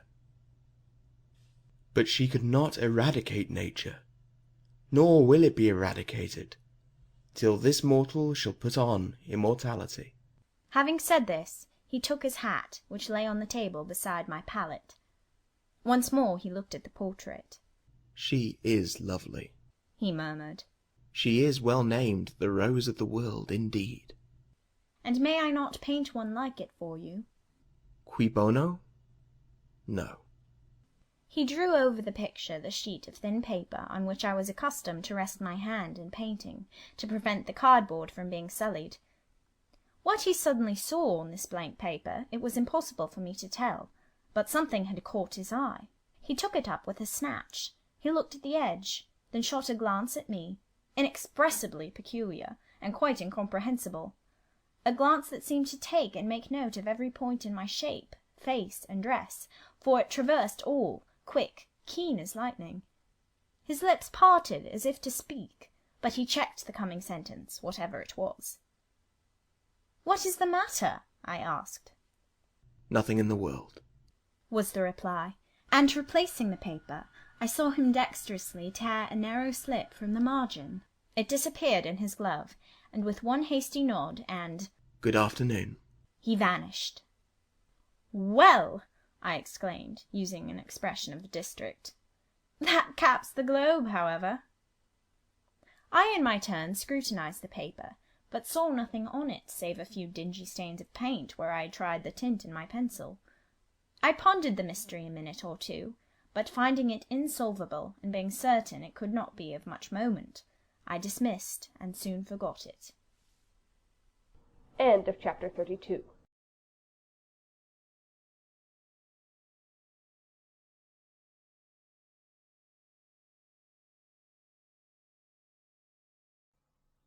Jane Eyre by Charlotte Bronte, Chapter 33. When Mr. St. John went, it was beginning to snow. The whirling storm continued all night. The next day a keen wind brought fresh and blinding falls. By twilight the valley was drifted up and almost impassable. I had closed my shutter, laid a mat to the door to prevent the snow from blowing in under it, trimmed my fire, and after sitting nearly an hour on the hearth listening to the muffled fury of the tempest, I lit a candle, took down Marmion, and beginning, day set on Norham's castled steep, and Tweed's fair river broad and deep, and Cheviot's mountains lawn, the massive towers the donjon keep, the flanking walls that round them sweep, in yellow lustre shone. I soon forgot storm in music. I heard a noise. The wind, I thought, shook the door. No, it was St. John Rivers, who, lifting the latch, came in out of the frozen hurricane, the howling darkness, and stood before me. The cloak that covered his tall figure all white as glacier. I was almost in consternation, so little had I expected any guest from the blocked-up vale that night. Any ill news? I demanded. Has anything happened? No. How very easily alarmed you are, he answered, removing his cloak and hanging it up against the door, towards which he again coolly pushed the mat which his entrance had deranged. He stamped the snow from his boots. I shall sully the purity of your floor, said he. But you must excuse me for once. Then he approached the fire. I have had hard work to get here, I assure you, he observed, as he warmed his hands over the flame. One drift took me up to the waist. Happily the snow is quite soft yet. But why are you come? I could not forbear saying. Rather an inhospitable question to put to a visitor. But, since you ask it, I answer simply to have a little talk with you. I got tired of minute books and empty rooms. Besides, since yesterday I have experienced the excitement of a person to whom a tale has been half told, and who is impatient to hear the sequel. He sat down. I recalled his singular conduct of yesterday, and really I began to fear his wits were touched. If he were insane, however, his was a very cool and collected insanity. I had never seen that handsome-featured face of his look more like chiselled marble than it did just now, as he put aside his snow-wet hair from his forehead, and let the firelight shine free on his pale brow, and cheek as pale, where it grieved me to discover the hollow trace of care or sorrow now so plainly graved. I waited, expecting he would say something I could at least comprehend, but his hand was now at his chin, his finger on his lip. He was thinking. It struck me that his hand looked wasted, like his face. A perhaps uncalled-for gush of pity came over my heart. I was moved to say, I wish Diana or Mary would come and live with you. It is too bad that you should be quite alone, and you are recklessly rash about your own health. Not at all, said he. I care for myself when necessary. I am well now. What do you see amiss in me? This was said with a careless, abstracted indifference, which showed that my solicitude was, at least in his opinion, wholly superfluous. I was silenced. He still slowly moved his finger over his upper lip, and still his eye dwelt dreamily on the glowing grate. Thinking it urgent to say something, I asked him presently if he felt any cold draught from the door, which was behind him. No, no, he responded shortly, and somewhat testily. Well, I reflected, if you won't talk, you may be still. I'll let you alone now and return to my book. So I snuffed the candle and resumed the perusal of Marmion. He soon stirred. My eye was instantly drawn to his movements. He only took out a morocco pocket-book, thence produced a letter which he read in silence, folded it, put it back, relapsed into meditation. It was vain to try to read with such an inscrutable fixture before me, nor could I in impatience consent to be dumb. He might rebuff me if he liked, but talk I would. Have you heard from Diana and Mary lately? Not since the letter I showed you a week ago. There has not been any change made about your own arrangements? You will not be summoned to leave England sooner than you expected? I fear not indeed. Such chance is too good to befall me. Baffled so far, I changed my ground. I bethought myself to talk about the school and my scholars. Mary Garrett's mother is better, and Mary came back to the school this morning. And I shall have 4 new girls next week from the Foundry Close. They would have come today but for the snow. Indeed. Mr. Oliver pays for 2. Does he? He means to give the whole school a treat at Christmas. I know.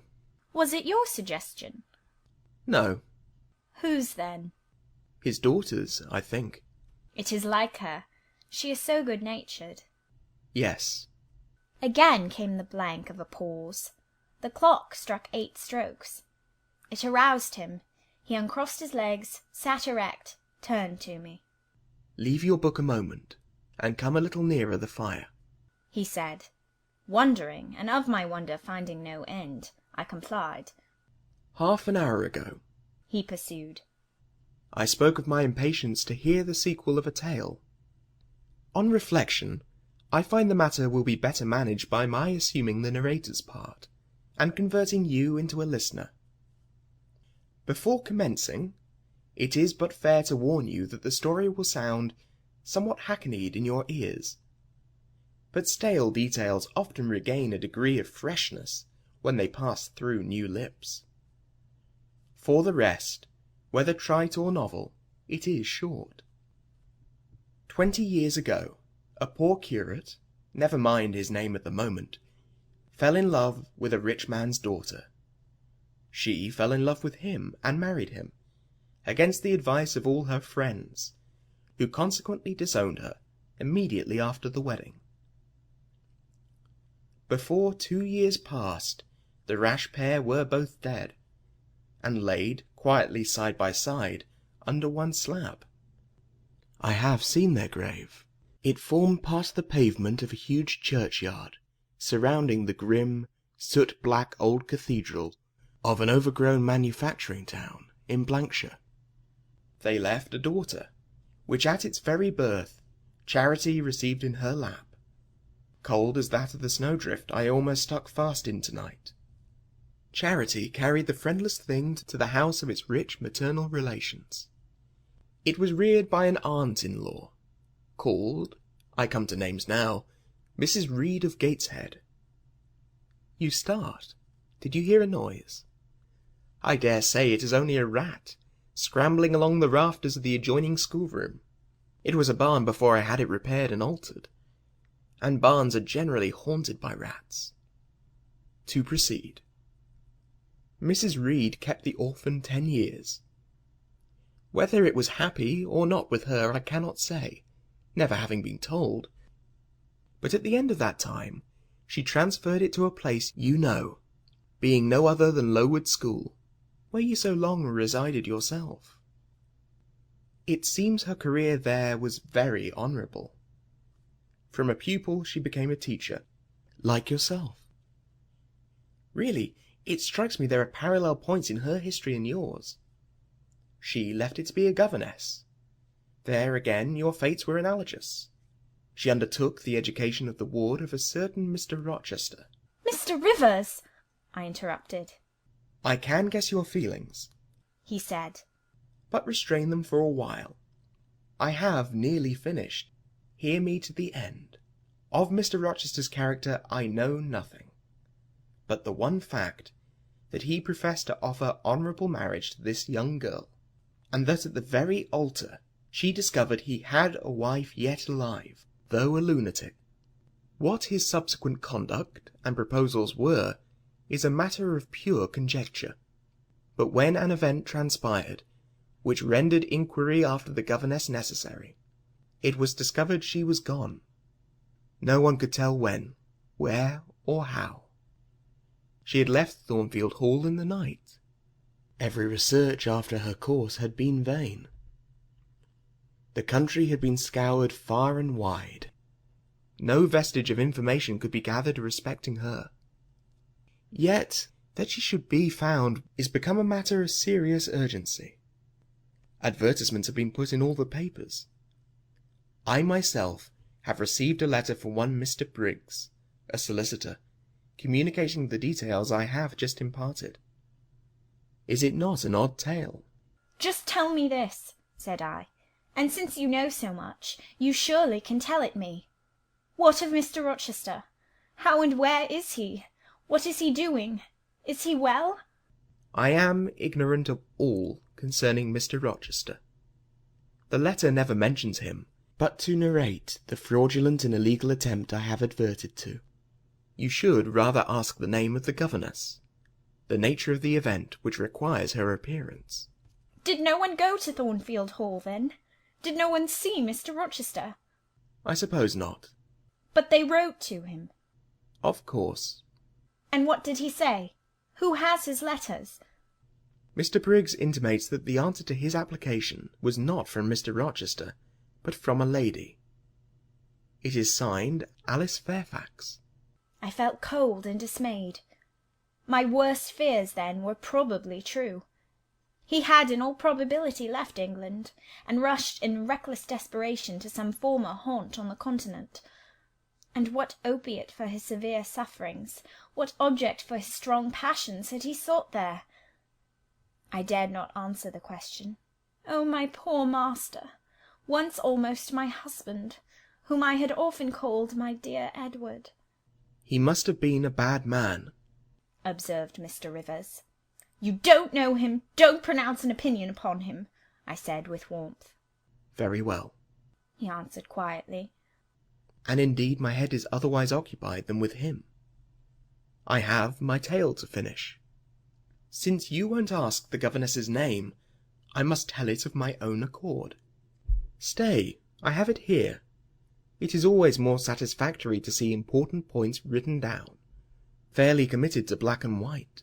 And the pocket-book was again deliberately produced, opened, sought through. From one of its compartments was extracted a shabby slip of paper, hastily torn off. I recognized in its texture and its stains of ultramarine and lake and vermilion the ravished margin of the portrait cover. He got up, held it close to my eyes, and I read, traced in Indian ink, in my own handwriting, the words Jane Eyre. The work, doubtless, of some moment of abstraction. Briggs wrote to me of a Jane Eyre, he said. The advertisements demanded a Jane Eyre.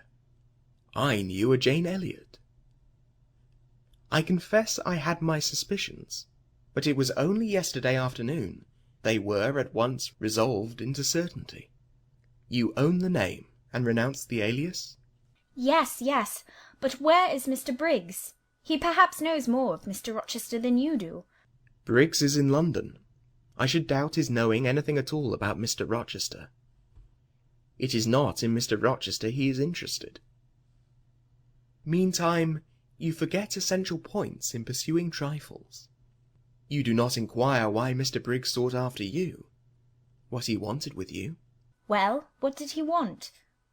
Merely to tell you that your uncle, Mr. Eyre of Madeira, is dead.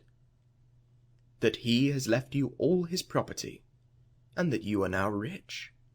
Merely that, nothing more. I? Rich? Yes, you, rich. Quite an heiress. Silence succeeded. You must prove your identity, of course, resumed St. John presently. A step which will offer no difficulties. You can then enter on immediate possession. Your fortune is vested in the English funds. Briggs has the will, and the necessary documents. Here was a new card turned up. It is a fine thing, reader, to be lifted in a moment from indigence to wealth.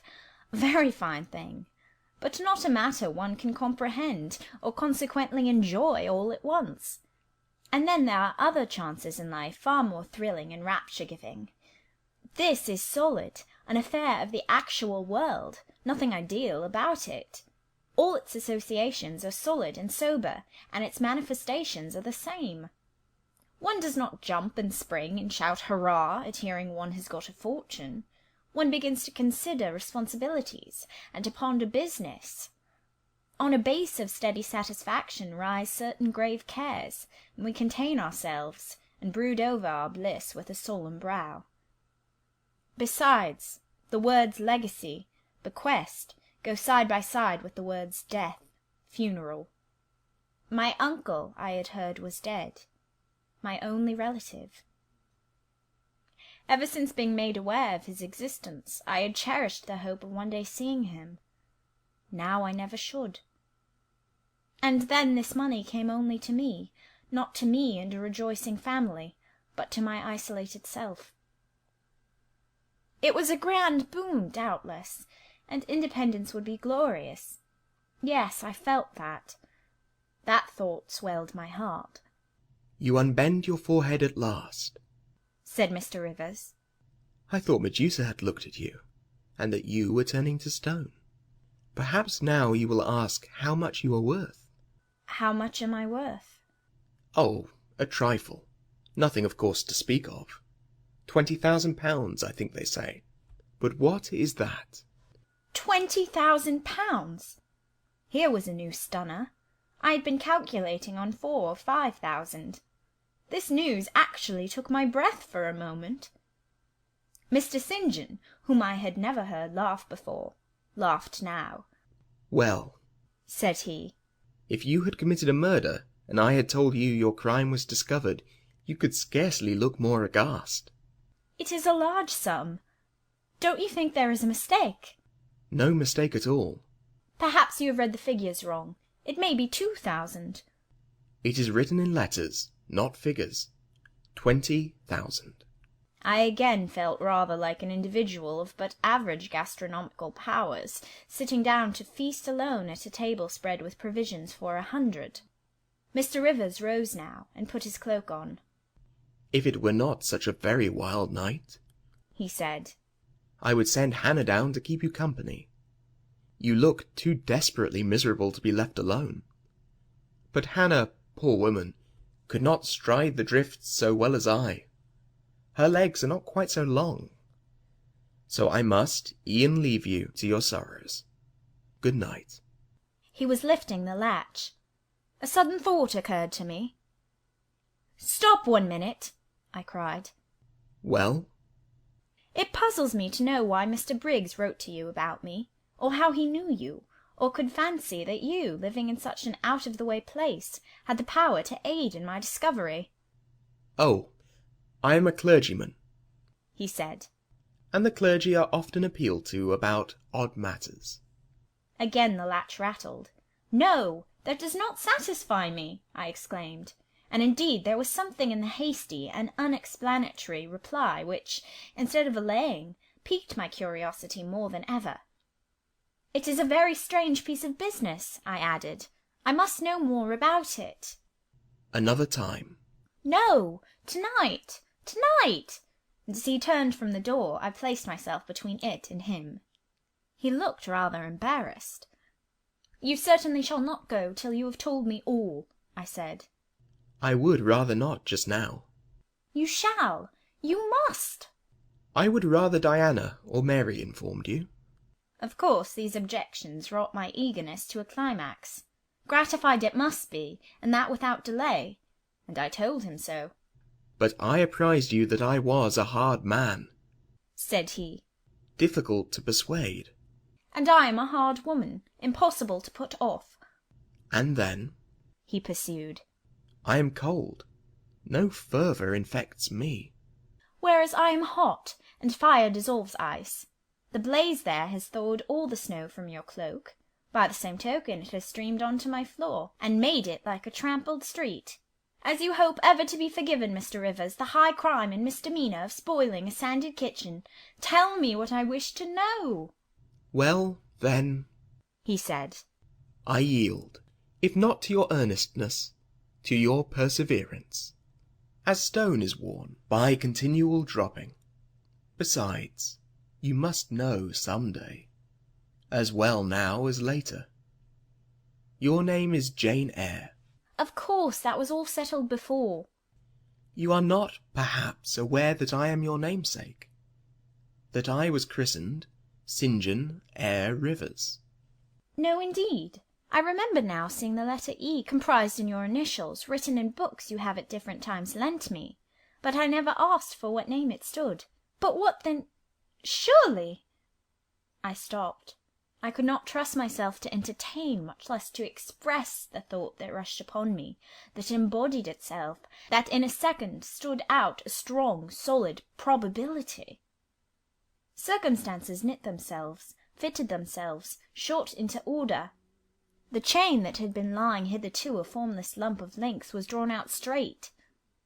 Every ring was perfect, the connection complete. I knew by instinct how the matter stood, before St. John had said another word, but I cannot expect the reader to have the same intuitive perception, so I must repeat his explanation. "My mother's name was Eyre. She had 2 brothers, one a clergyman, who married Miss Jane Reed of Gateshead, the other John Eyre, Esquire, merchant, late of Funchal, Madeira. Mr. Briggs, being Mr. Eyre's solicitor, wrote to us last August, to inform us of our uncle's death. and to say that he had left his property to his brother, the clergyman's orphan daughter, overlooking us, in consequence of a quarrel never forgiven between him and my father. He wrote again, a few weeks since, to intimate that the heiress was lost, and asking if we knew anything of her. A name casually written on a slip of paper has enabled me to find her out. You know the rest. Again he was going, but I set my back against the door. "Do let me speak," I said. "Let me have one moment to draw breath and reflect." I paused. He stood before me, hat in hand, looking composed enough. I resumed. "Your mother was my father's sister." Yes. "My aunt, consequently." He bowed. "My Uncle John was your Uncle John.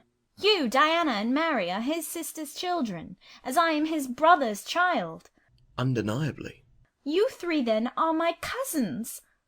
Half our blood on each side flows from the same source." We are cousins. Yes. I surveyed him. It seemed I had found a brother, one I could be proud of, one I could love, and two sisters whose qualities were such that, when I knew them but as mere strangers, they had inspired me with genuine affection and admiration.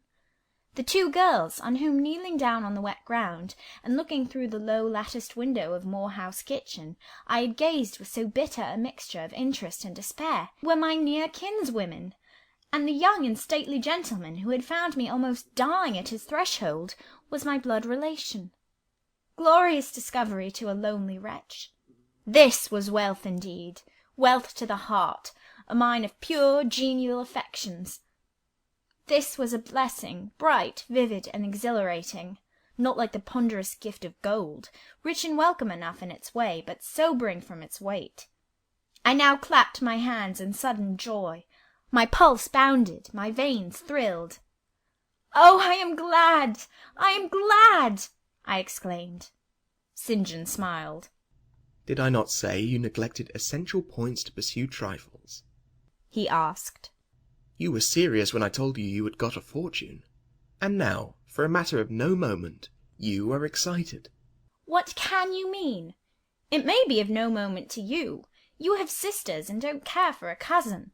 But I had nobody, and now 3 relations, or 2 if you don't choose to be counted, are born into my world full grown. I say again, I am glad. I walked fast through the room. I stopped, half suffocated with the thoughts that rose faster than I could receive, comprehend, settle them. Thoughts of what might, could, would, and should be, and that ere long.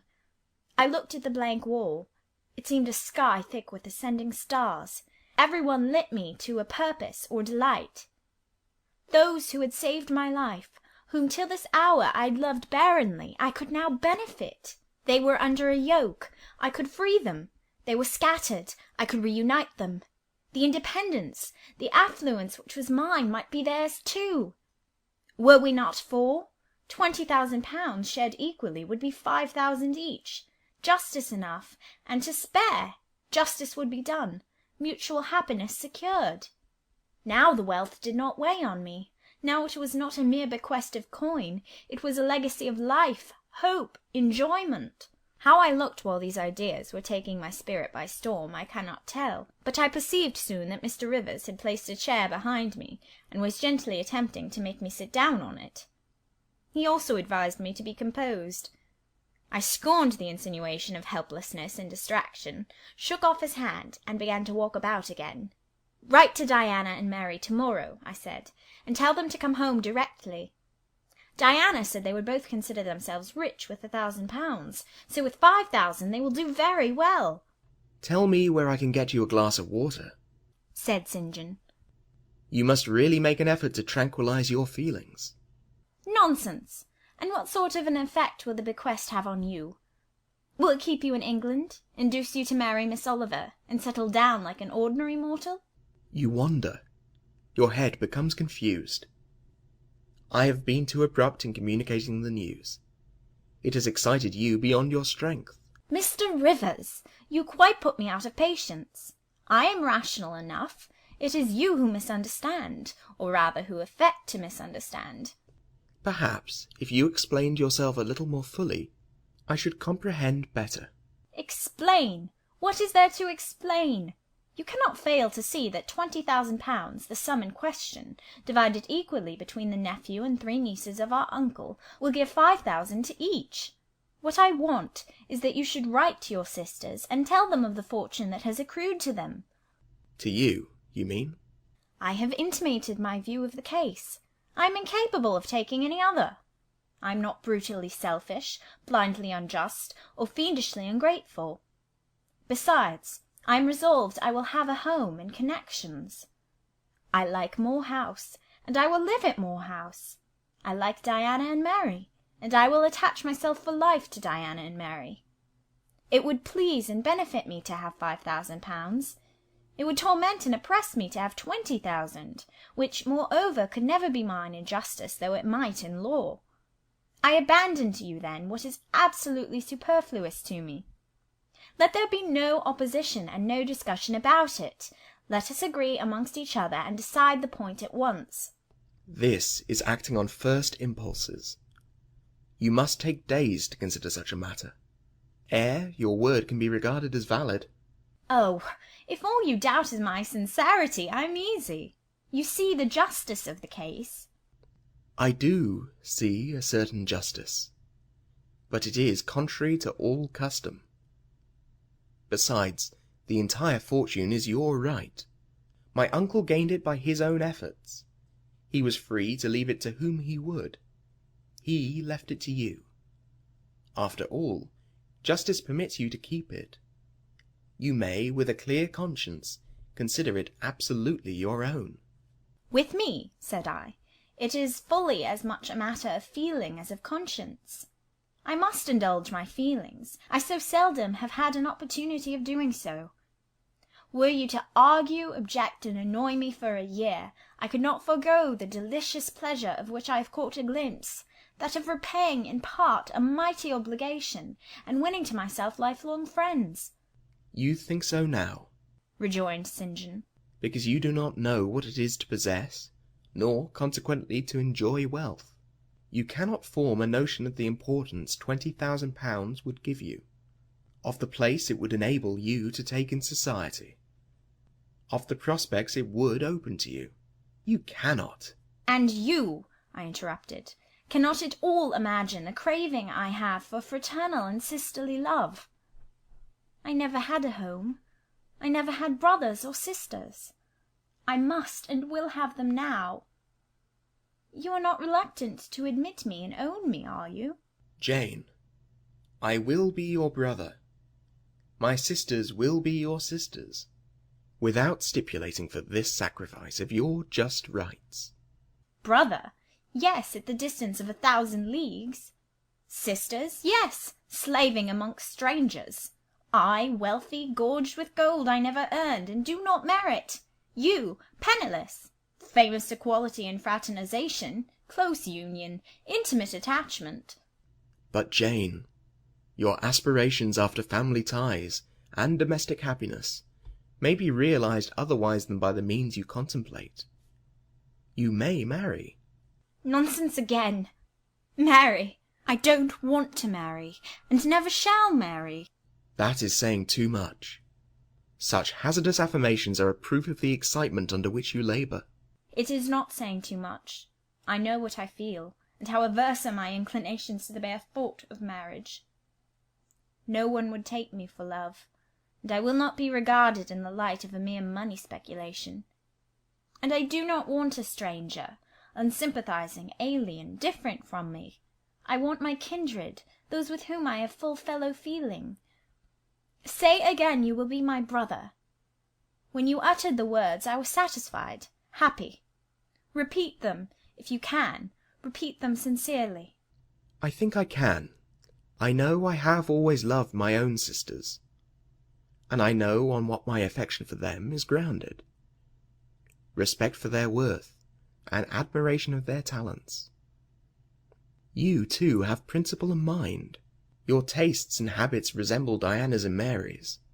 Your presence is always agreeable to me. In your conversation, I have already for some time found a salutary solace. I feel I can easily and naturally make room in my heart for you, as my third and youngest sister. Thank you. That contents me for tonight. Now you had better go, for if you stay longer you will perhaps irritate me afresh by some mistrustful scruple. And the school, Miss Eyre? It must now be shut up, I suppose. No, I will retain my post of mistress till you get a substitute. He smiled approbation. We shook hands, and he took leave. I need not narrate in detail the further struggles I had, and arguments I used, to get matters regarding the legacy settled as I wished. My task was a very hard one, but as I was absolutely resolved, as my cousin saw at length that my mind was really and immutably fixed on making a just division of the property, as they must in their own hearts have felt the equity of the intention, and must besides have been innately conscious that in my place they would have done precisely what I wished to do, they yielded at length so far as to consent to put the affair to arbitration. The judges chosen were Mr. Oliver and an able lawyer. Both coincided in my opinion. I carried my point. The instruments of transfer were drawn out. St. John, Diana, Mary, and I each became possessed of a competency. End of chapter 33.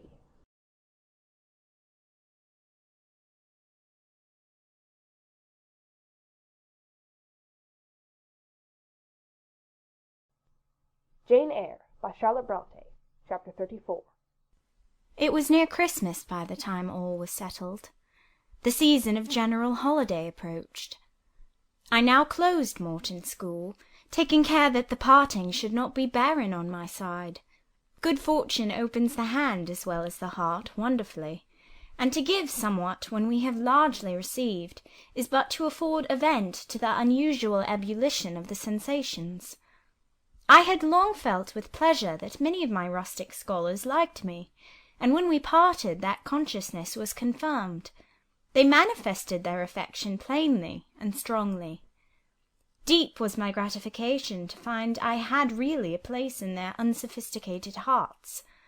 I promised them that never a week should pass in future that I did not visit them, and give them an hour's teaching in their school.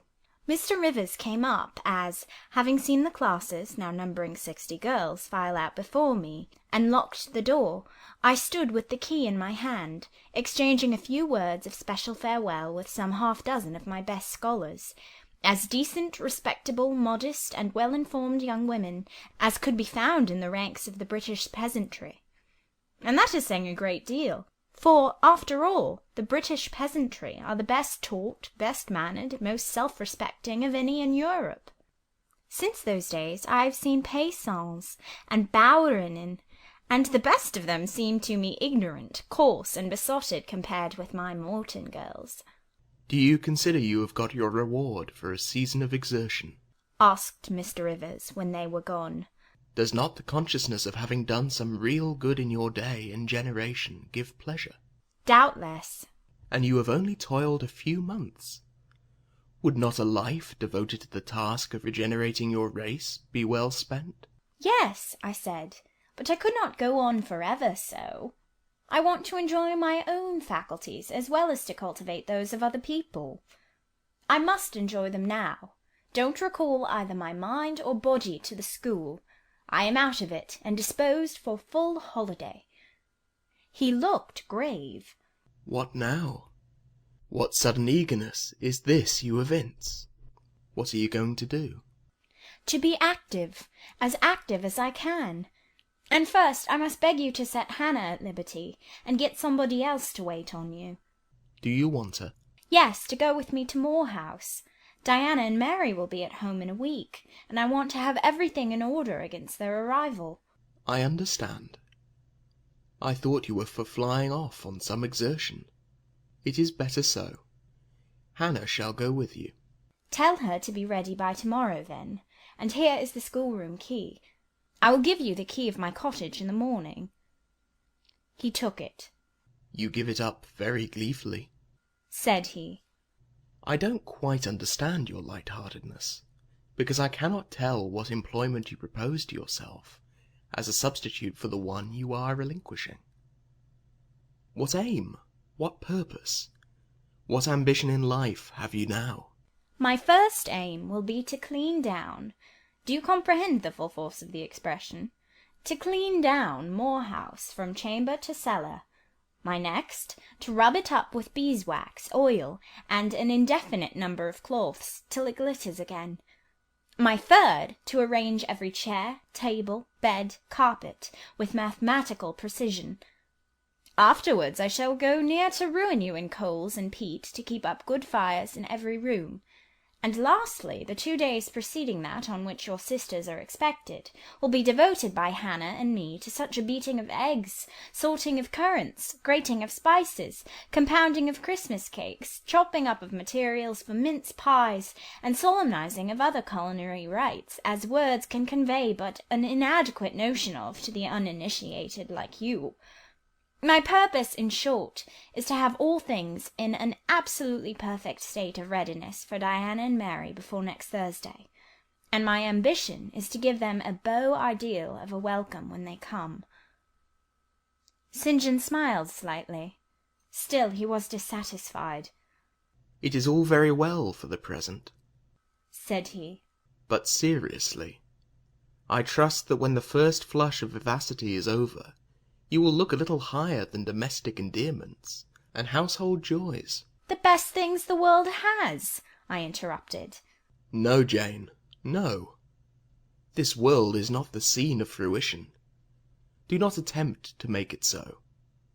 Nor of rest. Do not turn slothful. I mean, on the contrary, to be busy. Jane, I excuse you for the present. 2 months' grace I allow you for the full enjoyment of your new position, and for pleasing yourself with this late-found charm of relationship.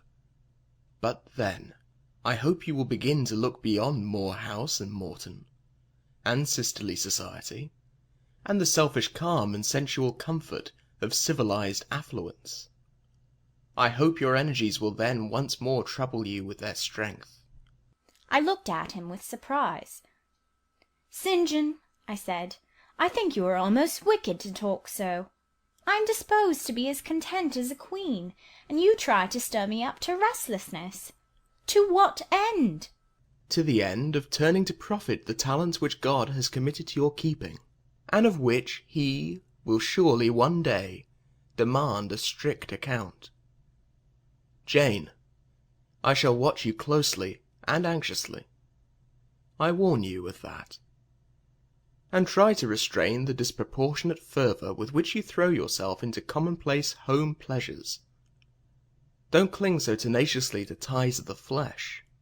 Save your constancy and ardour for an adequate cause. Forbear to waste them on trite, transient objects. Do you hear, Jane? Yes, just as if you were speaking Greek. I feel I have adequate cause to be happy, and I will be happy. Good-bye. Happy at Moor House I was, and hard I worked, and so did Hannah. She was charmed to see how jovial I could be amidst the bustle of a house turned topsy-turvy, how I could brush and dust and clean and cook. And really, after a day or two of confusion worse confounded, it was delightful by degrees to invoke order from the chaos ourselves had made. I had previously taken a journey to S to purchase some new furniture, my cousins having given me carte blanche to effect what alterations I pleased, and a sum having been set aside for that purpose.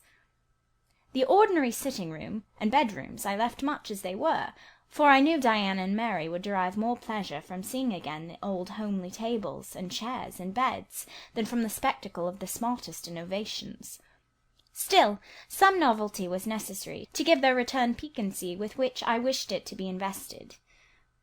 Dark, handsome new carpets and curtains, an arrangement of some carefully selected antique ornaments in porcelain and bronze, new coverings and mirrors, and dressing-cases for the toilet tables, answered the end. They looked fresh without being glaring. A spare parlour and bedroom I refurnished entirely, with old mahogany and crimson upholstery. I laid canvas on the passage, and carpets on the stairs. When all was finished, I thought Moor House as complete a model of bright, modest snugness within, as it was at this season a specimen of wintry waste and desert dreariness without. The eventful Thursday at length came. They were expected about dark, and ere dusk fires were lit upstairs and below, the kitchen was in perfect trim. Hannah and I were dressed, and all was in readiness. St. John arrived first.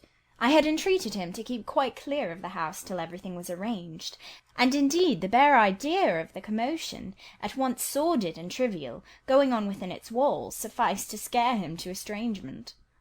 He found me in the kitchen, watching the progress of certain cakes for tea, then baking. Approaching the hearth, he asked, if I was at last satisfied with housemaid's work. I answered by inviting him to accompany me on a general inspection of the result of my labours.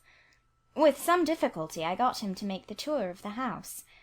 He just looked in at the doors I opened, and when he had wandered upstairs and downstairs, he said I must have gone through a great deal of fatigue and trouble to have effected such considerable changes in so short a time.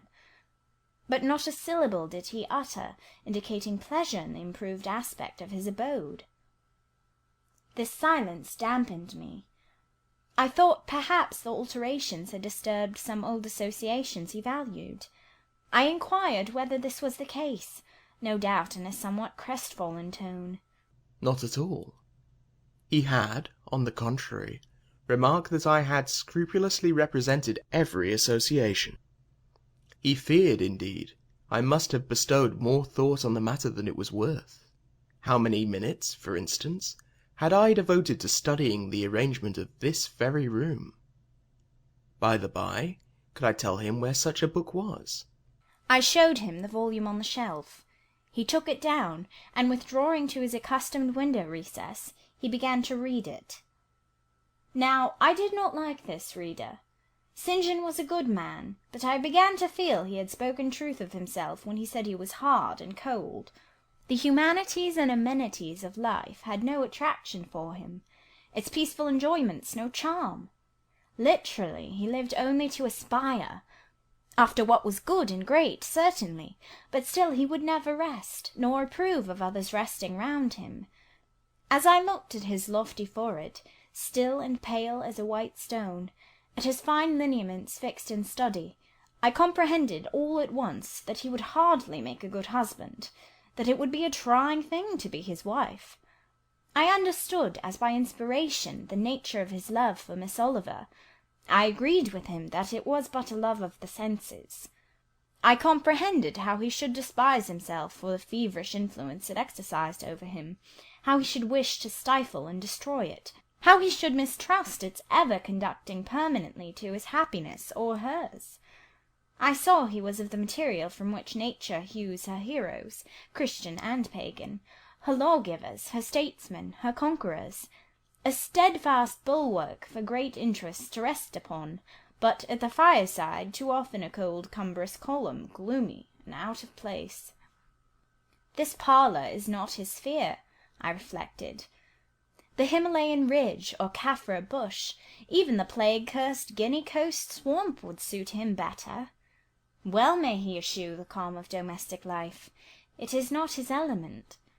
There his faculties stagnate, they cannot develop or appear to advantage. It is in scenes of strife and danger, where courage is proved, and energy exercised, and fortitude tasked, that he will speak and move the leader and superior. A merry child would have the advantage of him on this hearth. He is right to choose a missionary's career. I see it now. "They're coming, they're coming!" cried Hannah, throwing open the parlour door. At the same moment old Carlo barked joyfully. Out I ran. It was now dark, but a rumbling of wheels was audible. Hannah soon had a lantern lit. The vehicle had stopped at the wicket. The driver opened the door. First one well-known form, then another stepped out. In a minute I had my face under their bonnets, in contact first with Mary's soft cheek, then with Diana's flowing curls. They laughed, kissed me, then Hannah, patted Carlo, who was half wild with delight, asked eagerly if all was well, and being assured in the affirmative, hastened into the house. They were stiff with their long and jolting drive from Whitcross, and chilled with the frosty night air, but their pleasant countenances expanded to the cheerful firelight.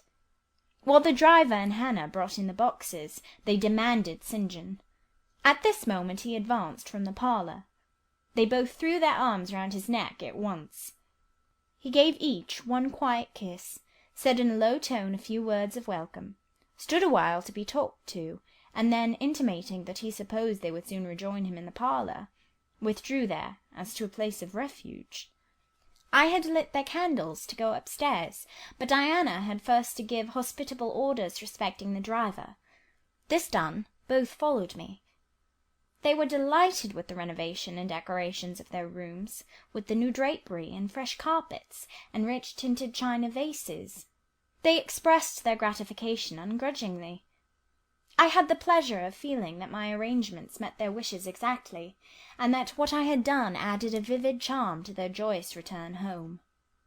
Sweet was that evening. My cousins, full of exhilaration, were so eloquent in narrative and comment that their fluency covered St. John's taciturnity. He was sincerely glad to see his sisters, but in their glow of fervour and flow of joy he could not sympathise. The event of the day, that is, the return of Diana and Mary, pleased him, but the accompaniments of that event, the glad tumult, the garrulous glee of reception, irked him. I saw he wished the calmer morrow was come.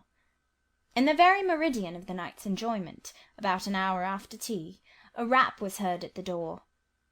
Hannah entered with the intimation that a poor lad was come at that unlikely time to fetch Mr. Rivers to see his mother, who was drawing away. Where does she live, Hannah? Clear up at Whitcross Brow, almost 4 miles off, and moor and moss all the way. Tell him I will go. I'm sure, sir, you had better not. It's the worst road to travel after dark that can be. There's no track at all over the bog. And then it is such a bitter night, the keenest wind you ever felt. You had better send word, sir, that you will be there in the morning. But he was already in the passage, putting on his cloak, and without one objection, one murmur, he departed. It was then 9 o'clock. He did not return till midnight. Starved and tired enough he was, but he looked happier than when he set out. He had performed an act of duty, made an exertion, felt his own strength to do and deny, and was on better terms with himself. I am afraid the whole of the ensuing week tried his patience. It was Christmas week. We took to no settled employment, but spent it in a sort of merry domestic dissipation. The air of the moors, the freedom of home, the dawn of prosperity, acted on Diana and Mary's spirits like some life-giving elixir. They were gay from morning till noon, and from noon till night. They could always talk, and their discourse, witty, pithy, original, had such charms for me that I preferred listening to, and sharing in it, to doing anything else. St. John did not rebuke our vivacity, but he escaped from it. He was seldom in the house. His parish was large, the population scattered, and he found daily business in visiting the sick and poor in its different districts. One morning at breakfast, Diana, after looking a little pensive for some minutes, asked him, if his plans were yet unchanged. Unchanged and unchangeable, was the reply. And he proceeded to inform us that his departure from England was now definitively fixed for the ensuing year. And Rosamond Oliver? Suggested Mary, the words seeming to escape her lips involuntarily, for no sooner had she uttered them than she made a gesture as if wishing to recall them. St. John had a book in his hand. It was his unsocial custom to read at meals. He closed it and looked up. Rosamond Oliver, said he, is about to be married to Mr. Granby, one of the best connected and most estimable residents in S. Grandson and heir to Sir Frederick Granby. I had the intelligence from her father yesterday. His sisters looked at each other, and at me. We all three looked at him. He was serene as glass. The match must have been got up hastily, said Diana. They cannot have known each other long. But 2 months. They met in October at the country ball at S. But where there are no obstacles to a union, as in the present case, where the connection is in every point desirable, delays are unnecessary. They will be married as soon as S Place, which Sir Frederick gives up to them, can be refitted for their reception. The first time I found St. John alone after this communication, I felt tempted to inquire if the event distressed him, but he seemed so little to need sympathy, that so far from venturing to offer him more, I experienced some shame at the recollection of what I had already hazarded. Besides, I was out of practice in talking to him. His reserve was again frozen over, and my frankness was congealed beneath it. He had not kept his promise of treating me like his sisters. He continually made little chilling differences between us, which did not at all tend to the development of cordiality. In short, now that I was acknowledged his kinswoman, and lived under the same roof with him, I felt the distance between us to be far greater than when he had known me only as the village schoolmistress. When I remembered how far I had once been admitted to his confidence, I could hardly comprehend his present frigidity. Such being the case, I felt not a little surprised when he raised his head suddenly from the desk over which he was stooping, and said, "You see, Jane, the battle is fought, and the victory won." Startled at being thus addressed, I did not immediately reply. After a moment's hesitation, I answered, "But are you sure you are not in the position of those conquerors whose triumphs have cost them too dear? Would not such another ruin you?" I think not. And if I were, it does not much signify. I shall never be called upon to contend for such another. The event of the conflict is decisive. My way is now clear. I thank God for it. So saying, he returned to his papers, and his silence. As our mutual happiness, i.e. Diana's, Mary's, and mine, settled into a quieter character, and we resumed our usual habits and regular studies, St. John stayed more at home. He sat with us in the same room, sometimes for hours together. While Mary drew, Diana pursued a course of encyclopedic reading she had, to my awe and amazement, undertaken, and I fagged away at German. He pondered a mystic lore of his own, that of some Eastern tongue, the acquisition of which he thought necessary to his plans.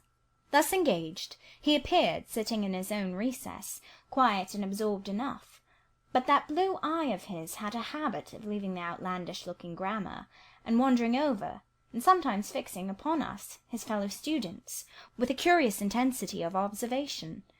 If caught, it would be instantly withdrawn, yet ever and anon it returned searchingly to our table. I wondered what it meant. I wondered, too, at the punctual satisfaction he never failed to exhibit on an occasion that seemed to me of small moment, namely my weekly visit to Morton's school. And still more was I puzzled when, if the day was unfavourable, if there was snow or rain or high wind, and his sisters urged me not to go, he would invariably make light of their solicitude, and encourage me to accomplish the task without regard to the elements. "Jane is not such a weakling as you would make her," he would say. "She can bear a mountain blast, or a shower, or a few flakes of snow as well as any of us. Her constitution is both sound and elastic, better calculated to endure variations of climate than many more robust." And when I returned, sometimes a good deal tired, and not a little weather-beaten, I never dared complain, because I saw that to murmur would be to vex him. On all occasions fortitude pleased him. The reverse was a special annoyance. One afternoon, however, I got leave to stay at home, because I really had a cold. His sisters were gone to Morton in my stead. I sat reading Schiller, he deciphering his crabbed oriental scrolls. As I exchanged a translation for an exercise, I happened to look his way. There I found myself under the influence of the ever-watchful blue eye. How long it had been searching me through and over, I cannot tell. So keen was it, and yet so cold, I felt for the moment superstitious, as if I were sitting in the room with something uncanny. "Jane, what are you doing?" Learning German. "I want you to give up German, and learn Hindustani. You are not in earnest. In such earnest that I must have it so, and I will tell you why. He then went on to explain that Hindustani was the language he was himself at present studying, that, as he advanced, he was apt to forget the commencement, that it would assist him greatly to have a pupil with whom he might again and again go over the elements, and so fix them thoroughly in his mind, that his choice had hovered for some time between me and his sisters, but that he had fixed on me because he saw I could sit at a task the longest of the three. Would I do him this favour? I should not, perhaps, have to make the sacrifice long, as it wanted now barely 3 months to his departure. St. John was not a man to be lightly refused. You felt that every impression made on him, either for pain or pleasure, was deep-graved and permanent. I consented. When Diana and Mary returned, the former found her scholar transferred from her to her brother. She laughed, and both she and Mary agreed that St. John should never have persuaded them to such a step. He answered quietly, I know it. I found him a very patient, very forbearing, and yet an exacting master. He expected me to do a great deal, and when I fulfilled his expectations, he, in his own way, fully testified his approbation. By degrees he acquired a certain influence over me that took away my liberty of mind. His praise and notice were more restraining than his indifference. I could no longer talk or laugh freely when he was by, because a tiresomely importunate instinct reminded me that vivacity, at least in me, was distasteful to him. I was so fully aware that only serious moods and occupations were acceptable, that in his presence every effort to sustain or follow any other became vain. I fell under a freezing spell. When he said go, I went. Come, I came. Do this, I did it. But I did not love my servitude. I wished many a time he had continued to neglect me. One evening, when at bedtime his sisters and I stood round him, bidding him good night, he kissed each of them, as was his custom, and, as was equally his custom, he gave me his hand. Diana, who chanced to be in a frolicsome humour, she was not painfully controlled by his will, for hers in another way was as strong, exclaimed, St. John, you used to call Jane your third sister, but you don't treat her as such. You should kiss her too. She pushed me towards him. I thought Diana very provoking, and felt uncomfortably confused. And while I was thus thinking and feeling, St. John bent his head. His Greek face was brought to a level with mine. His eyes questioned my eyes piercingly. He kissed me. There are no such things as marble kisses, or ice kisses, or I should say my ecclesiastical cousin's salute belonged to one of these classes. But there may be experiment kisses, and his was an experiment kiss. When given, he viewed me to learn the result. It was not striking. I am sure I did not blush. Perhaps I might have turned a little pale, for I felt as if this kiss were a seal affixed to my fetters. He never omitted the ceremony afterwards, and the gravity and quiescence with which I underwent it seemed to invest it for him with a certain charm. As for me, I daily wished more to please him, but to do so I felt daily more and more that I must disown half my nature, stifle half my faculties, wrest my tastes from their original bent, force myself to the adoption of pursuits for which I had no natural vocation. He wanted to train me to an elevation I could never reach. It racked me hourly to aspire to the standard he uplifted. The thing was as impossible as to mould my irregular features to his correct and classic pattern, to give to my changeable green eyes the sea-blue tint and solemn lustre of his own. Not his ascendancy alone, however, held me in thrall at present. Of late it had been easy enough for me to look sad. A cankering evil sat at my heart and drained my happiness at its source, the evil of suspense. Perhaps you think I had forgotten Mr. Rochester, reader, amidst these changes of place and fortune. Not for a moment. His idea was still with me, because it was not a vapour sunshine could disperse, nor a sand-traced effigy storms could wash away. It was a name graven on a tablet, fated to last as long as the marble it inscribed. The craving to know what had become of him followed me everywhere. When I was at Morton, I re-entered my cottage every evening to think of that, and now at Moor House I sought my bedroom each night to brood over it. In the course of my necessary correspondence with Mr. Briggs about the will, I had inquired if he knew anything of Mr. Rochester's present residence and state of health, but, as St. John had conjectured, he was quite ignorant of all concerning him. I then wrote to Mrs. Fairfax, entreating information on the subject. I had calculated with certainty on this step answering my end. I felt sure it would elicit an early answer. I was astonished when a fortnight passed without reply, but when 2 months wore away, and day after day the post arrived and brought nothing for me, I fell a prey to the keenest anxiety. I wrote again. There was a chance of my first letter having missed. Renewed hope followed renewed effort. It shone like the former for some weeks. Then, like it faded, flickered. Not a line, not a word reached me. When half a year wasted in vain expectancy, my hope died out, and then I felt dark indeed. A fine spring shone round me, which I could not enjoy. Summer approached.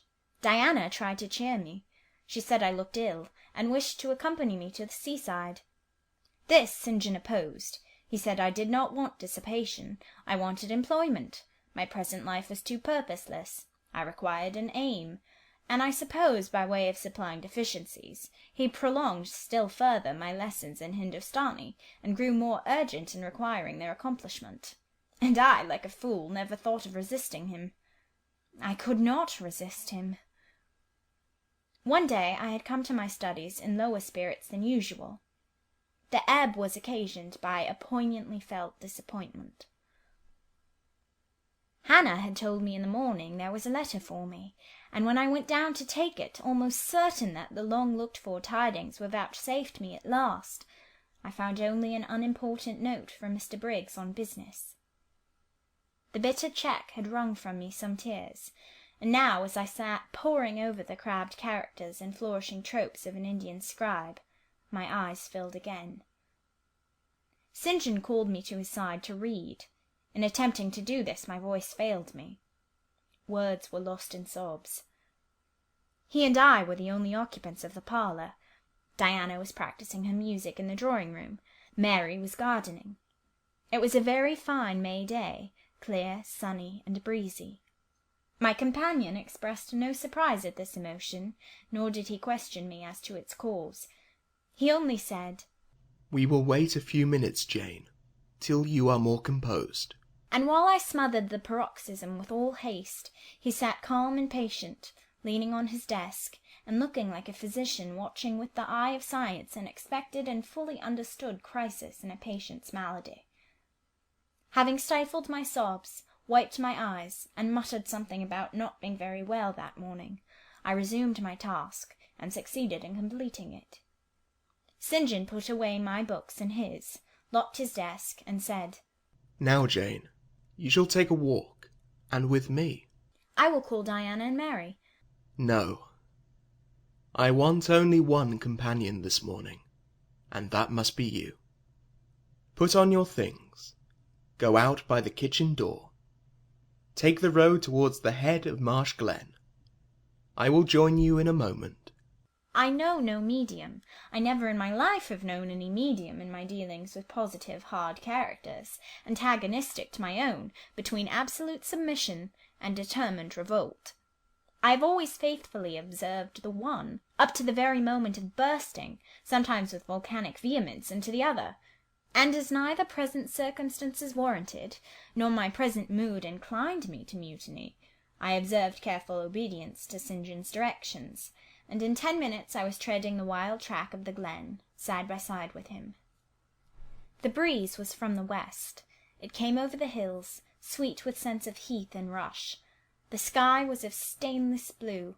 The stream descending the ravine, swelled with past spring rains, poured along plentiful and clear, catching golden gleams from the sun and sapphire tints from the firmament.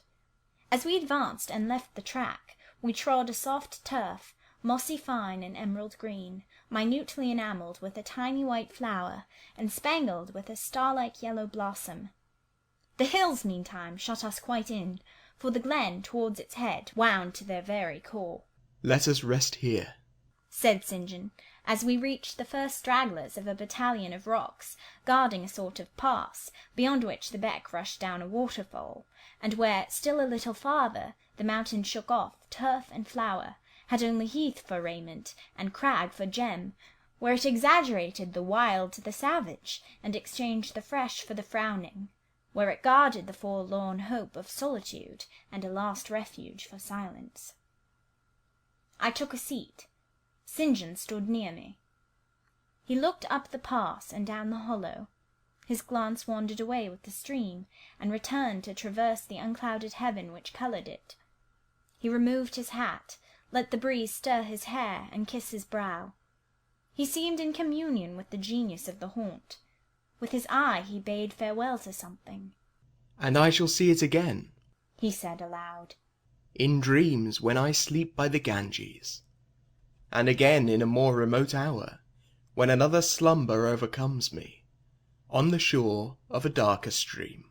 Strange words of a strange love, an austere patriot's passion for his fatherland.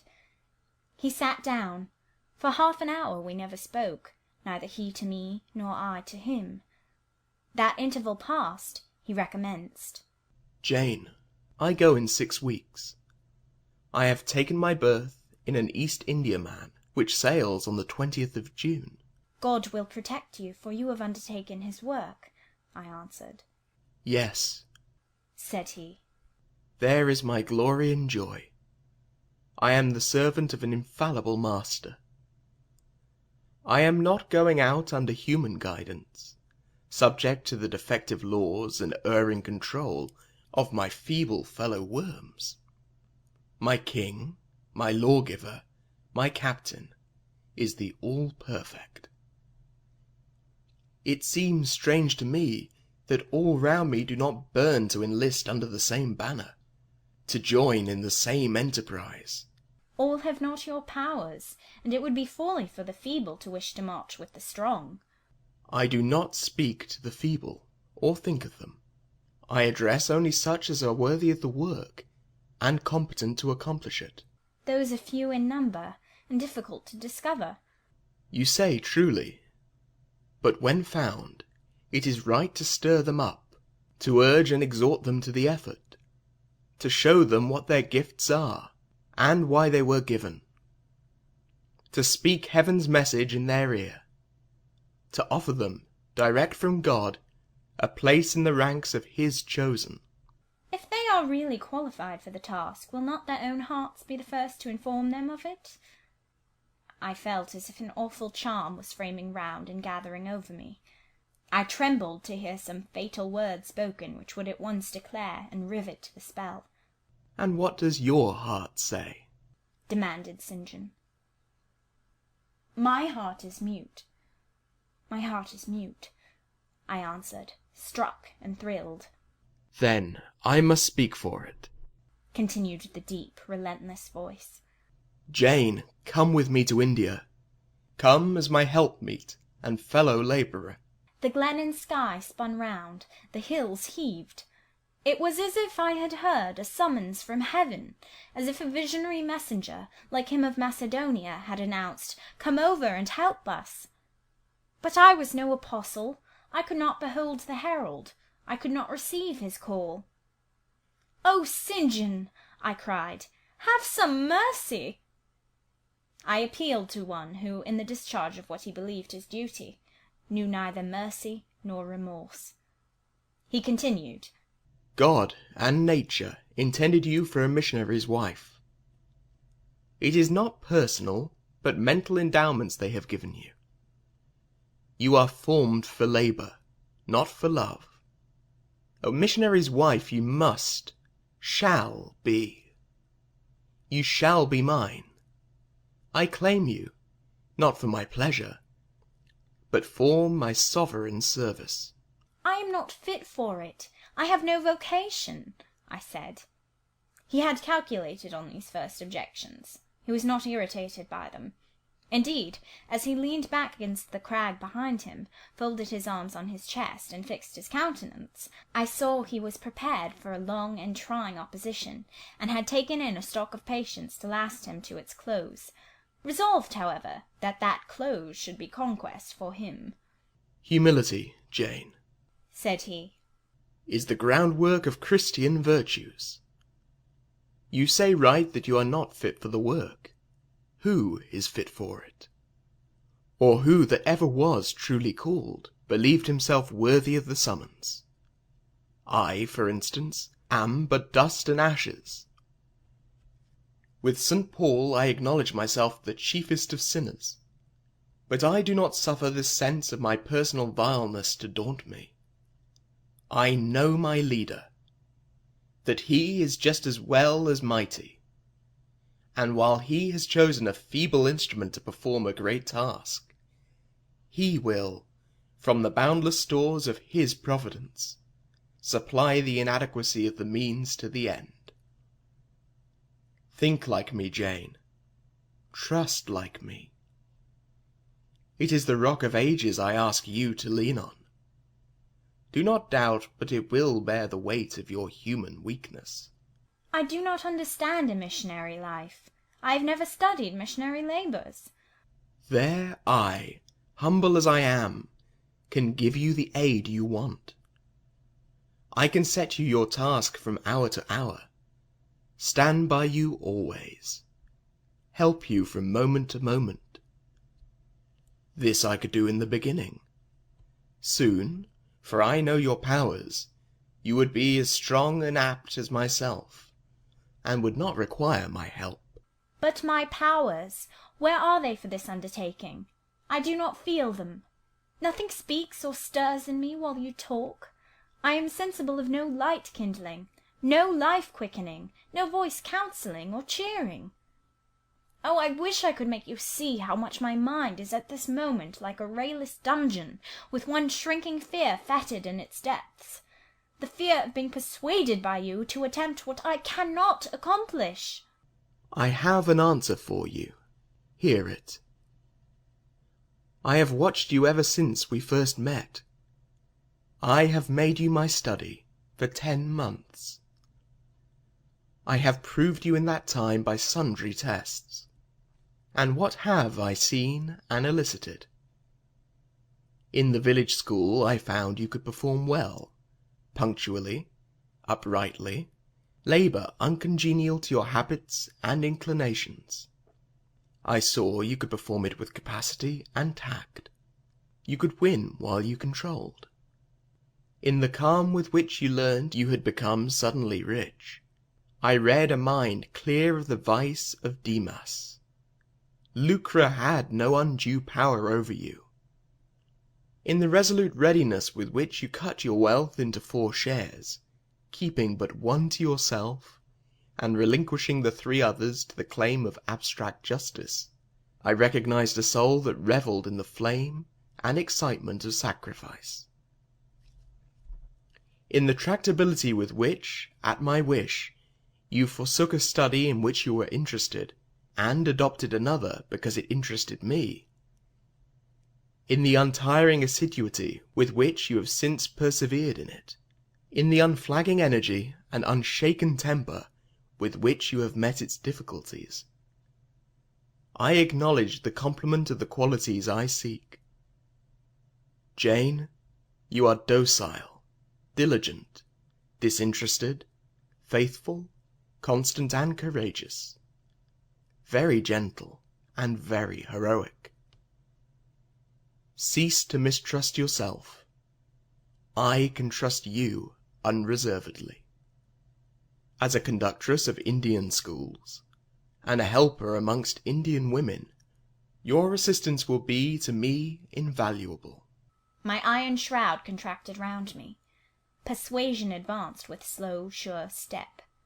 Shut my eyes as I would, these last words of his succeeded in making the way, which had seemed blocked up, comparatively clear. My work, which had appeared so vague, so hopelessly diffuse, condensed itself as he proceeded, and assumed a definite form under his shaping hand. He waited for an answer. I demanded a quarter of an hour to think, before I again hazarded a reply.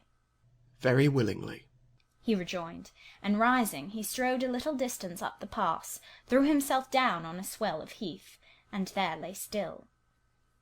I can do what he wants me to do. I am forced to see and acknowledge that, I meditated. That is, if life be spared me. But I feel mine is not the existence to be long protracted under an Indian sun. What then? He does not care for that. When my time came to die, he would resign me in all serenity and sanctity to the God who gave me. The case is very plain before me. In leaving England, I should leave a loved but empty land. Mr. Rochester is not there, and if he were, what can that ever be to me? My business is to live without him now. Nothing so absurd, so weak, as to drag on from day to day, as if I were waiting some impossible change in circumstances which might reunite me to him. Of course, as St. John once said, I must seek another interest in life to replace the one lost. Is not the occupation he now offers me truly the most glorious man can adopt or God assign? Is it not, by its noble cares and sublime results, the one best calculated to fill the void left by uptorn affections and demolished hopes? I believe I must say yes, and yet I shudder. Alas! If I join St. John, I abandon half myself. If I go to India, I go to premature death. And how will the interval between leaving England for India and India for the grave be filled? Oh, I know well. That too is very clear to my vision. By straining to satisfy St. John till my sinews ache, I shall satisfy him, to the finest central point and farthest outward circle of his expectations. If I do go with him, if I do make the sacrifice he urges, I will make it absolutely. I will throw all on the altar, heart, vitals, the entire victim. He will never love me, but he shall approve me. I will show him energies he has not yet seen, resources he has never suspected. Yes, I can work as hard as he can, and with as little grudging. Consent, then, to his demand is possible, but for one item, one dreadful item. It is that he asks me to be his wife, and has no more of a husband's heart for me than that frowning giant of a rock down which the stream is foaming in yonder gorge. He prizes me as a soldier would a good weapon, and that is all. Unmarried to him, this would never grieve me. But can I let him complete his calculations, coolly put into practice his plans, go through the wedding ceremony?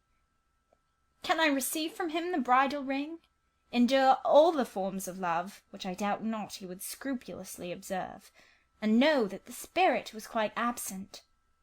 Can I bear the consciousness that every endearment he bestows is a sacrifice made on principle? No, such a martyrdom would be monstrous. I will never undergo it. As his sister I might accompany him, not as his wife. I will tell him so. I turned towards the knowe. There he lay, still as a prostrate column, his face turned to me, his eye beaming, watchful and keen. He started to his feet and approached me. I am ready to go to India, if I may go free. Your answer requires a commentary, he said. It is not clear. You have hitherto been my adopted brother, I your adopted sister. Let us continue as such. You and I had better not marry. He shook his head. Adopted fraternity will not do in this case. If you were my real sister, it would be different. I should take you and seek no wife. But as it is, either our union must be consecrated and sealed by marriage, or it cannot exist. Practical obstacles oppose themselves to any other plan. Do you not see it, Jane? Consider a moment. Your strong sense will guide you. I did consider, and still my sense, such as it was, directed me only to the fact that we did not love each other as man and wife should, and therefore it inferred we ought not to marry. I said so. St. John, I returned, I regard you as a brother, you me as a sister. So let us continue. We cannot. We cannot. He answered with short, sharp determination. It would not do. You have said you will go with me to India. Remember, you have said that. Conditionally. Well, well. To the main point. The departure with me from England. The cooperation with me in my future labours, you do not object. You have already as good as put your hand to the plough. You are too consistent to withdraw it. You have but one end to keep in view. How the work you have undertaken can best be done. Simplify your complicated interests, feelings, thoughts, wishes, aims. Merge all considerations in one purpose, that of fulfilling with effect, with power, the mission of your great master. To do so you must have a coadjutor, not a brother, that is a loose tie, but a husband. I, too, do not want a sister. A sister might any day be taken from me. I want a wife. The sole helpmeet I can influence efficiently in life, and retain absolutely till death. I shuddered as he spoke. I felt his influence in my marrow, his hold on my limbs. Seek one elsewhere than in me, St. John. Seek one fitted to you. One fitted to my purpose, you mean? Fitted to my vocation. Again, I tell you, it is not the insignificant private individual, the mere man with the man's selfish senses, I wish to mate. It is the missionary. And I will give the missionary my energies. It is all he wants, but not myself. That would be only adding the husk and shell to the kernel. For them he has no use. I retain them. You cannot. You ought not. Do you think God will be satisfied with half an oblation? Will he accept a mutilated sacrifice? It is the cause of God I advocate. It is under his standard I enlist you. I cannot accept, on his behalf, a divided allegiance. It must be entire. Oh, I will give my heart to God, I said. You do not want it.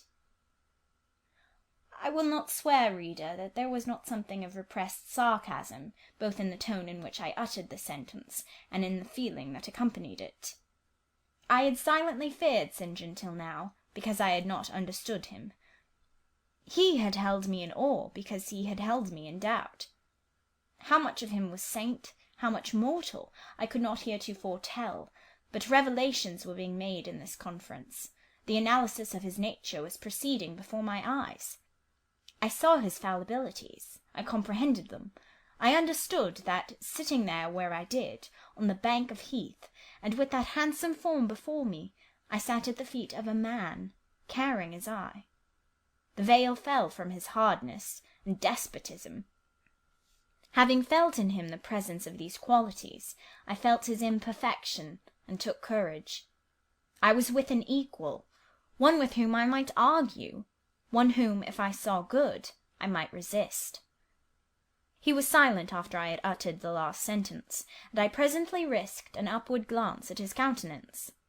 His eye, bent on me, expressed at once stern surprise and keen inquiry.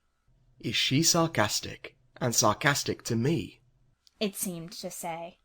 What does this signify? Do not let us forget that this is a solemn matter, he said ere long, one of which we may neither think nor talk lightly without sin. I trust, Jane, you are in earnest when you say you will serve your heart to God. It is all I want. Once wrench your heart from man and fix it on your Maker. The advancement of that Maker's spiritual kingdom on earth will be your chief delight and endeavour. You will be ready to do at once whatever furthers that end.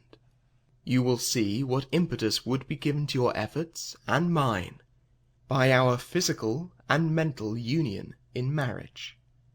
the only union that gives a character of permanent conformity to the destinies and designs of human beings, and, passing over all minor caprices, all trivial difficulties and delicacies of feeling, all scruple about the degree, kind, strength, or tenderness of mere personal inclination, you will hasten to enter into that union at once. "Shall I said briefly, and I looked at his features, beautiful in their harmony, but strangely formidable in their still severity, at his brow, commanding but not open, at his eyes, bright and deep and searching, but never soft, at his tall, imposing figure, and fancied myself an idea, his wife. Oh, it would never do! As his curate, his comrade, all would be right. I would cross oceans with him in that capacity, toil under eastern suns, in Asian deserts with him in that office, admire and emulate his courage and devotion and vigour, accommodate quietly to his masterhood, smile undisturbed at his ineradicable ambition, discriminate the Christian from the man, profoundly esteem the one and freely forgive the other. I should suffer often, no doubt, attached to him only in this capacity. My body would be under rather a stringent yoke, but my heart and mind would be free. I should still have my unblighted self to turn to, my natural unenslaved feelings with which to communicate in moments of loneliness. There would be recesses in my mind which would be only mine, to which he never came, and sentiments growing there fresh and sheltered, which his austerity could never blight, nor his measured warrior march trample down. But as his wife, at his side always, and always restrained, and always checked, forced to keep the fire of my nature continually low, to compel it to burn inwardly and never utter a cry, though the imprisoned flame consumed vital after vital, this would be unendurable. "St. John," I exclaimed, when I had got so far in my meditation. "Well?" he answered icily. "I repeat, I freely consent to go with you as your fellow missionary, but not as your wife. I cannot marry you and become part of you." "A part of me you must become," he answered steadily. "Otherwise the whole bargain is void. How can I, a man not yet 30, take out with me to India a girl of 19, unless she be married to me? How can we be forever together, sometimes in solitudes, sometimes amidst savage tribes, and unwed?" "Very well," I said shortly, "under the circumstances, quite as well as if I were either your real sister, or a man and a clergyman like yourself." "It is known that you are not my sister. I cannot introduce you as such. To attempt it would be to fasten injurious suspicions on us both. And for the rest, though you have a man's vigorous brain, you have a woman's heart, and it would not do." "It would do," I affirmed with some disdain, "perfectly well.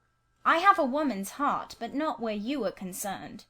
For you I have only a comrade's constancy, a fellow soldier's frankness, fidelity, fraternity, if you like, a neophyte's respect and submission to his hierophant. Nothing more, don't fear." "It is what I want," he said, speaking to himself. "It is just what I want. And there are obstacles in the way. They must be hewn down. Jane, you would not repent marrying me. Be certain of that. We must be married. I repeat it, there is no other way, and undoubtedly enough of love would follow upon marriage to render the union right, even in your eyes." "I scorn your idea of love," I could not help saying, as I rose up and stood before him, leaning my back against the rock. "I scorn the counterfeit sentiment you offer. Yes, St. John, and I scorn you when you offer it." He looked at me fixedly, compressing his well-cut lips while he did so. Whether he was incensed or surprised, or what, it was not easy to tell. He could command his countenance thoroughly. "I scarcely expected to hear that expression from you," he said. "I think I have done and uttered nothing to deserve scorn." I was touched by his gentle tone, and overawed by his high, calm mien. Forgive me the word, St. John, but it is your own fault that I have been roused to speak so unguardedly. You have introduced a topic on which our natures are at variance, a topic we should never discuss. The very name of love is an apple of discord between us. If the reality were required, what should we do? How should we feel? My dear cousin, abandon your scheme of marriage. Forget it. No, said he. It is a long-cherished scheme, and the only one which can secure my great end. But I shall urge you no further at present. Tomorrow I leave home for Cambridge. I have many friends there to whom I should wish to say farewell. I shall be absent a fortnight. Take that space of time to consider my offer, and do not forget that if you reject it, it is not me you deny, but God. Through my means, he opens to you a noble career. As my wife only can you enter upon it. Refuse to be my wife, and you limit yourself forever to a track of selfish ease and barren obscurity. Tremble lest, in that case, you should be numbered with those who have denied the faith, and are worse than infidels. He had done. Turning from me, he once more looked to river, looked to hill. But this time his feelings were all pent in his heart. I was not worthy to hear them uttered. As I walked by his side homeward, I read well in his iron silence all he felt towards me. The disappointment of an austere and despotic nature, which has met resistance where it expected submission, the disapprobation of a cool, inflexible judgment, which has detected in another feelings and views in which it has no power to sympathize. In short, as a man he would have wished to coerce me into obedience. It was only as a sincere Christian he bore so patiently with my perversity, and allowed so long a space for reflection and repentance. That night, after he had kissed his sisters, he thought proper to forget even to shake hands with me, but left the room in silence. I, who, though I had no love, had much friendship for him, was hurt by the marked omission, so much hurt that tears started to my eyes. "I see you and St. John have been quarrelling, Jane," said Diana, "during your walk on the moor. But go after him. He is now lingering in the passage expecting you. He will make it up." I have not much pride under such circumstances. I would always rather be happy than dignified, and I ran after him. He stood at the foot of the stairs. "Good night, St. John," said I. Good night, Jane, he replied calmly. Then shake hands, I added. What a cold, loose touch he impressed on my fingers. He was deeply displeased by what had occurred that day. Cordiality would not warm, nor tears move him. No happy reconciliation was to be had with him, no cheering smile or generous word. But still the Christian was patient and placid, and when I asked him if he forgave me, he answered that he was not in the habit of cherishing the remembrance of vexation, that he had nothing to forgive, not having been offended. And with that answer he left me. I would much rather he had knocked me down. End of chapter 34.